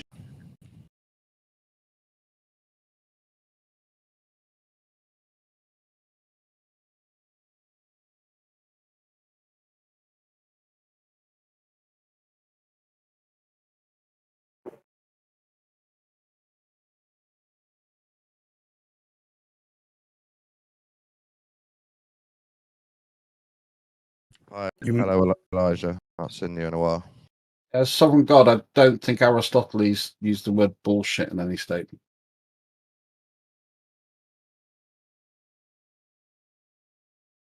Let's say you're a teacher, Josh, and you were telling the kids what shape Earth was. Would you say a perfect sphere, or would you say a slightly oblate spheroid? Let me interject. It's not that it's a. Nobody said it was a perfect sphere because we have mountains, but they've always said sphere until recently. It's because there's so much confusion. Because when they start telling you bullshit, you're gonna believe anything. If you look at what NASA has given us for 40 years, it has been a perfect sphere. I have checked the pixels. It's a perfect sphere to the pixels. So don't fucking tell me it's an oblate spheroid now, like it changed. Yeah, that bit seemed to change a little bit. My explanation is it's mostly down to semantics. It's You a think sphere. counting It's not a pixels perfect is sphere, but it's not an oblate spheroid because an oblate spheroid would be warped. Yeah, it is. But what if you've not got enough pixels to be able to detect that warp? Because obviously, when you create something with pixels, you're creating something that's an abstraction from the reality.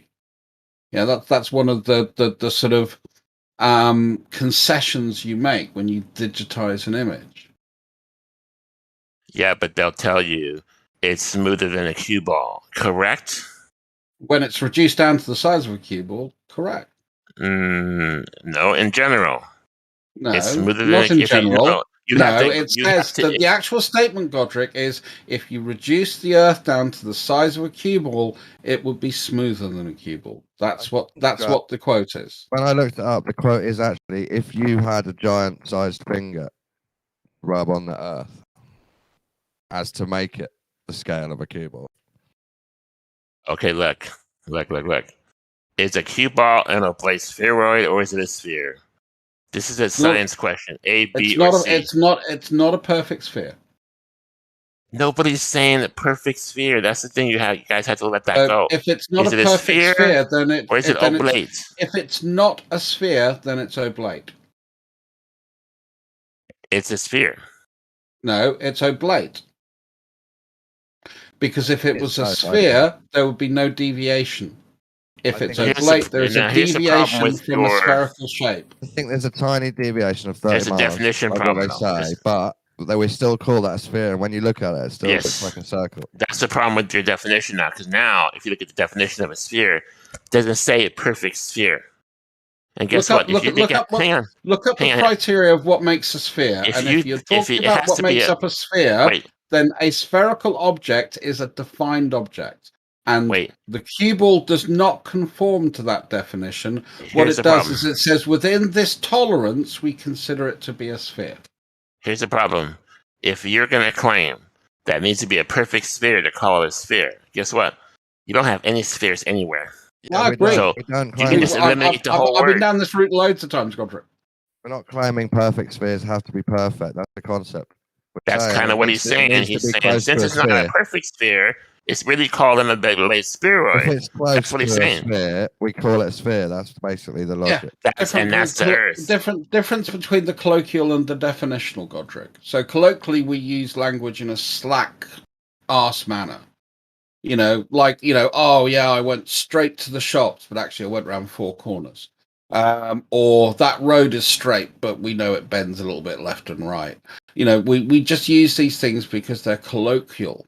And then when we start to look at the definitional meaning of what we mean by those terms, when we're trying to do engineering or science, then we're not applying a colloquial view, we're applying a definitional view. Would you agree with that? You're conflating two things. Would you agree with what I just said, though? And then you can go into my conflation. Yes, but you can't apply that. Colloquial and scientific definition are two different things. Yes, but we can't. But in your science definition, you have no spheres in reality that are perfect. I agree. I agree. Yeah. So, do you see a problem with that? There's no spheres. Even a computer one is not a perfect sphere because it uses pixels. No circles either, mate. No circles either. There's no circles. They're concepts. There's no perfectly straight lines. So this is my claim. It's wrong to call the Earth an oblate spheroid because it's basically a sphere. We didn't say it's a perfect sphere because we know we have mountains and valleys.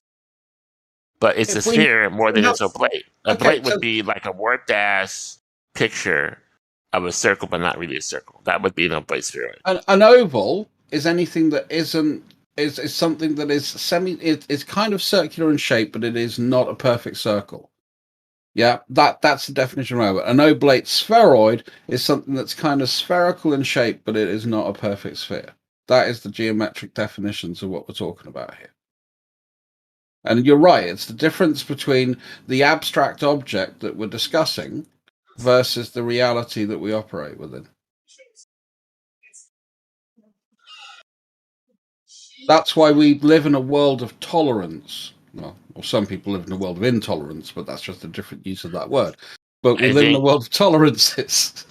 I think they're changing the science definitions on you, and you're No, just it's buying been it the without same ever since questioning I've been a it. kid, Godric.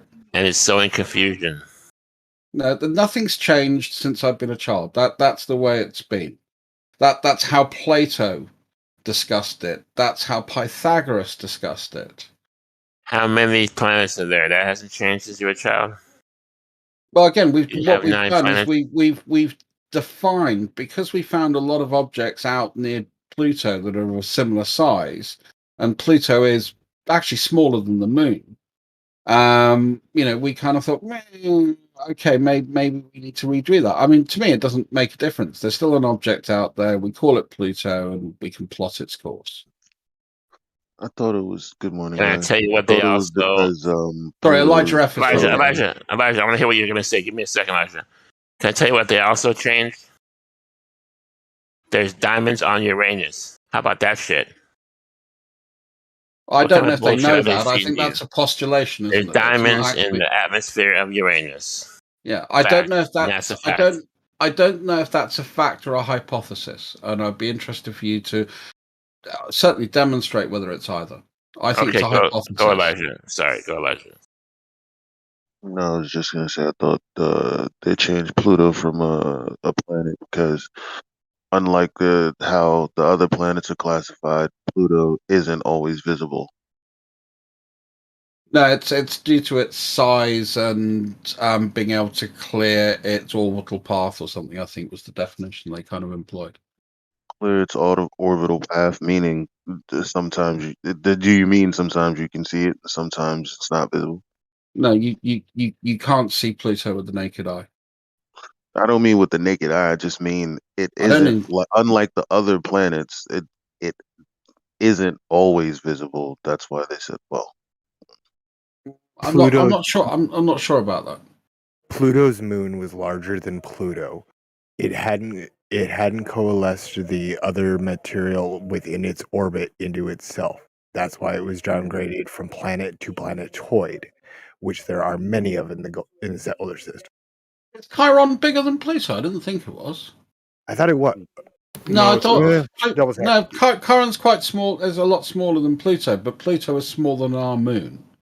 It's smaller than Titan. It's smaller than a number of moons in the solar system, and that was one of the problems. But I thought it couldn't clear its orbital path was one of the main reasons it got downgraded to planetoid. Yeah, I was wrong on the size.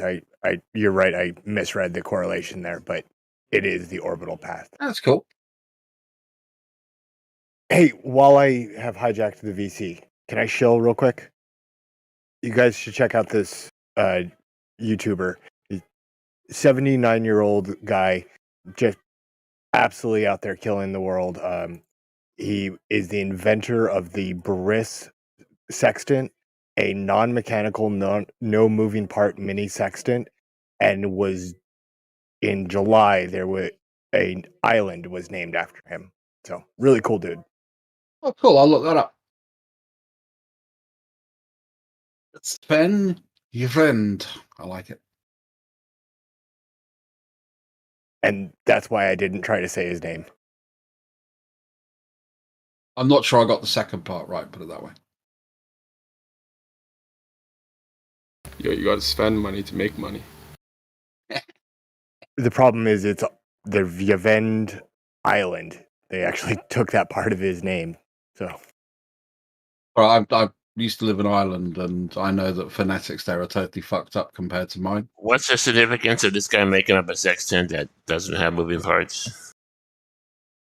it's exactly that. It's a sextant with no moving parts. This sextant fits I inside assume of it's better. Better's a hard term. It's smaller. The whole thing can fit with inside a 35 millimeter film film canister. So it's tiny, but it's a fixed point sextant. And there's only 8 different observations you can make with it, and you have to use the sun. So and his name's pronounced Irind Island. Irind. That's how to say his surname. Thank you. Went and looked it up. So it's better than nothing, but it's not as good as a traditional nautical sextant.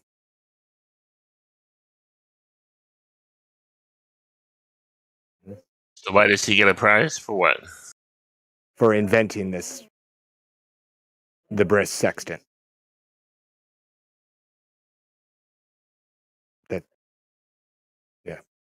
Also, he has designed a boat that's currently the smallest boat to attempt to circumnavigate.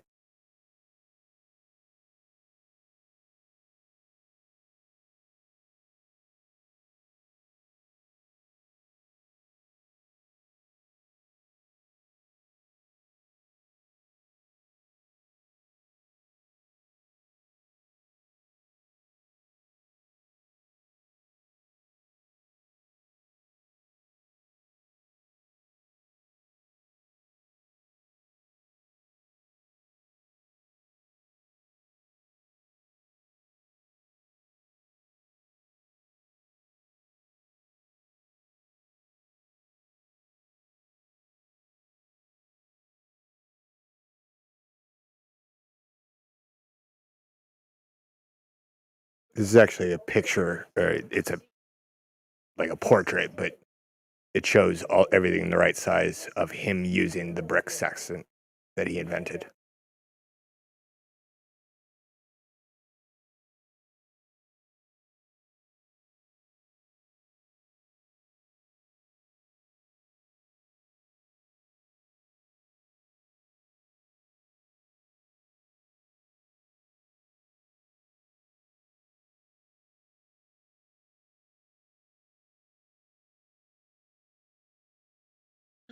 It's a mini sextant. Right. Yeah.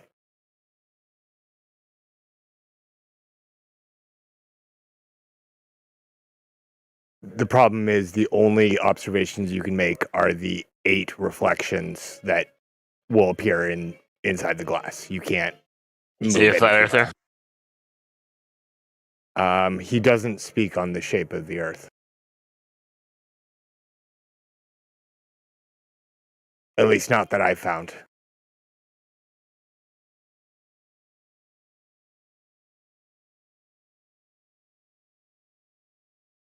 He's probably a glober then. I would assume he is a world-renowned sailor, so.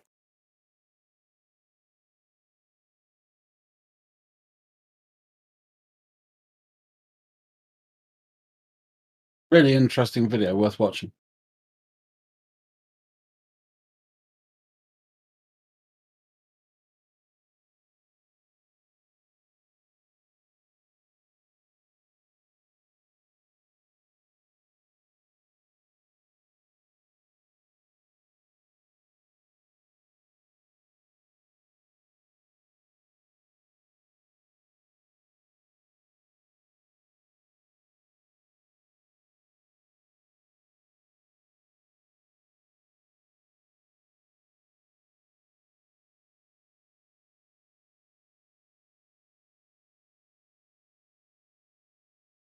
Not bad for an old boy. I hope I'm not active when I'll get to his age.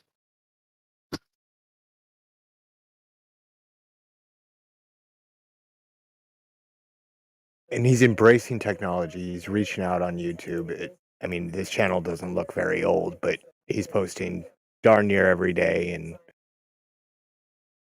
he's getting after it.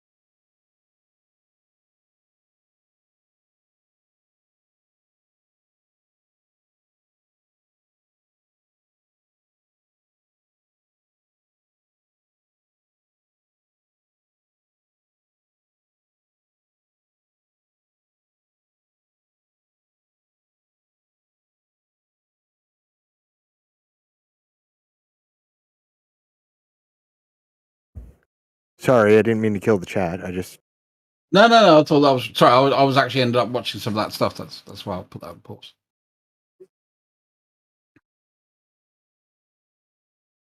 I mean, the only thing, Godric, I'd say back to yourself is sort out what is a hypothesis and what is an observed fact, because those two I tend to find get a bit confused in these discussions.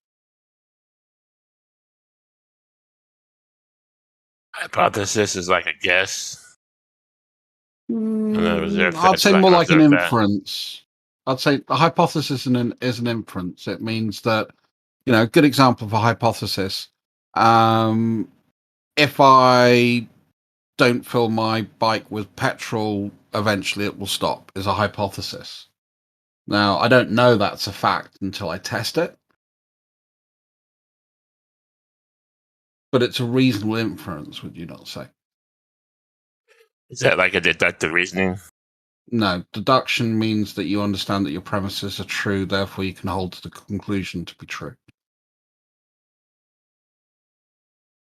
Well, if no gas, no go. Car no go. You don't get that? Well, what if I'm on the top of a hill? That'd be the exception. So now we've proved that one of the premises. Yeah, as I say, but that wasn't included as a premise. That was my point percentage. That's why we're now getting into. I was just trying to do a really simple hypothesis. That was obviously, the conclusion is quite simple, so there's no ambiguity about the conclusion.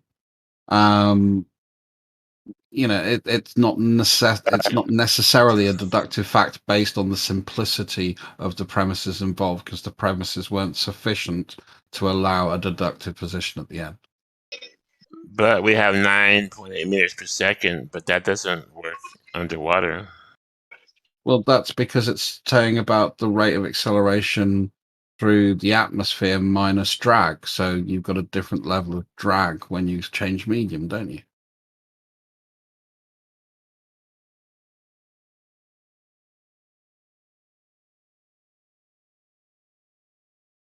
So I think, again, one thing, whilst Percentage and I disagree on a lot of things, mainly due to his pedantic nature, but, I can't really complain too much about that because I'm quite pedantic myself.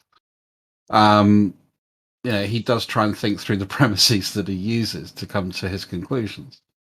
But the problem with trying to have a deductive argument is demonstrating that your premises are actually true. That's why we tend to drop to induction and inference more than deduction, unless it's something that's systemic.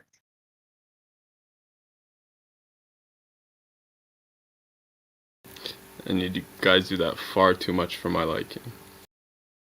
I know.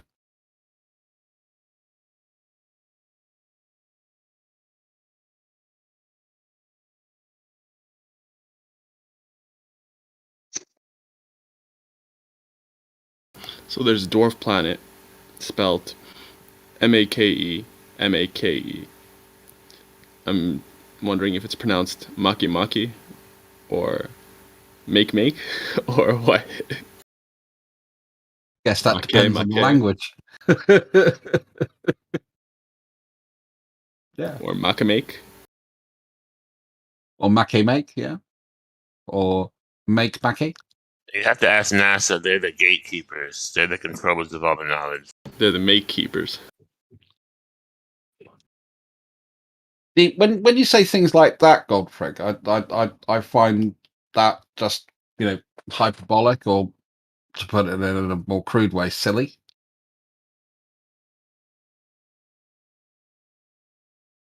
We can't verify, there's diamonds on Uranus. We can't verify there's rovers on Mars. We can't verify none of that without NASA. We can verify things like the orbital duration of various objects in our solar system, because that's been done by amateur astronomers. We can verify distance to the moon. That's been done by amateur astronomers and amateur radio ham operators. None of that goes through NASA, mate. That's suspect, because you know how many different distances they figured the sun is Over time, We're it's just talking about the gotten moon. Why farther don't we and stick farther. with the moon? Because that was the object that I used. Don't change the argument. I haven't looked into the moon, but I'm pretty sure the moon had many different distances in the past. Sure, I'm sure that the tolerance of our ability to measure stuff has got better over time. Certainly my experience in my lifetime.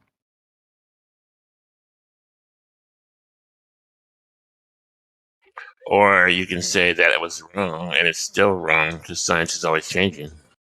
Well, when you say wrong, do you mean we don't have it down to an exact figure? I mean, scientific fact is wrong because it changes. Okay, And then I'll give you a scientific fact. My table is somewhere between 168 and 172 centimeters long. I'm not willing to entertain that. Yeah, we can all look at the table and measure it. We're not talking about the moon, talking about sun, we're Yeah, talking about but what I'm Mars. That's I know, the but one that you got to worry about. do Because you the average understand what person can't do that. do you understand what I did there though? Is I built in a tolerance to that measurement. I didn't say it was 170 centimeters long, which is pretty much what I measure it at.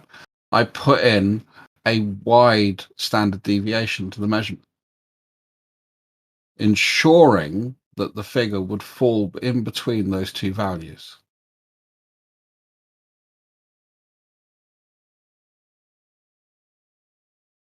Still could be a little more, a little less, but I'm willing to agree with that. So when we measure a distance to something, we measure it to a tolerance, a plus or minus.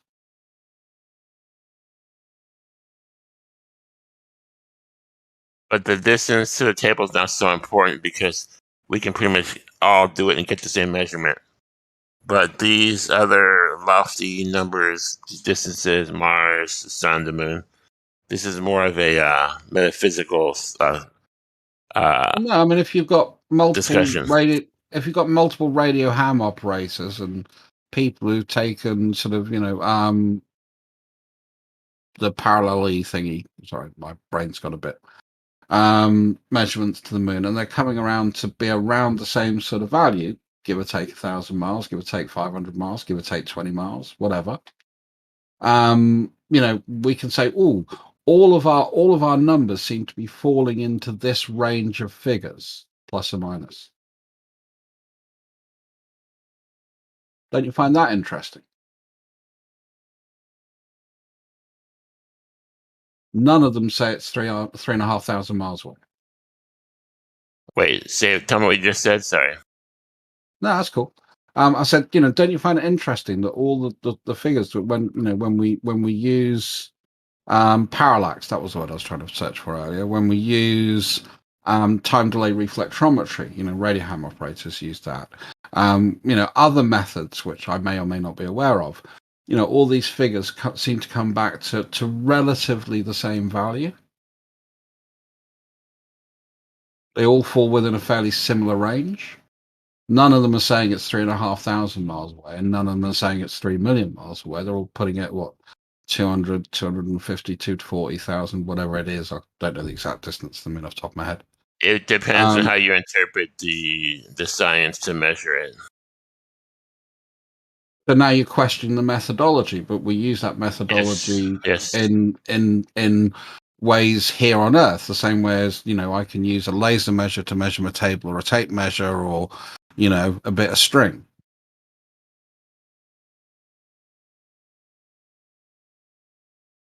So why do you think that all of a sudden that methodology is no longer valid when we're using it in that way?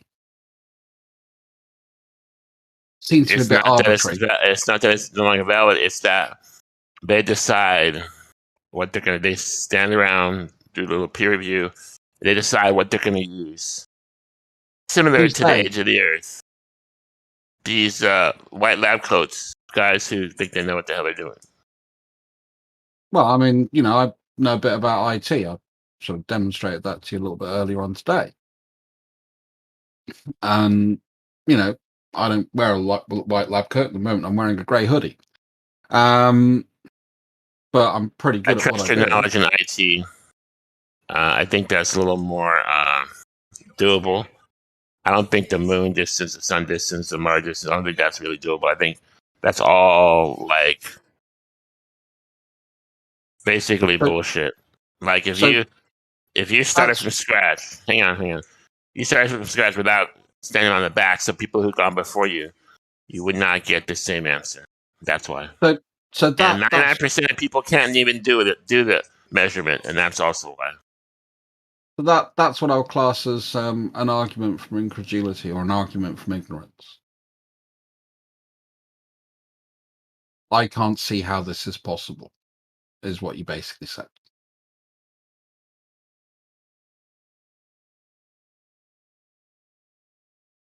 Cool. I'm sure there are a lot of things you think are impossible that may be possible. Well, rather, it's the question is it a skilled knowledge? Is it a specific knowledge that you need, or is it basically a understanding that you need that has been given to you? In the to get the UK, right answer. in the UK, there are probably now less than 30 people who have the masonry skills to be able to restore certain buildings in this country. It's a dying skill. The same way as barrel makers, coopers. There used to be thousands of them in the UK, tens of thousands of them. Now they're a rare and dying breed. That knowledge is not as widespread as it used to be. Does that mean that making a barrel in a traditional manner is impossible? Just because only a few people have that skill? Well, I think that has been mastered. I think these other measurements are rather closer to assumed.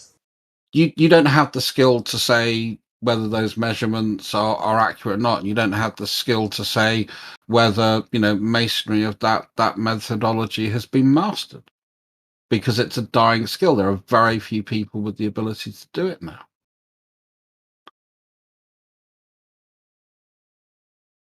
There are less people able to do that than to It do does cause a measurement. problem because you can't verify it now, can you?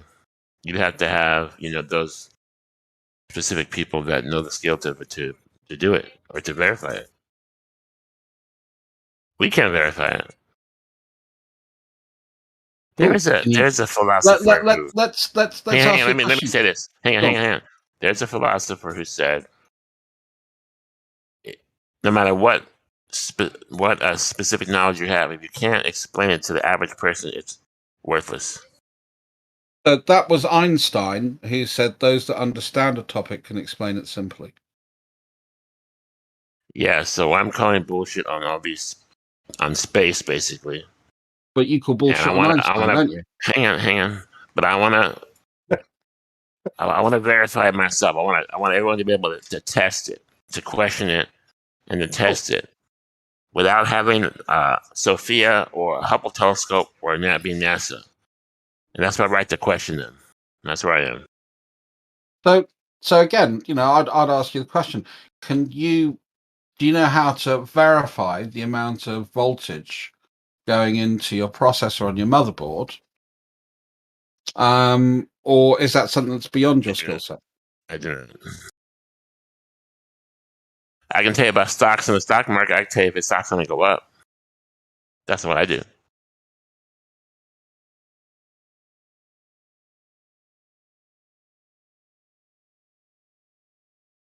And that's also a skilled knowledge, but I don't claim to be perfect.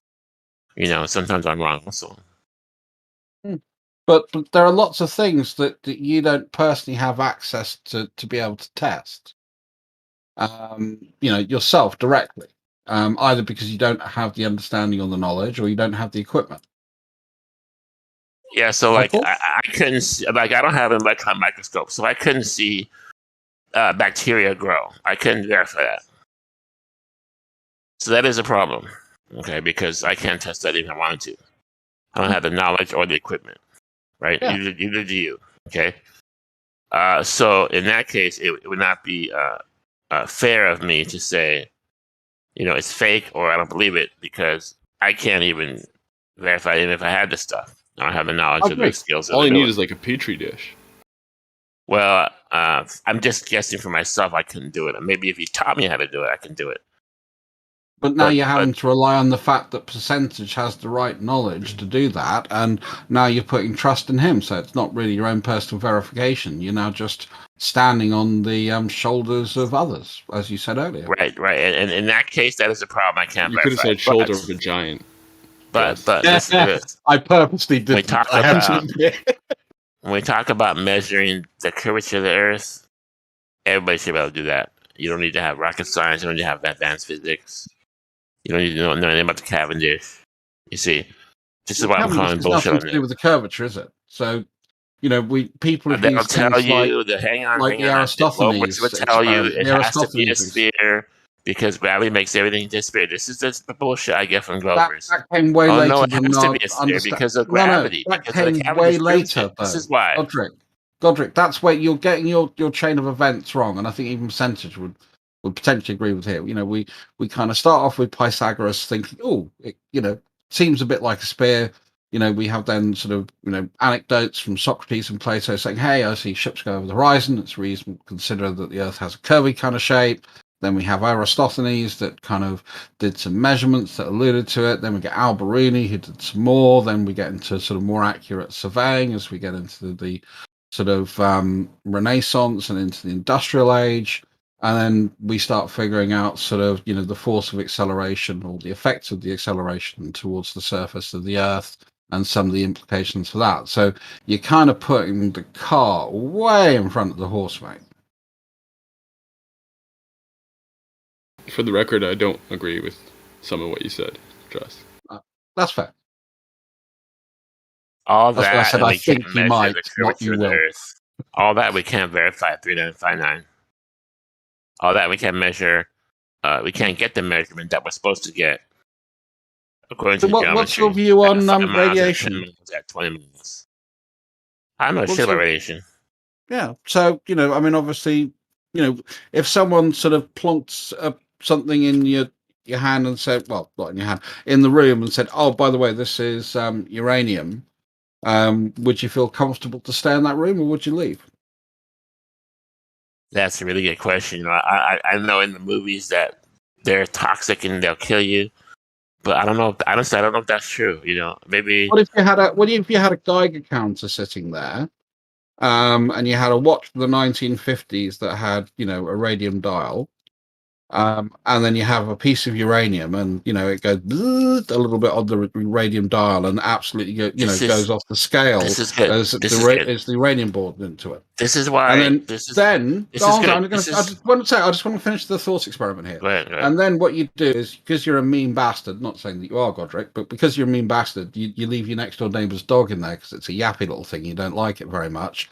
And after a couple of days, it dies, even though you've left food and water in there for it. That would be some evidence that it was toxic.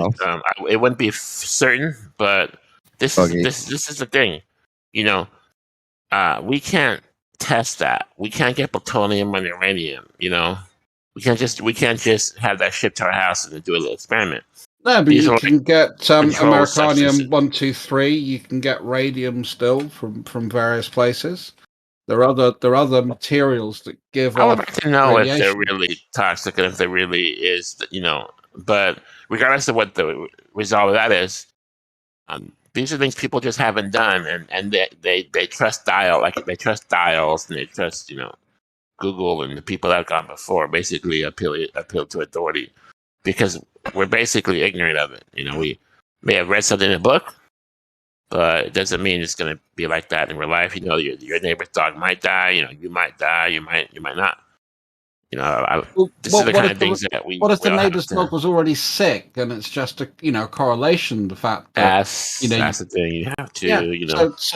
So yeah. No, I kind of agree. So, but again, we that there is something that we kind of rely on, which is as Percentage mentioned earlier, which is we rely on the people that have gone can't just- before. But I want to test it. I want to question it. That's where I am. I'm going to question it. that's fine. You can do that, and I think where there is a reason to do that, where observation is disagreeing with kind of the hypothesis or the theory that's been put forward, then you have really good reason to do that. But when it keeps working, I keep putting petrol in my bike, it keeps running. That to me, to say that petrol isn't the cause of my bike running, seems a bit weird. Get me? We know that gas makes a cargo and the battery for a Tesla. And we can test that. There's some things we can test. And there's some things that we can test, or it's very difficult to test, like electron microscopes or uranium or plutonium, these kind of things. What's difficult to test about microscopes? You can get. Well, I wouldn't know what I'm looking at. Maybe you know what you're looking at. I wouldn't. So I couldn't tell you what's under that microscope. Electron microscope. Well, I wouldn't know. I could do some tests, so I could get some very small writing, and I could put down there so I could see if it magnifies. Oh, it does. Then I could get maybe something like a feather, and then I can magnify that, and I see more detail of it. Well, that's pretty cool. Okay, but hang on right there. Hold right there. But you wouldn't know if this is healthy bacteria or a toxic bacteria. That's what I'm asking you about. Specific things. You don't really see that under a microscope. I mean, you can identify potentially different forms. Yes, you do. Under a microscope. Yes, you do. But yes, you do. There's people that know if they're it's toxic or not from how it looks. Let me finish your point, please. So, if you found a new strain of bacteria, you have no idea whether it's good or bad just by looking at it. Right, but if you're an Eagle Scout, you might know 17 kinds of plants and the ones that are toxic to eat and ones that are healthy to eat. Similarly, a doctor that deals with, bacteria, for example, uses electron microscopes, can tell what bacteria are healthy and what are not healthy, and can tell if somebody is sick or not. Yeah, because they under a slide, not because they looked at the person, but under a slide they can tell. They recognize that infection from before, so that's why they knew. That's why they knew a new undiscovered. Yeah, but you didn't know where to find the nightlight on your PC. Right. Doesn't mean it's not there. Right, but I'm saying I couldn't verify that you probably couldn't verify it. Fine. So there's some things we have to trust, but we can always say, hey, I want to learn about that. I want to test that for myself. I want to see, if that's really legit. And that's where I am with NASA, with the Globe Earth, all this stuff. Well, my oldest son is studying to be a blacksmith. They've never told me to measure the Earth in school. They never told me that. They never said, hey, go out and, check this out. They never said that. And from what I know, you don't do any Cavendish until like the second year of advanced physics. Not in high school, not in school, not in college, unless you're doing advanced physics. If I was the shaman in your village, Godric, said, this is the plant you need to take to heal yourself, and you trusted me, can you not picture NASA as the same sorts of people, the shaman that's telling you about space? Well, first of all, I believe in shamans, so maybe that's a bad example for me.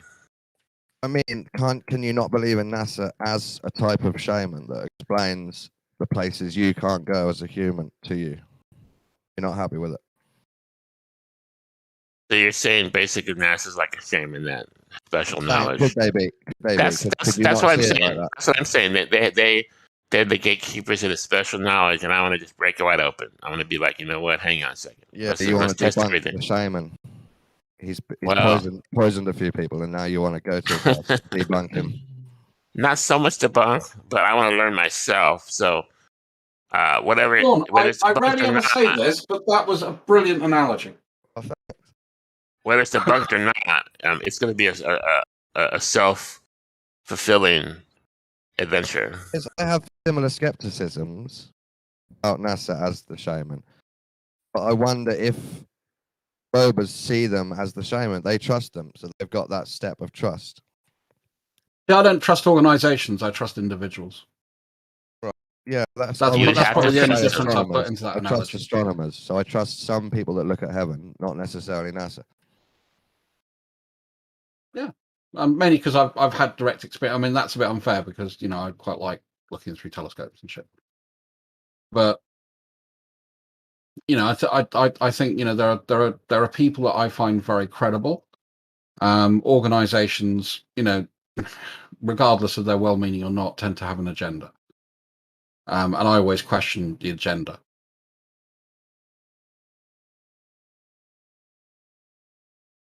Anyway, I've got to drop. I've got to go to a meeting.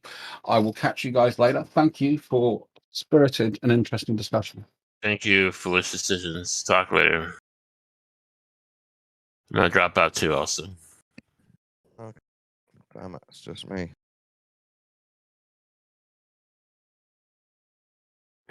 I'm here, Dom. I feel, Godric, we want to trust our shamans. We want to trust the people that are telling us about the intangible stuff that we haven't got time to study. We have to try and build up who we trust, who we don't, and then learn.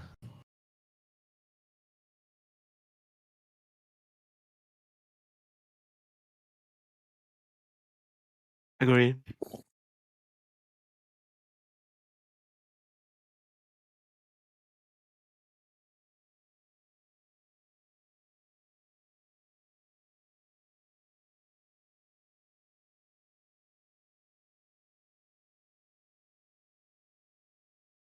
I watched a documentary yesterday on. There was it's kind of like very sad story, but still it's like kind of fucked up. There was a girl who they found murdered. She was like 5 years old or something, and how it happened was that there was some boys who were playing with her came running home, and they were all around her same age, and they ran home and told them that there was this. They found the girl and they thought she was dead, and she kept running back, and yeah, it was true, she was dead. And there was like an investigation, and there was some interrogation of these young kids. There was a lot of fucked up shit that happened.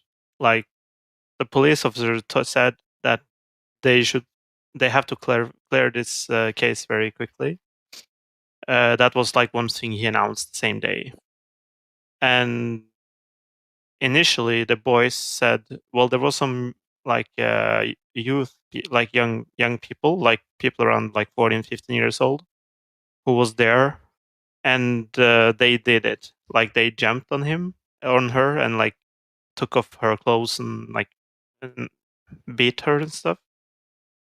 And there was one of the younger boys said something differently, and for some reason the cop believed everything the youngest kid, I think he was 3 years old, they believed everything. Like they thought that what he said was that the young kids who were around the age of 5 actually killed her, but they were lying about it. And in just like one day, they decided that it was them, and it was like very. I'm just gonna cut it very short. Like the interrogation was shown like now later on was very manipulative. They were very forceful, and in many cases they didn't have the parents there. They were just alone, and they didn't have a lawyer, not once, even though they were actually suspects.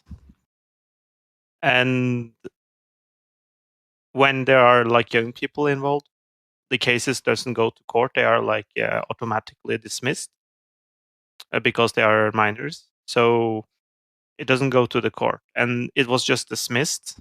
But the problem, since it didn't go to court, so it doesn't go through like the whole process of actually verifying the evidence.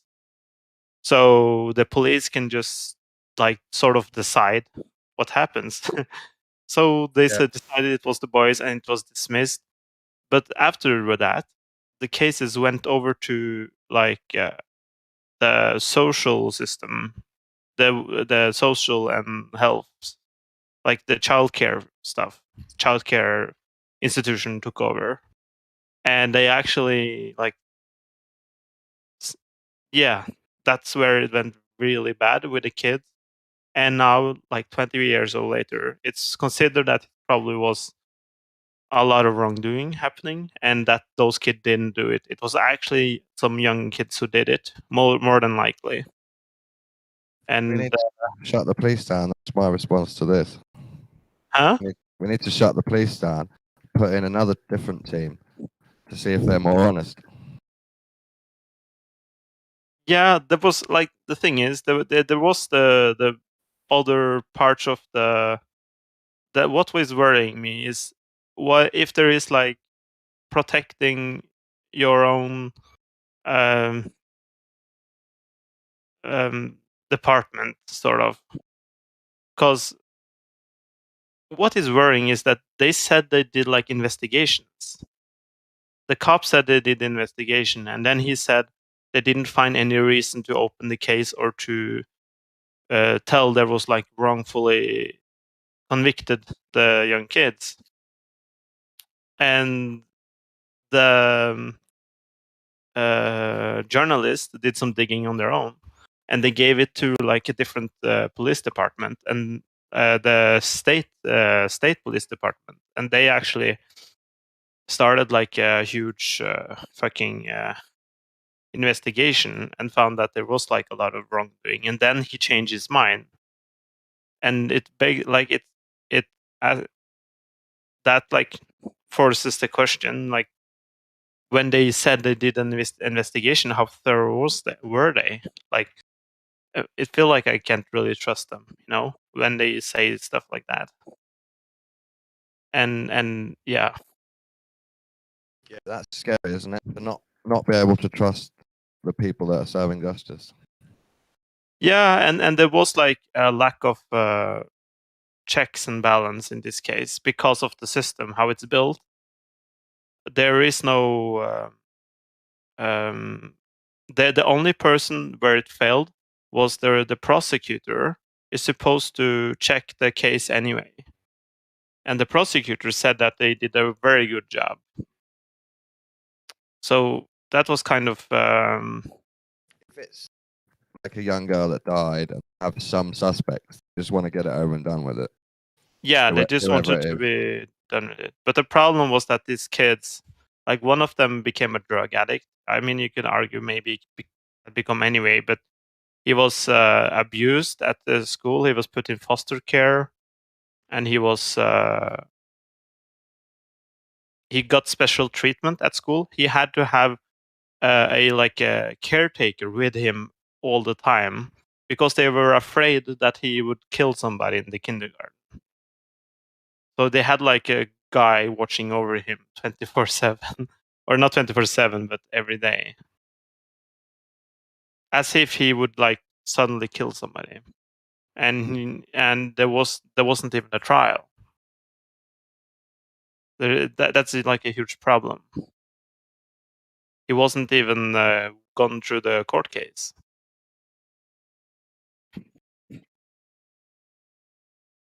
So yeah. So there was like a punishment, even though he was put in prison.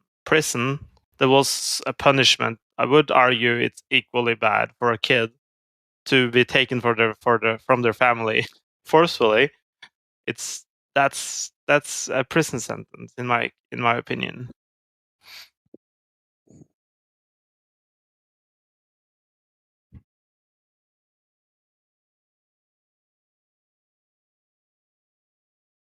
I imagine that justice is very hard to get right all the time.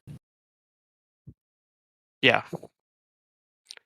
It doesn't explain evil corruption that could have been avoided, but it does explain how it's so nuanced and hard to get right.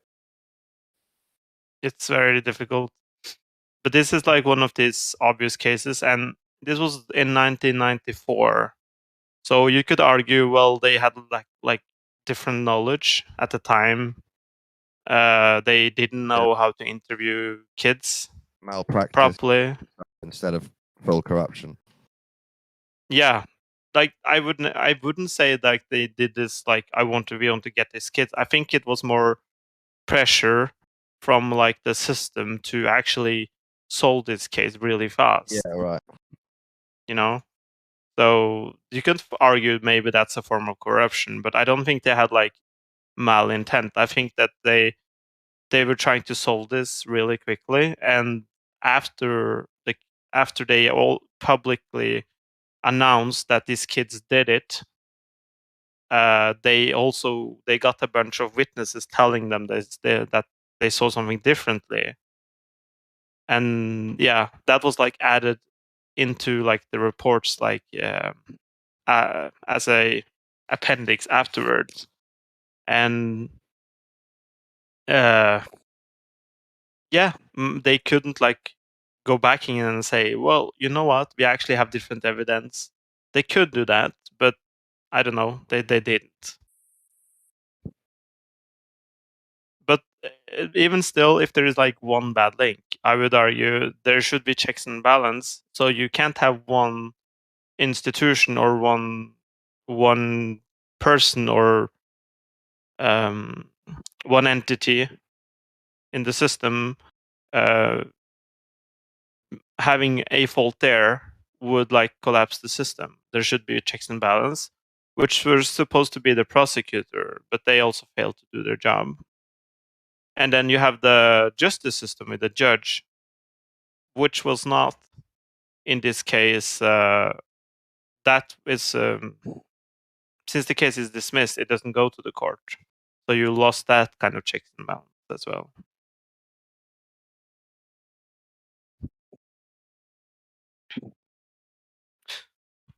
So yeah. Ugh. I was just like super frustrated yesterday.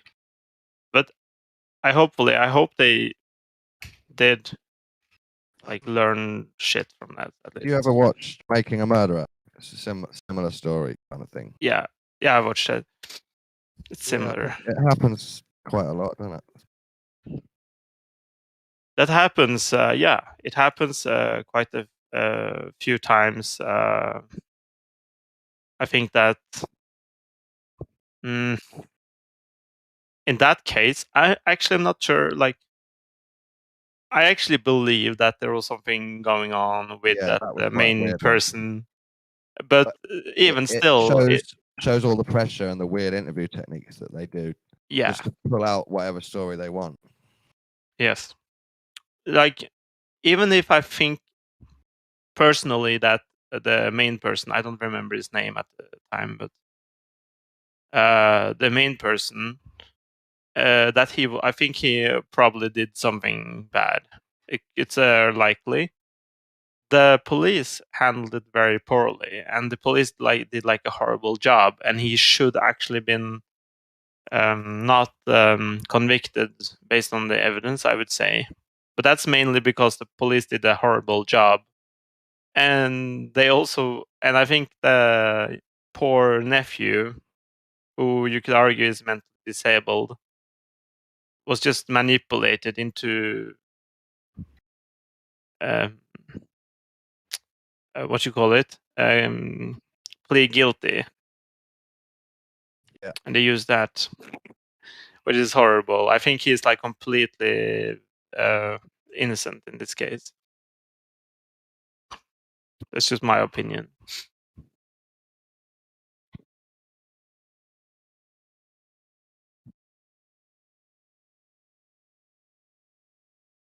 This also tells me that my idea of anarchy includes an even worse system of justice.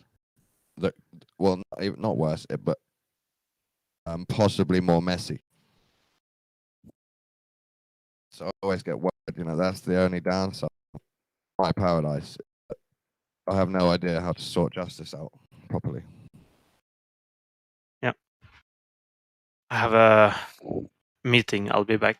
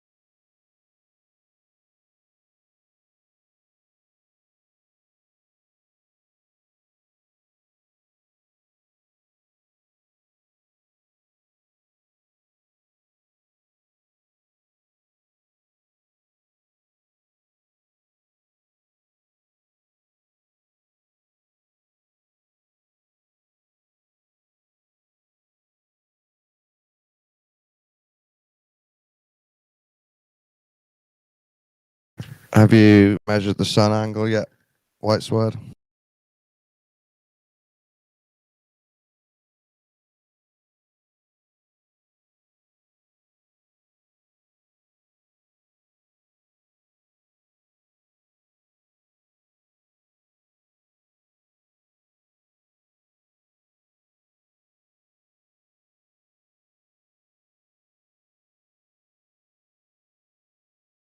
No, Dawn, I've got a few things to set up first, mate. I've got to get a little level set up going, get it precise, tripod and stuff. Are you preparing to do it? Definitely, mate. Keen as.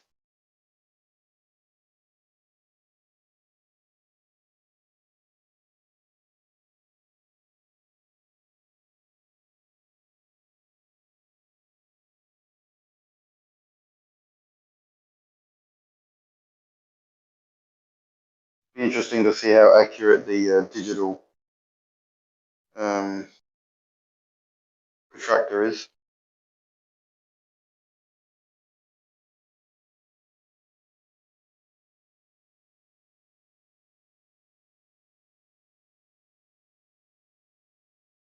Well, let me know if you find anything groundbreaking.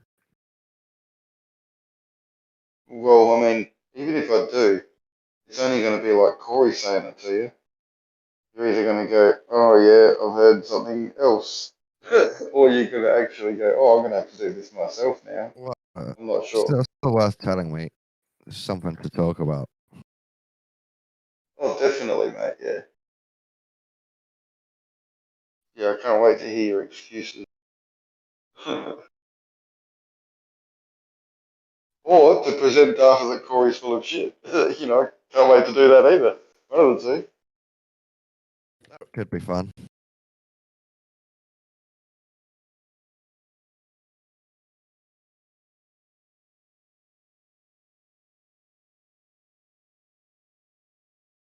Do you believe in tarot cards at all?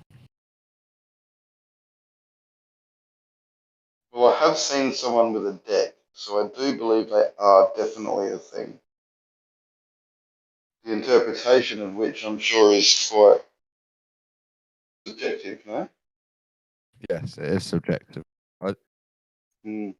I like to dabble with it. Oh, and I'm just interested in it anyway.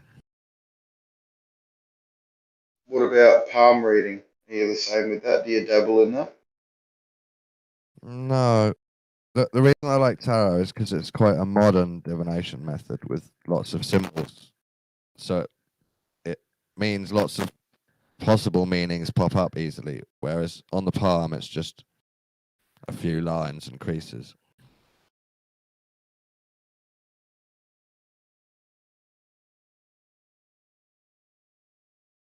Tarot is much closer to bibliomancy, where you just pick a random book off the shelf and read a random sentence from a random page and see what it means for you. Because you're dealing with meaning and symbols already, you're more likely to get something that resonates.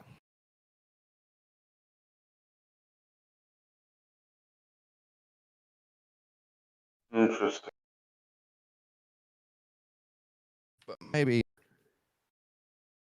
more natural shamans from the East might, old school pagans, that might say the palm part of your body, so it's much easier to tell stuff about you by looking how your hands grown.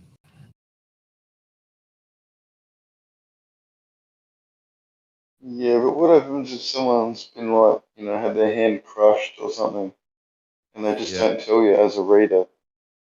Are you going to see that in the palm? I don't think so. I think you're just going to misinterpret it. I don't think there's enough information there. That's what I think. Ah, you're a bit skeptical about the palm reading. Yeah. My mum used to show me her lifeline on her hand and say, "This is my lifeline." And at this little gap, that's where I was ill in hospital after you were born. She used to tell me this story. So maybe she believed it a little bit. Did she look before you were born to see if it was already there? Right, that's a good point. Because my lifeline, I mean, I'm only halfway through, surely, and it's already formed. So unless you're suggesting gaps can form in it Yeah, maybe it is after the predictive. fact. It's predictive, yeah, maybe. Interesting. So Is there there is such there is thing as some okay. objectivity to it. Like a palm reader would teach another palm reader, this is the lifeline. So if there's any obstruction, it could mean something at that stage. This is the marriage bit. This is the bit that means this. This is. I think you should go and take a lesson. I reckon you could pick it up pretty quick, Dawn.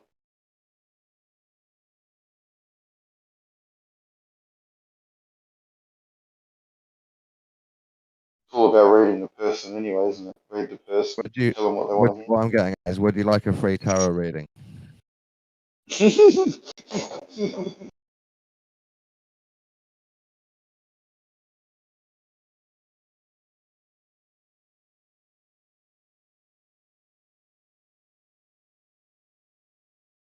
Sorry, I had a mouthful of fucking liquid when you said that.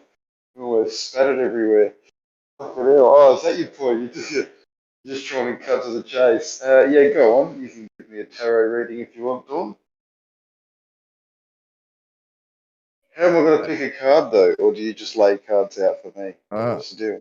I've got a deck, so I'll just pick randomly, but then I'll relate them to you. Alright, no worries. Interesting. Takes a little while, so don't hold your breath. Oh. How long's a little while? Am I going to get invoiced for this? Until I can bother, go get the deck, pick 3 random, and then look them up and decide what it means. Alright. Here you go for it.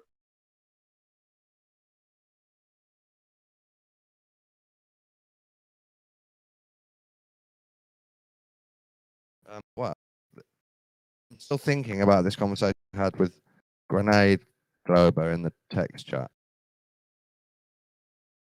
He was first. What conversation? I asked him, who decides if a book is true or false?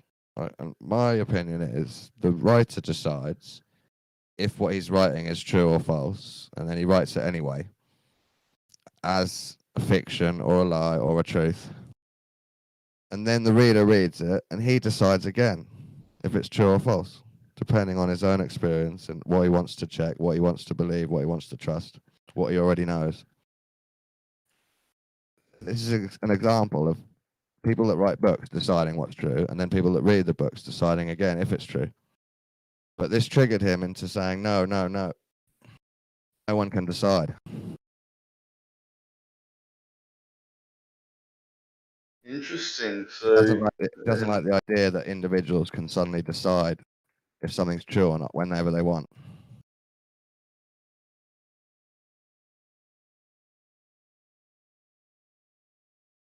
We'll define true. That's what I would have asked you straight away. Define true. Well, yeah, he We're wanted to relate talking it to a fact. factual.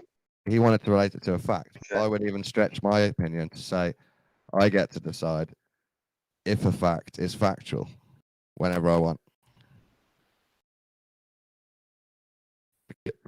Because if I don't get to decide, then some other loony bin will decide instead of me, and that's dangerous. Right? So they can decide, but then I have to decide if it's right or wrong, if it's a fact or not.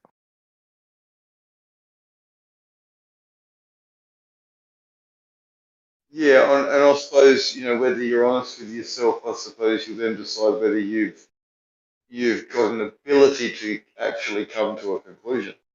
Because some things we can't. Yeah, you could We either decide. I can never accept know. the story or not. Yeah, I can never know. I'll just have to believe or not. Yeah, no, I'm with you, because if I write a book and I write it with my mindset that it is a true fact, then it is a true fact. Yeah, and then when I read No one can deny it. I get to decide, don't I, how much is true or if any of it is true. And Yeah, well, for yourself though, you can't then tell me as the author that it's not. You know what I mean? But that Only means for yourself can you then decide. truth is a individual thing. Hmm. In my way of explaining it there.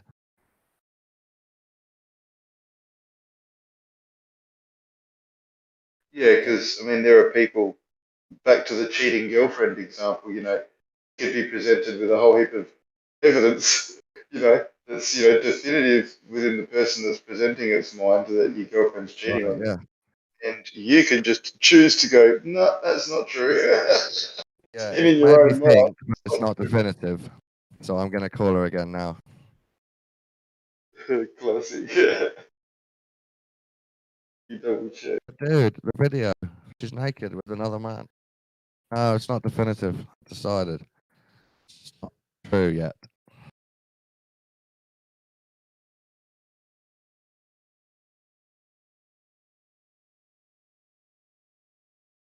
When I Googled who decides what is true, it gave me a few philosophical arguments, but then the first article is a science thing. How does science go from theory to fact? There's no article explaining everyone decides themselves, individual liberty. It's explaining how science is what does it. Yeah, that's sad, isn't it? It's not even theory to fact. It's hypothesis to fucking to scientific theory. Yeah, and then they just kind of agree and between themselves if it's a fact. Yeah, exactly. Yeah,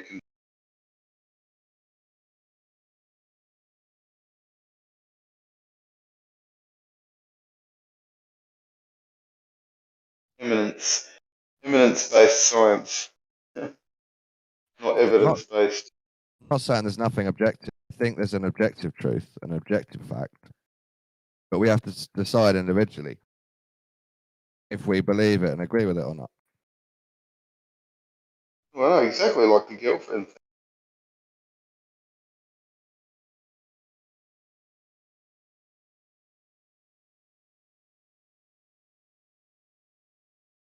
It's like the definition of cognitive. Even though you don't personally get to make the decision, your brain's doing it for you to save you the heartache. But it's the same thing, yeah. You just decide for yourself. Sometimes your brain does it for you.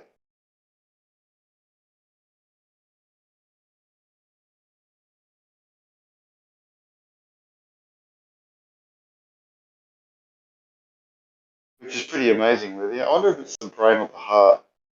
The heart's actually picking up vibes that it knows it can't handle.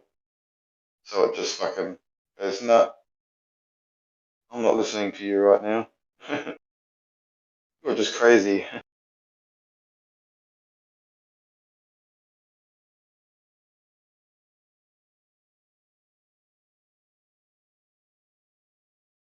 Getting tarot cards out or what?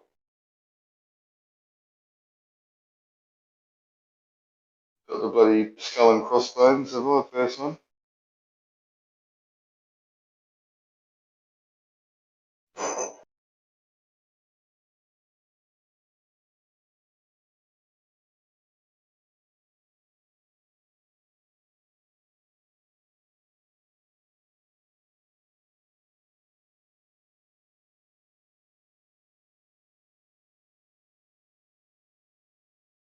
People.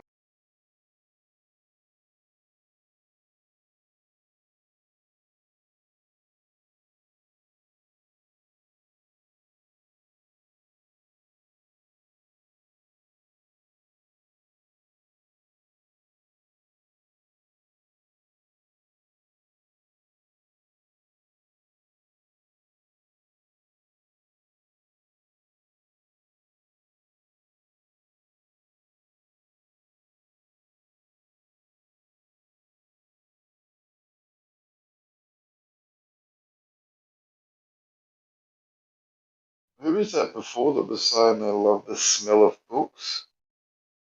So they've got like 2,000 in their house.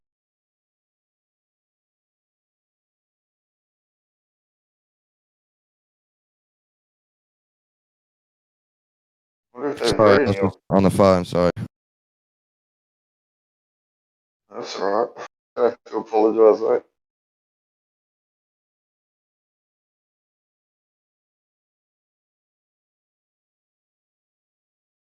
My mate put a photo of him at a gun range holding pistols and air rifles. And the baby mum has gone mad and said, "Your daughter can't come to your house now. You've got guns in the house." So now he's got to phone social services and say they're legal. It's in a gun cabinet and they're just air rifles.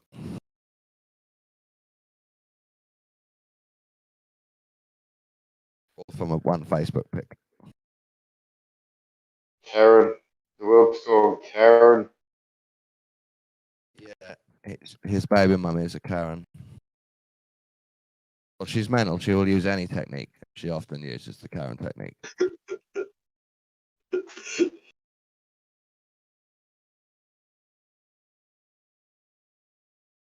So what cards did you put out for me? Oh, hang on. I guess I'll do it and I'll give you the first one.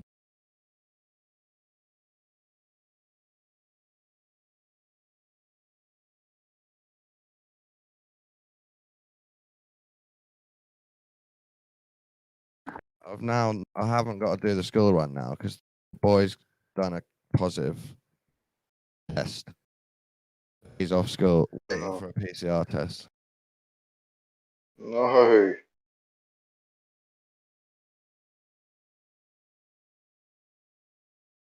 So I said to my girlfriend, so the normal tests don't work then?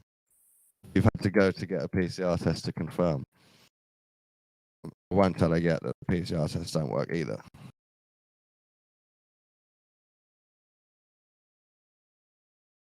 She just wants some type of information to help her decide to keep the kids off or not. Yeah, no doubt.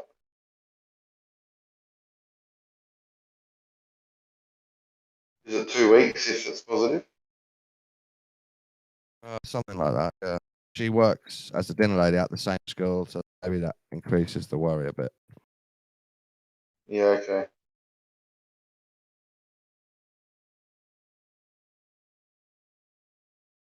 Whole school gets shut down, eh? If it's positive or what? Yeah, I think they might shut some down for Christmas. They said, just don't worry, this happened last Christmas, follow the plan. Me saying don't worry, it makes her annoyed. But you have to balance telling people not to worry with also listening to their worries.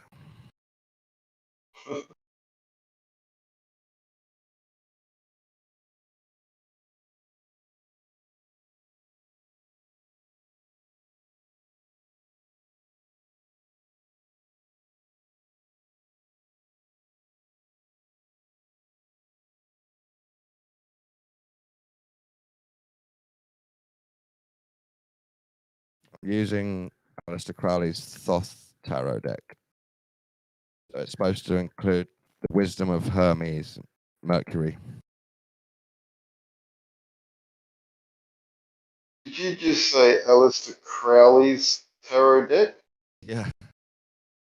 Oh, fucking hell. All the same symbols. Alright, far away. When I look up the meanings, I normally use the normal standard Rider-Waite meaning.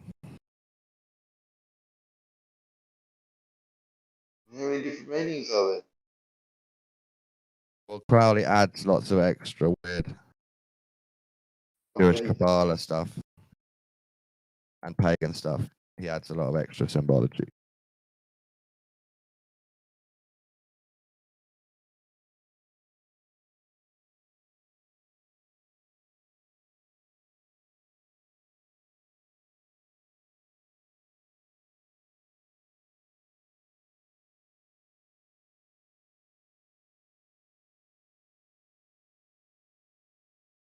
When did he die?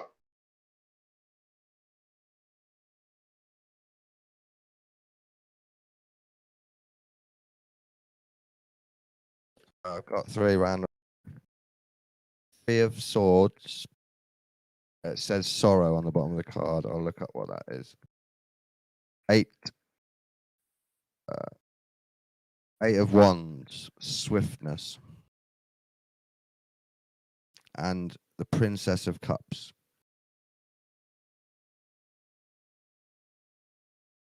I can't even remember looking up any of these before. Sounds about right. Do you know how many times when I go to the supermarket, the fucking receipt printer thing runs out? Half my receipt prints and then it runs out. That happens like so much. They You got to ask think of you, the odds of that. now Pretty they ask unlikely. us if we want one or not. They give us the option to not take a receipt, so we can't return any of the goods. Yeah. I always press I think yes. it's about the COVID toxins here. They don't even touch them now. You got to grab it yourself out of the machine.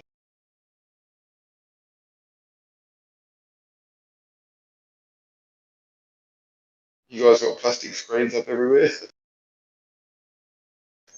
Yeah. Yeah. Would have been pretty nice getting that contract, eh? Putting the plastic screens up through all the supermarket banks, all that shit.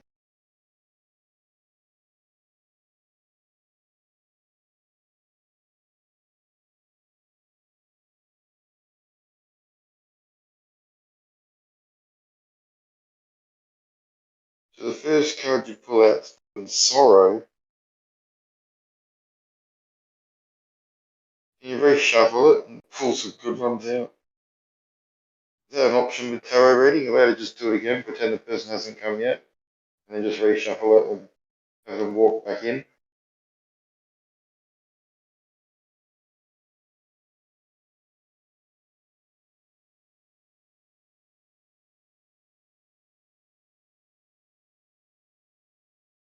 So this first card, I guess I'll have to show you a picture. Yeah, that'd be.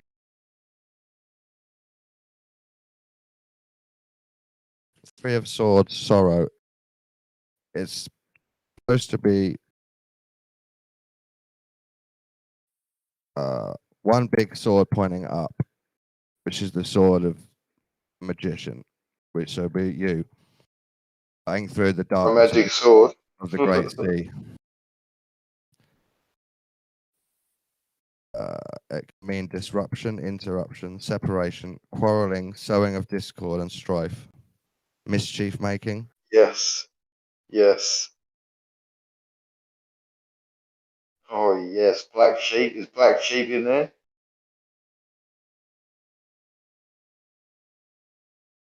No, I think you're. It means you're cutting through or trying to cut through the dark abyss, but it's left you separated a little bit. Oh, I don't really care for your interpretation. I like mine. Sounds good. I'm liking it. It's like you were talking before. Look up It's the your Three of truth. Swords. It's my truth. Yeah, look up the Three of Swords to get one. Can you take a photo and show me? Look up this.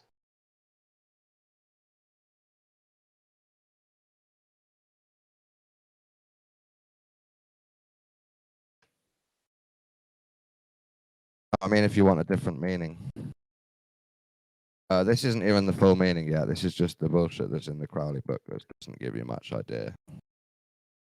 Okay.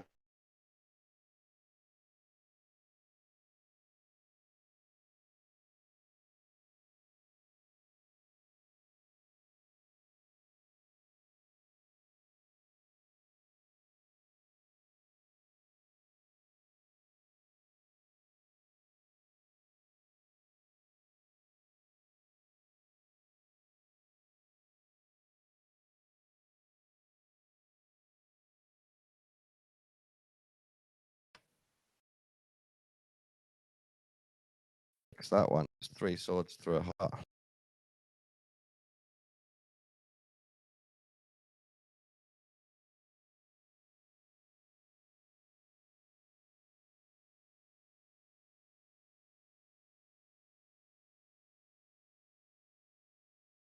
Well, that's not very accurate. Or is this predictive, is it?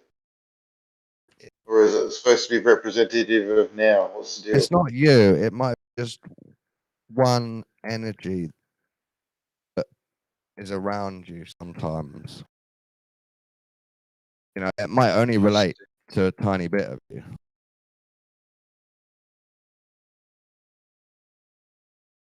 This meaning I've just read said you're in sorrow because of being hurt by words and meaning.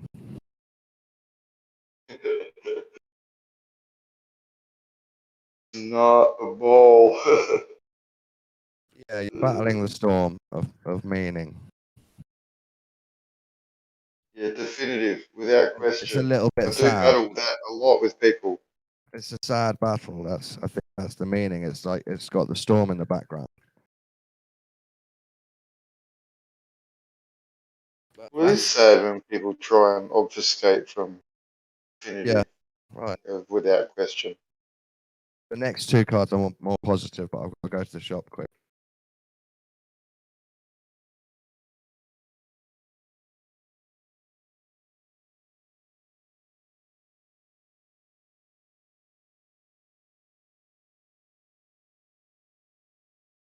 What was the next one?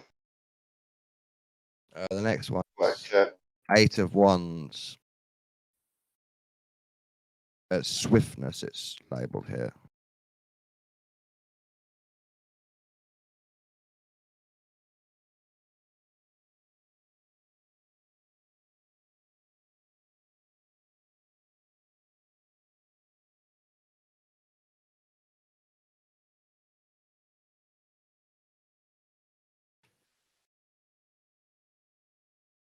Travel, freedom, holiday. Progress, movement. Gaining momentum.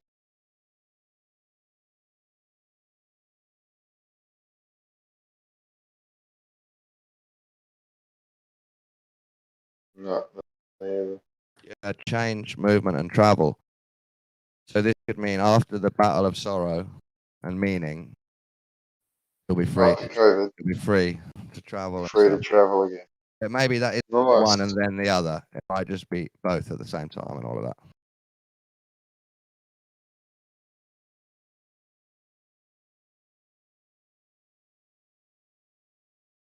Maybe it goes with the first card. So during the battle of sorrow, still free and traveling and moving. So why is there such a thing as a reverse meaning? Why would you have a reverse meaning? Context. Sometimes you shuffle them both upside down. So some of them are upside down. When you put them out, if it's upside down, you get the negative meaning. But I always just pull them upright. But Right. I'm trying to learn. I don't want to give people bad future predictions. Not if you got people paying for it, no. Well, actually, listen.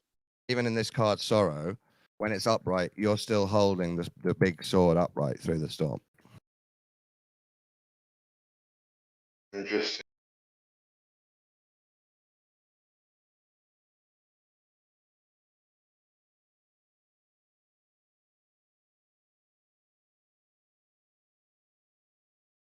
Alright, what's the next one? You only do 3? Is that standard, is it?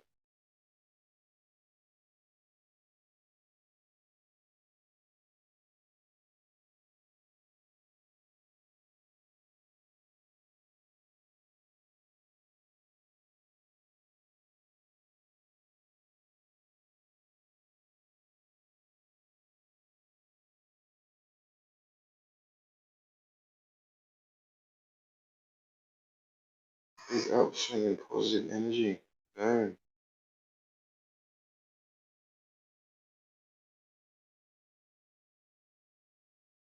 The big fucking shifting down energy there.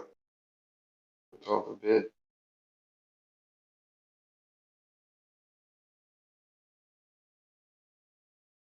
Friday night.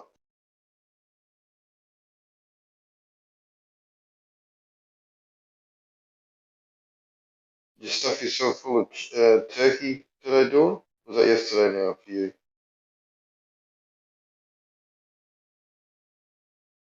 Well, you don't do that there. What am I talking about? You don't have Thanksgiving. Oh, shit.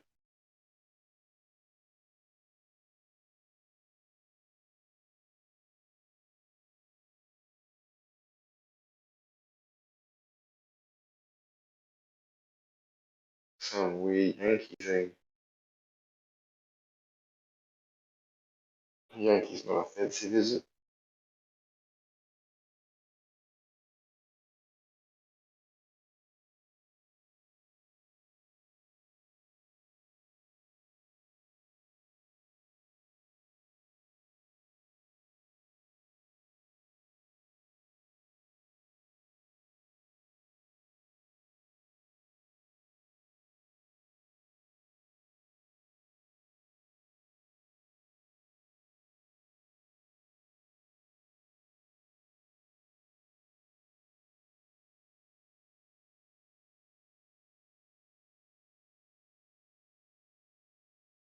Sort of looks like that sword stabbing a baby.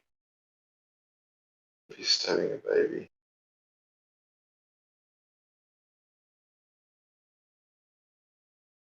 What's the rainbow one? Looks weird. I don't do Mardi Gras.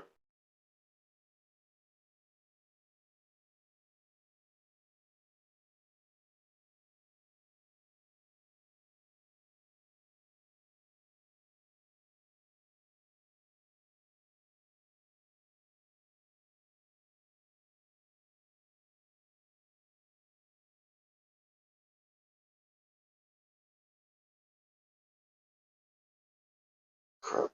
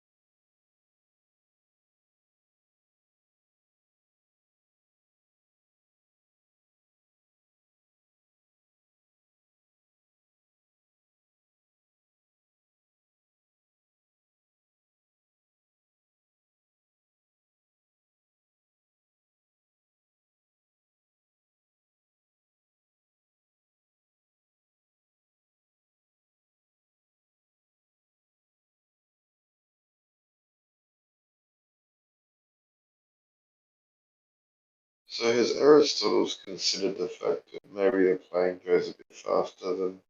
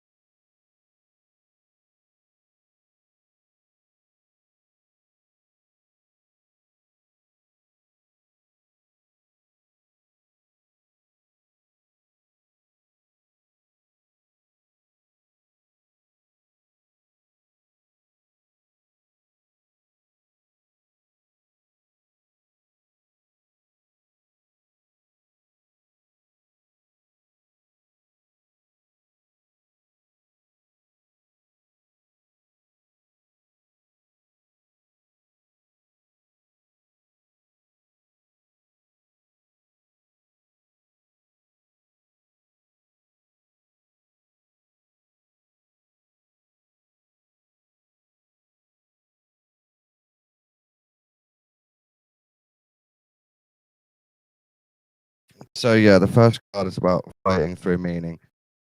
It's a bit sad.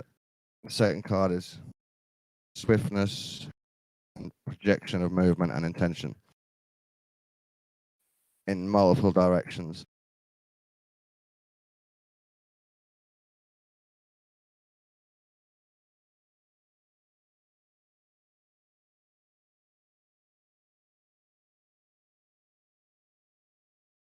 This third card, Princess of Cups. Let me get a picture.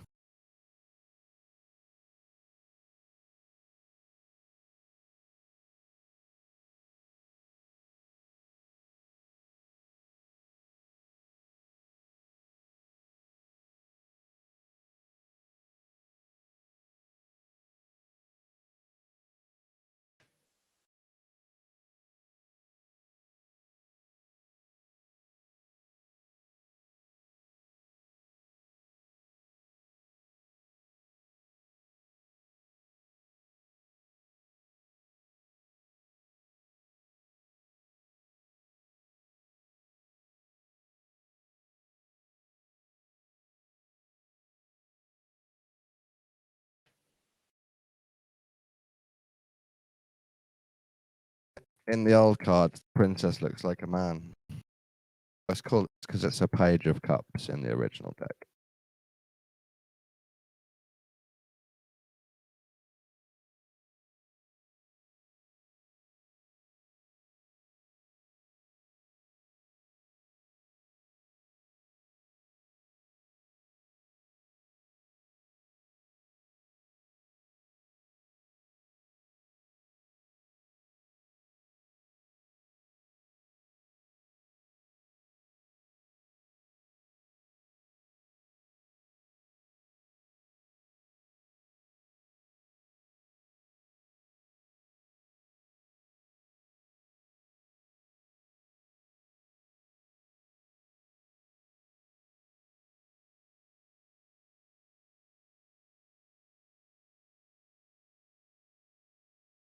So this is about returning to being a child, uniting with the divine,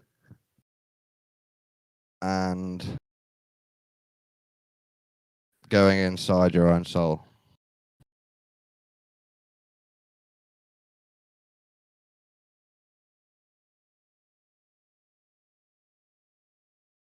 That one nails it.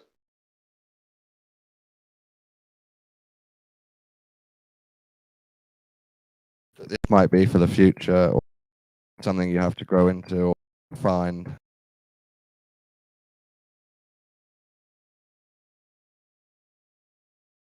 More using emotions.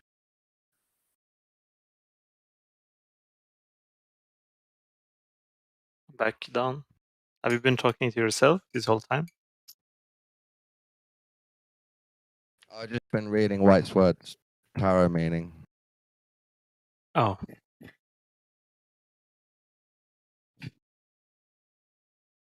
Once again, the 3-card spread gives you like 3 dynamics. It always seems to be like that.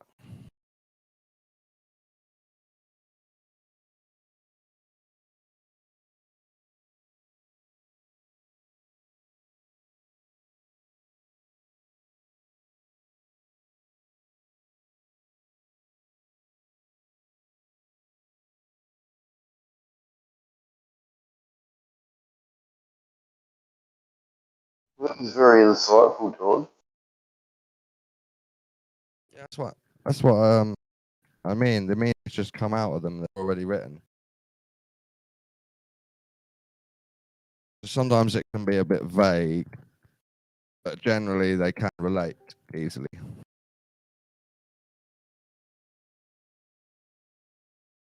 To be less vague, I would have to start being personal.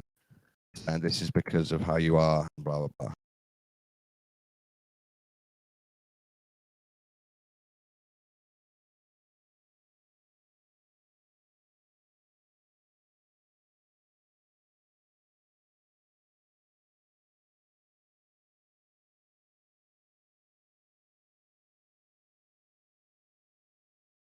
I suppose, given all the pictures and everything of the cards, it's probably more interesting than fucking palm reading. Yeah, definitely. I like just looking at the pictures sometimes. Yeah.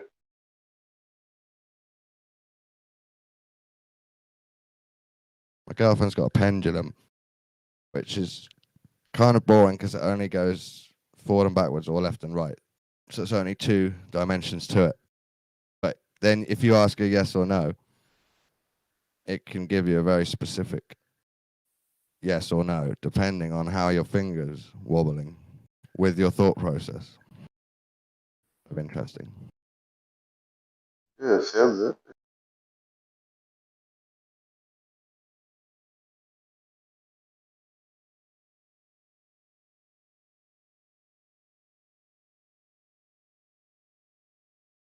Alright, champ, you have a good day, mate. I'm gonna hit the sack. All right. Good one.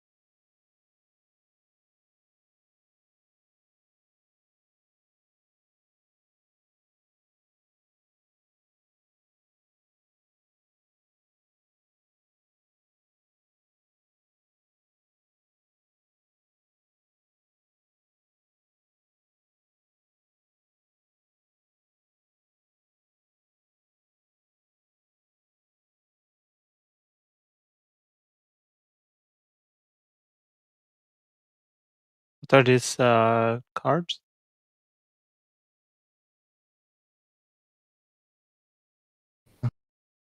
What are these cards? 3 cards that I picked for White's Word. The Thoth Crowley version and then the Rider Waite version.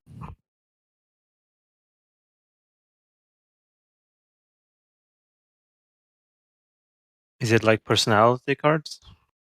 Yeah, so 3 of Swords, the top one is White's Word trying to battle through the abyss of meaning. Yeah. By arguing in Discord and not understanding meaning and messing his wording up. And it's quite depressing for him. The card's called Sorrow. Oh. And then his second card, 8 of Wands, is saying in the future, or if he tries really hard, he can freedom to move into his real action, basically. And the third card is the Princess or Page of Cups, saying if he tries hard, he can go into his own soul and find meaning there and unite with the divine. Does look what like it's a bunch of sticks or something?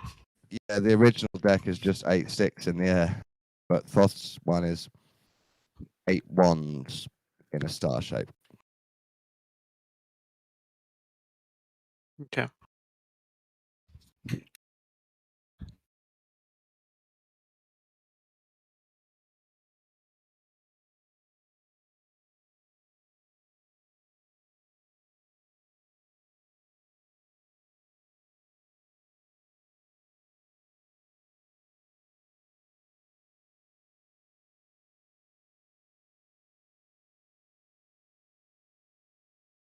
Even when you only pick 3 and you pick them randomly, it still ends up as like a little journey.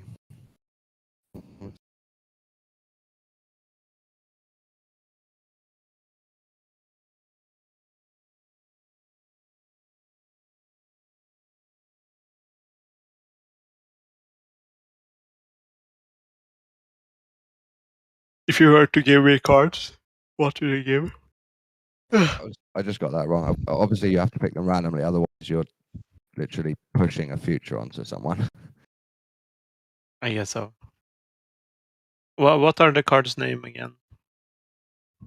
These 3, I'd have to pick another 3 randomly for you. But what are the? I mean, the general. Like, what was the name of the Oh, cards? tarot, the tarot deck, but I'm using Thoth, Crowley's Thoth tarot.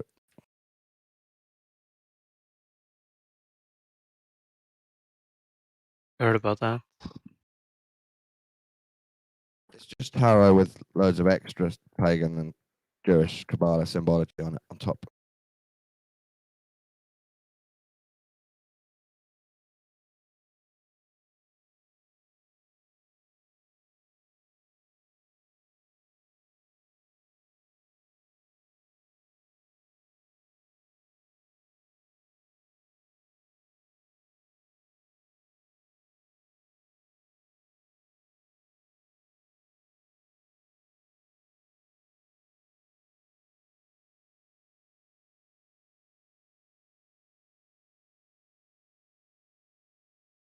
Have you seen these iceberg memes? The serial killer iceberg or cult iceberg, where there's a big photo of an iceberg, then a list of all the cults or all the serial killers, like the ones you've heard of above the surface, and then loads more that you've never heard of below, and then you can look them all up. Hmm. So I'm watching a video called "The Monstrous Serial Killer Iceberg Explained." And it has actually been an hour of serial killers I've never heard of before.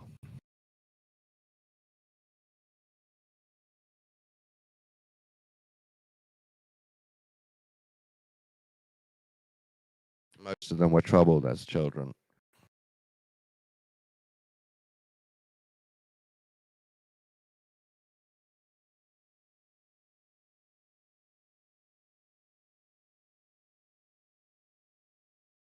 I guess even having the history of a serial killer being troubled as a child still doesn't explain if they were born troubled or if the trouble made them bad.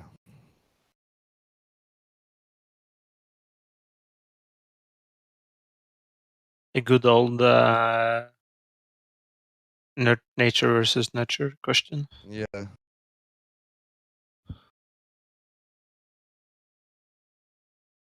Obviously, they're troubled as children. You don't just turn into a psychopath or a weirdo later, do you? You progress into it, usually. Mm. But that still can't prove nature over nurture, I don't think, or the other way around. It's very difficult to prove. It has to be both, right? Yeah, both. Even I would even say the most nature, likely.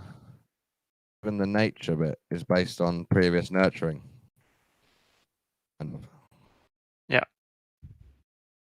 I mean, I said the reason why it's so difficult to prove is because if you have crazy parents, you also have a crazy upbringing. So the only way to prove it is if you have like serial killer parents and you were adopted or something. Then maybe there is some way. And we just don't have enough stats for that, do we? Yeah, it's very there are no it's very minimal data. There you have some like twin studies, but in general, yeah, it's not a lot of data, and also it's like very unethical to like do tests on people like that. It's a controversial study. Yeah. I would say I think it's mostly nurture, but sometimes it can be nature, and mostly nature. Sometimes you can be born a mess. You are likely to become a psychopath. But I think it's mostly nurture, where you slowly turn into it.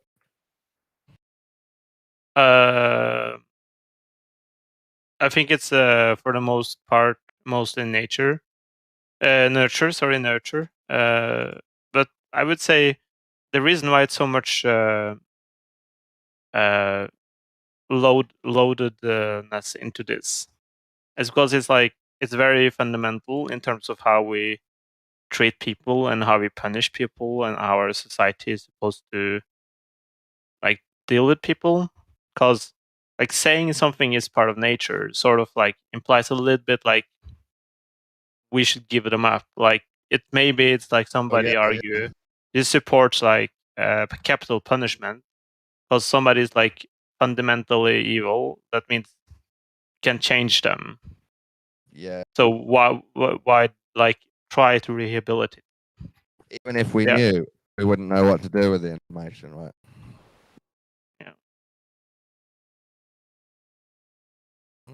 And yeah, so nurture can also mean the full environment of nature that you're being nurtured in. That's what it means, isn't it? Yeah. So they cross over as well, the meanings.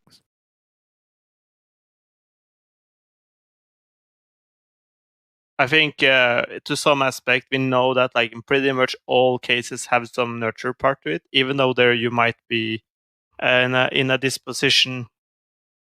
You might have a disposition. Most of us agree there is a disposition. Like for example, if you have autistic parents, you're like 40% more likely to become autistic, but it's not guaranteed. But it doesn't mean that we should look at the nurture part to see what affects or how to deal with it. Same as I would say about everything, that we should use that as a fundamental way. So therefore, I think therefore it's like a lot of stigma around these studies. It also relates to like people who think that like black people are born like I don't know worse than other people. It also deals with this like if it's part of nature that like black people are somehow different. Nature, nurture could be a lot of different things. Yeah. It comes into everything, doesn't it? Yeah, but I think this is why everything is like it easily become very loaded because there's so much stigma attached to it, how we treat people. So therefore I would say people say, well, why can't we just study everything? Like, why can't I study the IQ of black versus white people? And then my answer to that would be, well, what you're going to use that study for? And it's like, well, I just want to know. But let's say you get the result. Let's say black people have like lower IQ. Yeah, what are we going to do? Are we going to just like, well, now we're going to make like a black school for stupid black people and like school for like, what are we going to do with this? You still want to like try to lift up these people's potential as much as you can. Well, this is a massive issue for me.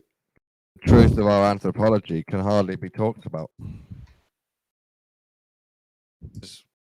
It shows that we're different, and that's triggering. Yeah, but people see, some people see that as triggering, but it's also like, well, can we argue that some people will people be like offended by being said like, well, your ethnicity makes you more prone to having like lower IQ? Yeah, even if you balance it with you're better at running, people are still going to get very annoyed. Well, yeah, well, it's like it's always considered like white collar jobs are the brain jobs, and blue collar jobs are the physical skill jobs. That was like it's like slavery stuff. But almost. even now, as a You white know? person, we say the Chinese and the Indians are very clever. They're usually better at math. Yeah. Or Jewish kids, they're very clever. You know what I mean? Yeah, they are. I mean, I read somewhere, I don't know if it's any truth to that or not, but I read somewhere about the Jews that there could actually be selective pressure towards having like being smarter with numbers and stuff, like maths and stuff. Yeah. because they actually been like pushing towards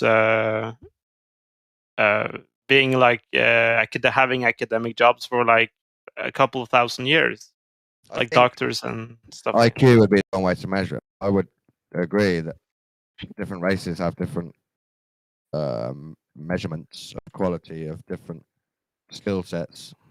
Yeah.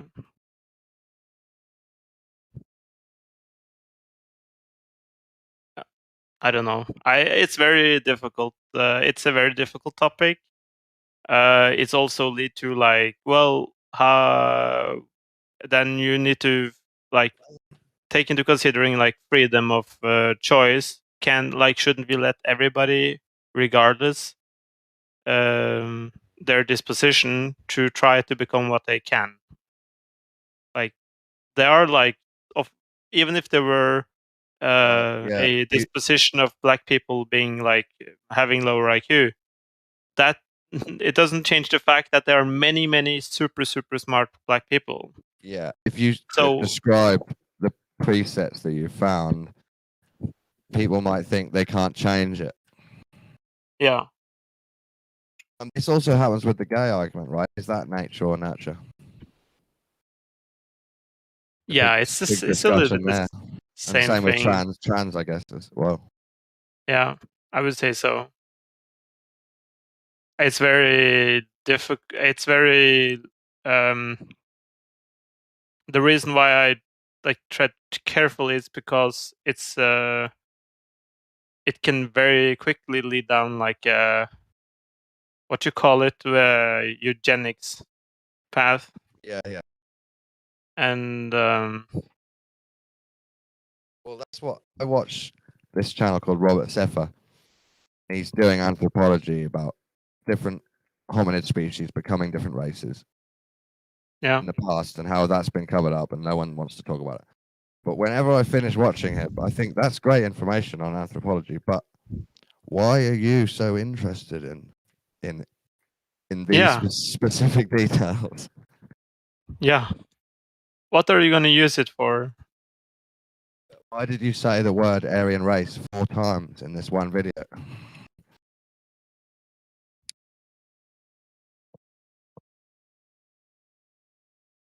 I mean, the way we built our society, we can't use that information to anything because it would violate like our fundamental like principles of like human rights.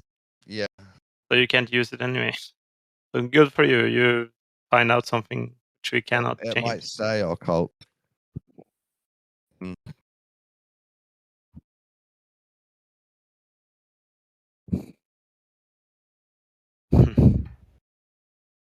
Like, I don't understand you, Don. Like, everybody calls you a troll. Like, some people call you a troll. Many people. I'm not sure. Huh? I do troll a bit sometimes in different ways. Yeah. Sometimes I think you're like being contrarian, it seems like.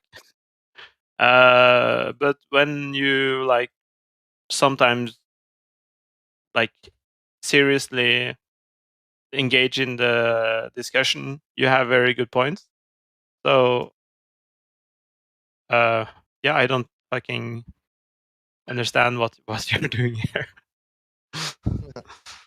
Well, feeling boredom, having pseudo friendships is part of the reason. But also, I like discussing weird things. Yeah.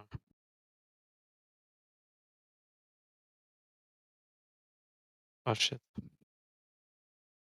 Like, yeah, I also find like being on not this Discord specifically, but other Discord, like there are some conservative Discords, and I've been talking to some people there, and like they come with like good points and questions, which I need to like digest. And the things I talk with and the things I need to digest with them, it's not like there is nobody. Most people, like 95% at least, I would say, of the society doesn't give a shit about that. Like they don't care. Like people just care about like doing their job and like I don't know. not these like more fundamental societal questions. Yeah, everyone seems to have a different thing that they're into. Like, you could talk about philosophy for 2 hours. White's word will be a contrarian to all of it, and then say, "Have you measured the sun angles yet?" I haven't. Like, he's just totally obsessed with one thing. Yes. I've noticed something that I find really weird. Like, for example, like I will watch like series about God and about religion and like things that are fictionist. I would argue that they have some basis in like religious history, of course, and I just watch it for the entertainment value it gives. I don't care. I'm gonna make like a video about like how these are trying to like twist people's mind and stuff like that. Like, Right. I can watch like literally anything, You just think, and isn't I'll that take it. interesting? What these people believe.